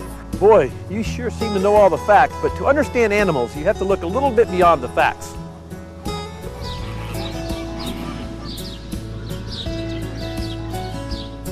At SeaWorld's Avian Center, people raise all kinds of baby birds. One of the main reasons the chicks are at the Avian Center is because their parents can't care for them properly. You see, at SeaWorld, animals mean a lot more than just facts. The Avian Center looks after all kinds of bird chicks. Even endangered birds like nene geese are successfully raised here at the center. SeaWorld's even created a special formula just for feeding penguin chicks. They call it their penguin shake. Mmm, yum. Made up of herring and lots of vitamins and minerals. Ugh, I'll pass. Look, she gets to feed the penguins. Would you like to feed them too? Really? Yeah, let's try. It's going to be a little cold.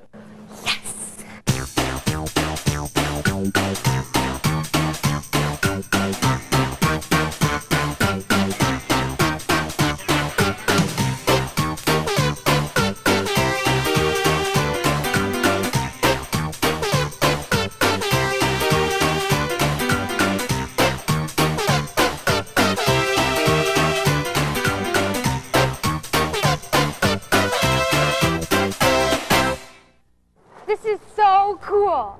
This is so cool. This is so cold. Oh, come on. It's not that cold. It really is cold.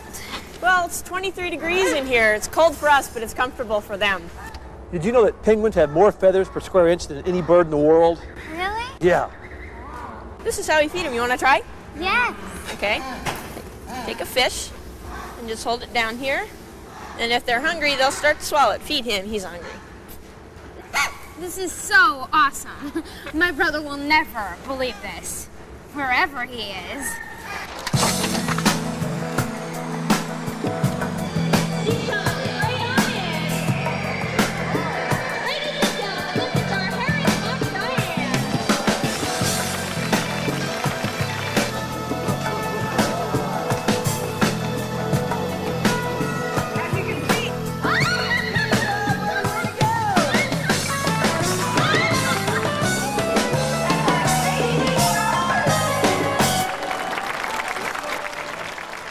Wow, that was a great bird show. Well, I suppose I should try to find my sister.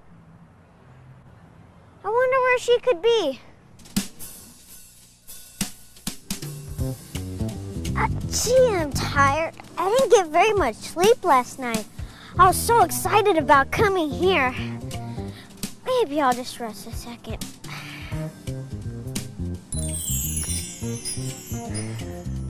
Hey, I wonder where that path goes. What a beautiful starfish. Well, it's not really a fish at all. It's called a sea star, actually an echinoderm. What's that? Well, they're undersea creatures with spiny skins, and there are all types of echinoderms here at SeaWorld's California tide pool. Yeah, there's sea stars, sea cucumbers, sea urchins. They sure are strange. There are lots of strange creatures in the sea. One of the most peculiar creatures at SeaWorld's marine aquarium is the flatfish, or turbot. Turbots start off swimming like other fish, but as it grows, the turbot begins swimming on its side. And one eye even wanders to join the other eye on the same side of the fish. That's weird.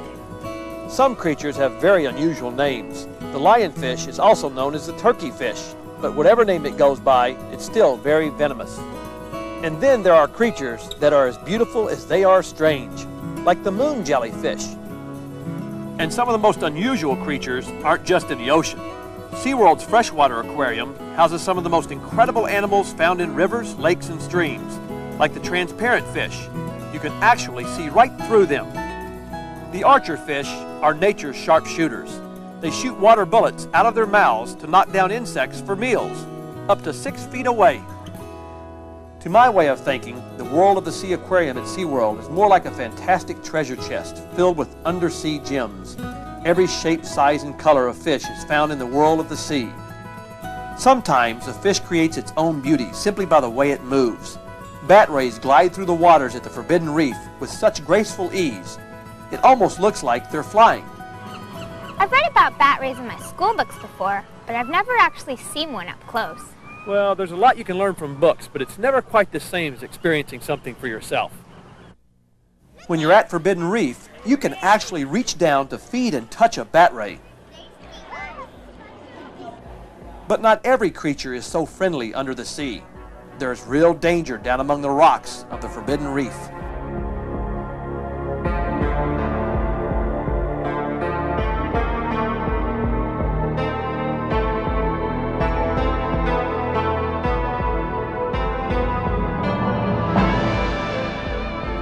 I'm not afraid. I'm not afraid. I'm not afraid. I'm not afraid. I'm not afraid. I'm not afraid. Oh boy, I sure hope I'm not afraid.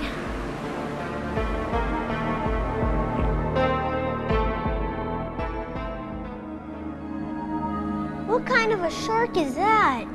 That's not a shark at all. That's an ocean sunfish.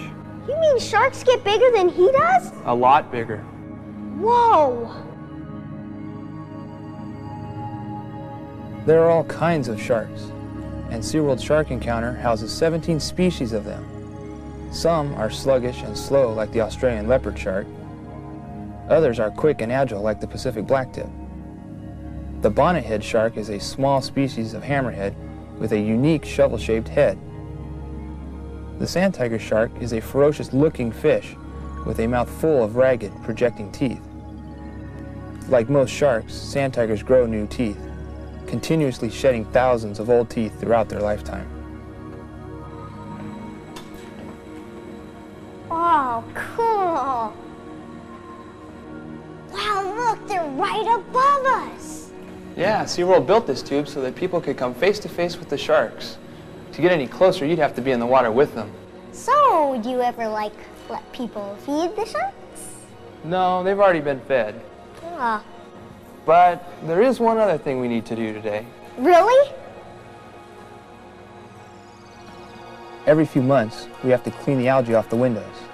To protect ourselves, we use a net between us and the sharks. 2 divers clean, while anchored to the window with strong suction cups. Up above, 2 additional aquarists hold the net ends against the wall to prevent the sharks from swimming in with the divers. In the more than 17 years that we've been using this procedure, no one has ever been hurt. While a shark has occasionally been caught in the net, with some very careful help from all of us, the sharks are quickly set free. If a shark does get behind the net, the divers are immediately removed. So I get to do all that? Sure, as soon as you put on your scuba gear.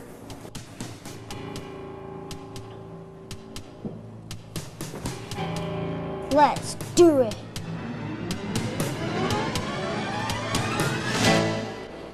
I really thought we'd find Adam here. Where do we go next, Mr. Hanna? Hey, how about my favorite spot in all of SeaWorld? Sounds great! And that's just one of the many incredible stories of the ocean and its inhabitants. From SeaWorld in San Diego, I'm Keith Robinson for Shamu TV. That's a wrap. What are they doing over there? They're broadcasting an episode of Shamu TV. What's that? Well, Keith Robinson is host of Shamu TV. Do you want to meet him? All right!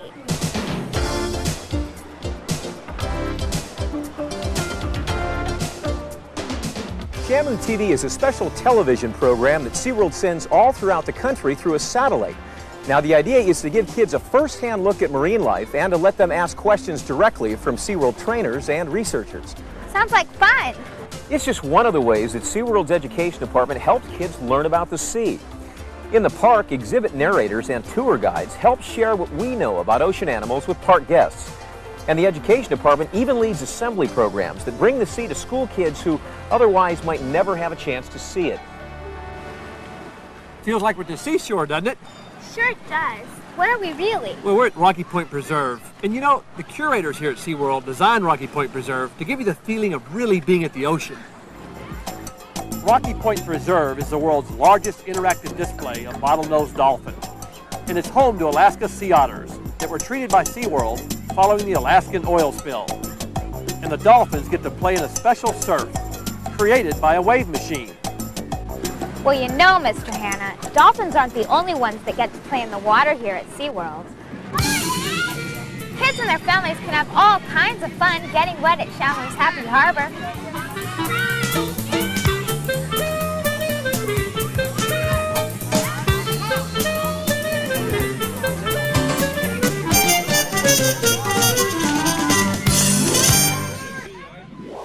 Well, where should we go next?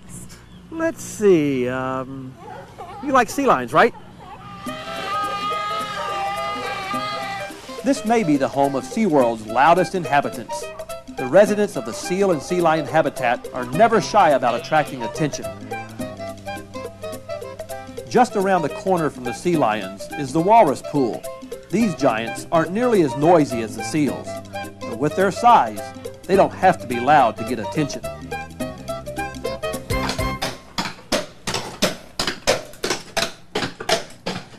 Boy, there goes another kind of giant. I know, it's a Clydesdale. No, it's a world-famous Anheuser-Busch Clydesdale. The Clydesdale breed originated near the Clyde River in Scotland, and that's how they got their name. Looks like you got an awful lot of work to do. Sure do. A lot of reward comes in just being able to work with an animal like Tom here. Would you like to try? Yeah. Adam will be sorry he missed this. Ladies and gentlemen, SeaWorld is proud to present whales and dolphins from different oceans so that you can meet them and become part of our one world.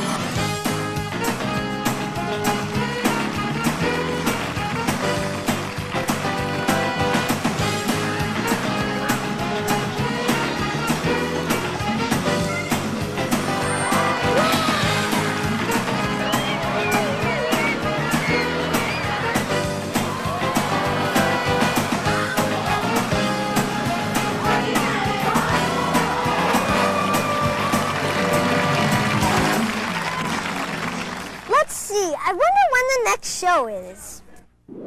This is the story of Clyde and Seymour's Island Adventure.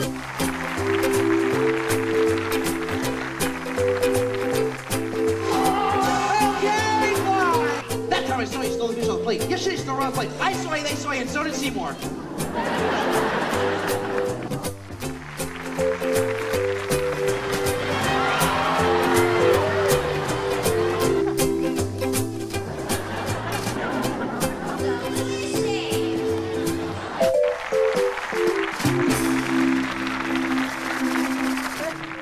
All right, let's see what's next.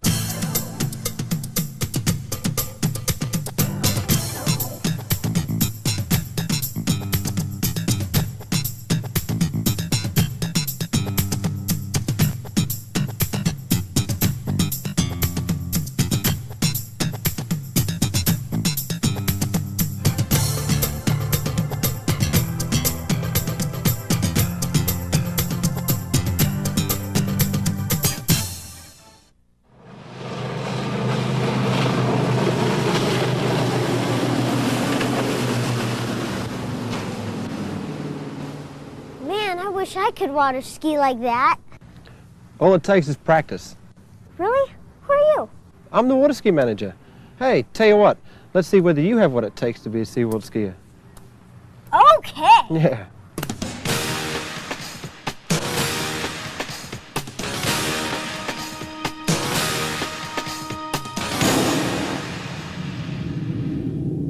Okay.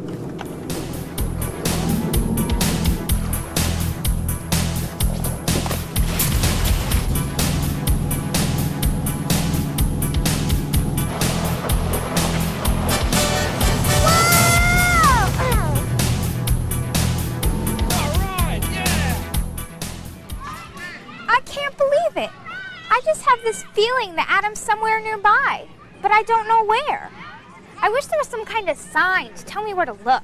Well, maybe we'll find him the next place we'll go. Great! Where is the next place we're going? SeaWorld's underwater theater is home to one of the least known family of dolphins, called Commerson's dolphins. These small black and white dolphins are natives of the southern tip of South America. Not many people can travel to the edge of the world to see Commerson's dolphins. That's why the Chilean government asked SeaWorld to bring them here, to give us all a chance to learn about these exotic dolphins. Killer whales are so great to look at. Yeah, you know, SeaWorld is always offering experiences people might not ever have a chance to see. That's why they built this skywalk above the killer whale pool, so they could look down and see the world's largest collection of killer whales. Now people could spend as much time as they want at Shamu's home. You know, it wasn't that long ago that the guests got to see one of the most amazing things, the birth of a baby killer whale. There's one. Dorsal fins out. Dorsal fins out. Okay, here it comes. Here it comes.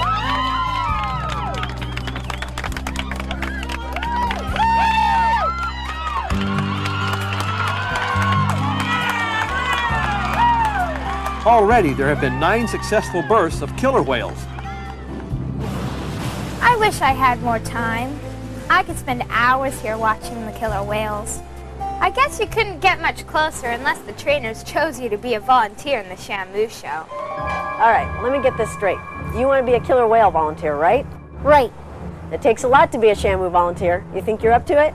I don't know. I'm a kid. True. Let's find out.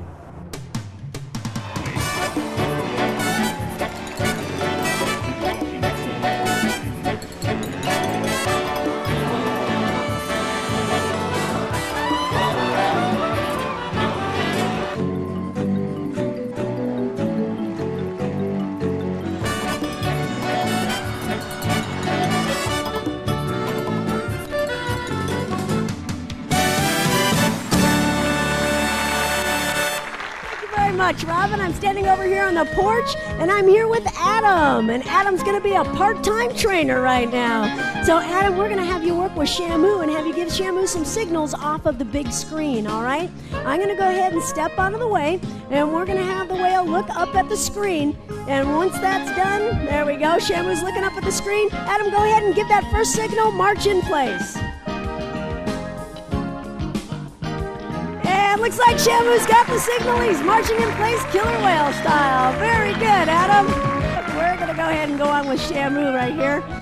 So, Adam, what I'd like you to do is put both your arms out just like this. And on the count of 3, I want you to raise them up above your head, all right? Audience, help me count. Here we go. 1, 2, 3. Whoa!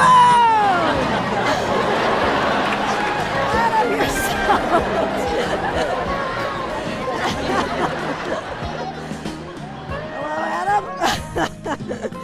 You got all wet. Do you know why Shamu did that? Well, because you asked him to. How'd the water feel, Adam? Cold, yeah. It's chilled to 55 degrees. That's why Sharon, Jeff, and I are wearing wetsuits. Hey, go ahead and reach out and give Shamu a great big hug. That's terrific, Adam. You are a great trainer. Stand back up. Give everybody a great big smile and a wave. Ladies and gentlemen, this is our honorary trainer, Adam.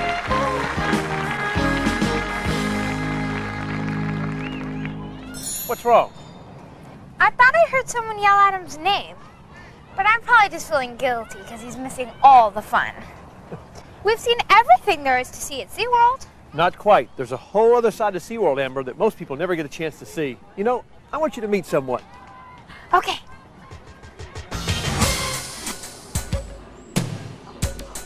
He's Dr. Reederson, and he's one of SeaWorld's veterinarians. Dr. Reederson visits the animals in the park to make sure everyone stays healthy. And he also cares for the sick and rescued animals. Wow. How do you take care of sick animals, Dr. Reederson? Well, Amber, that's a very good question. Whether it's a penguin, a reptile like a turtle, a killer whale, or a dolphin, all of our animals receive the very best care. We've developed facilities that give our animals some of the finest care in the world. And our research is teaching us more about marine animals every day.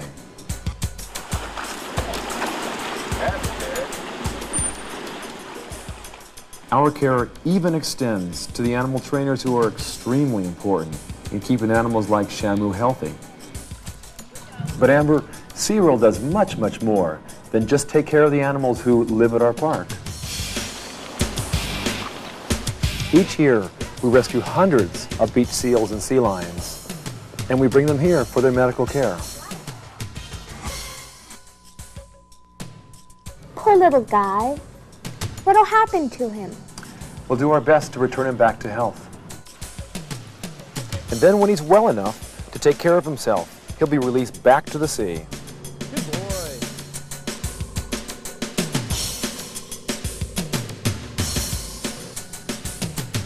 Don't worry. They'll take good care of you. Boy, you've sure seen a lot today. I sure have. There's a lot more happening at SeaWorld than just the shows. Yep, and they're slowly unlocking some of the great mysteries of the sea. Mysteries of the Sea, Jack! I think I know where we can find Adam.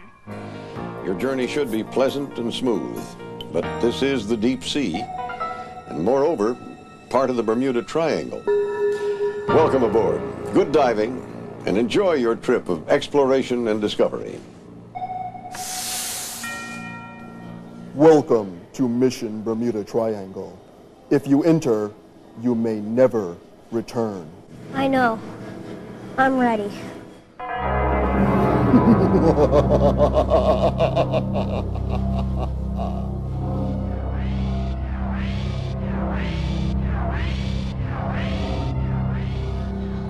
Come on, he's in here. I know he's in here.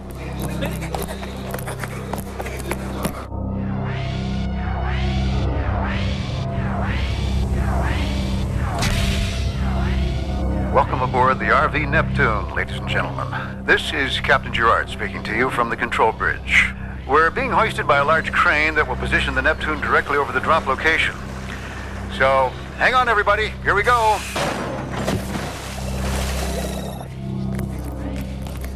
Oh no, we already went inside. Adam's caught the Bermuda Triangle. Adam! We've lost main power. She's drifting to the side. H, this is Neptune. Mayday! Mayday! It's an aftershock. Hang on! Adam, did you hear me? Did you hear me? Adam, wake up. Where am I? Sleeping on a lawn. Have you been napping here all day? No, I went on incredible adventures. I swam with sharks in the shark encounter. I skied over this large ski jump. I hugged Shamu. And got caught up in the Bermuda Triangle, no doubt. That's right. Adam, none of those things happened to you. You slept through your entire day at SeaWorld. Well, isn't there anything left to do? Yeah, you're in luck. A whole new day is about to start up. And they call it SeaWorld Summer Nights. Really?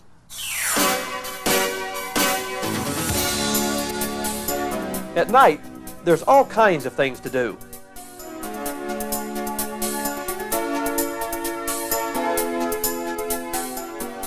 SeaWorld Summer Ice Extravaganza features world-class ice skaters, and they are dazzling when they show what they can do on the ice.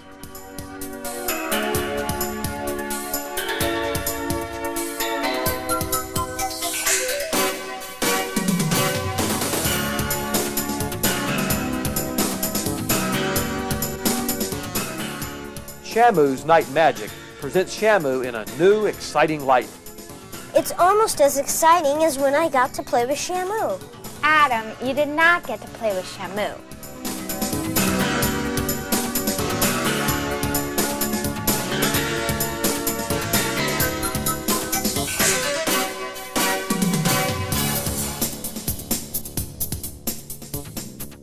At the Dolphin Stadium, there's Dolly Dolphin's Playtime, an evening show just for kids.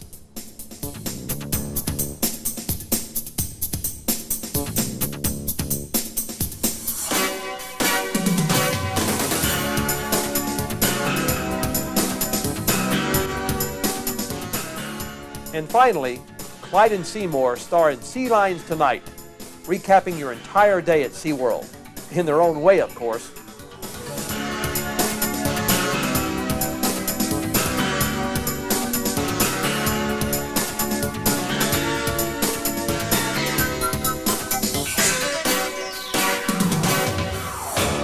Look, the fireworks show just started. At least you'll get to see something of SeaWorld, Adam. I told you I got to see everything. Boy, wait till I tell the guys back at school.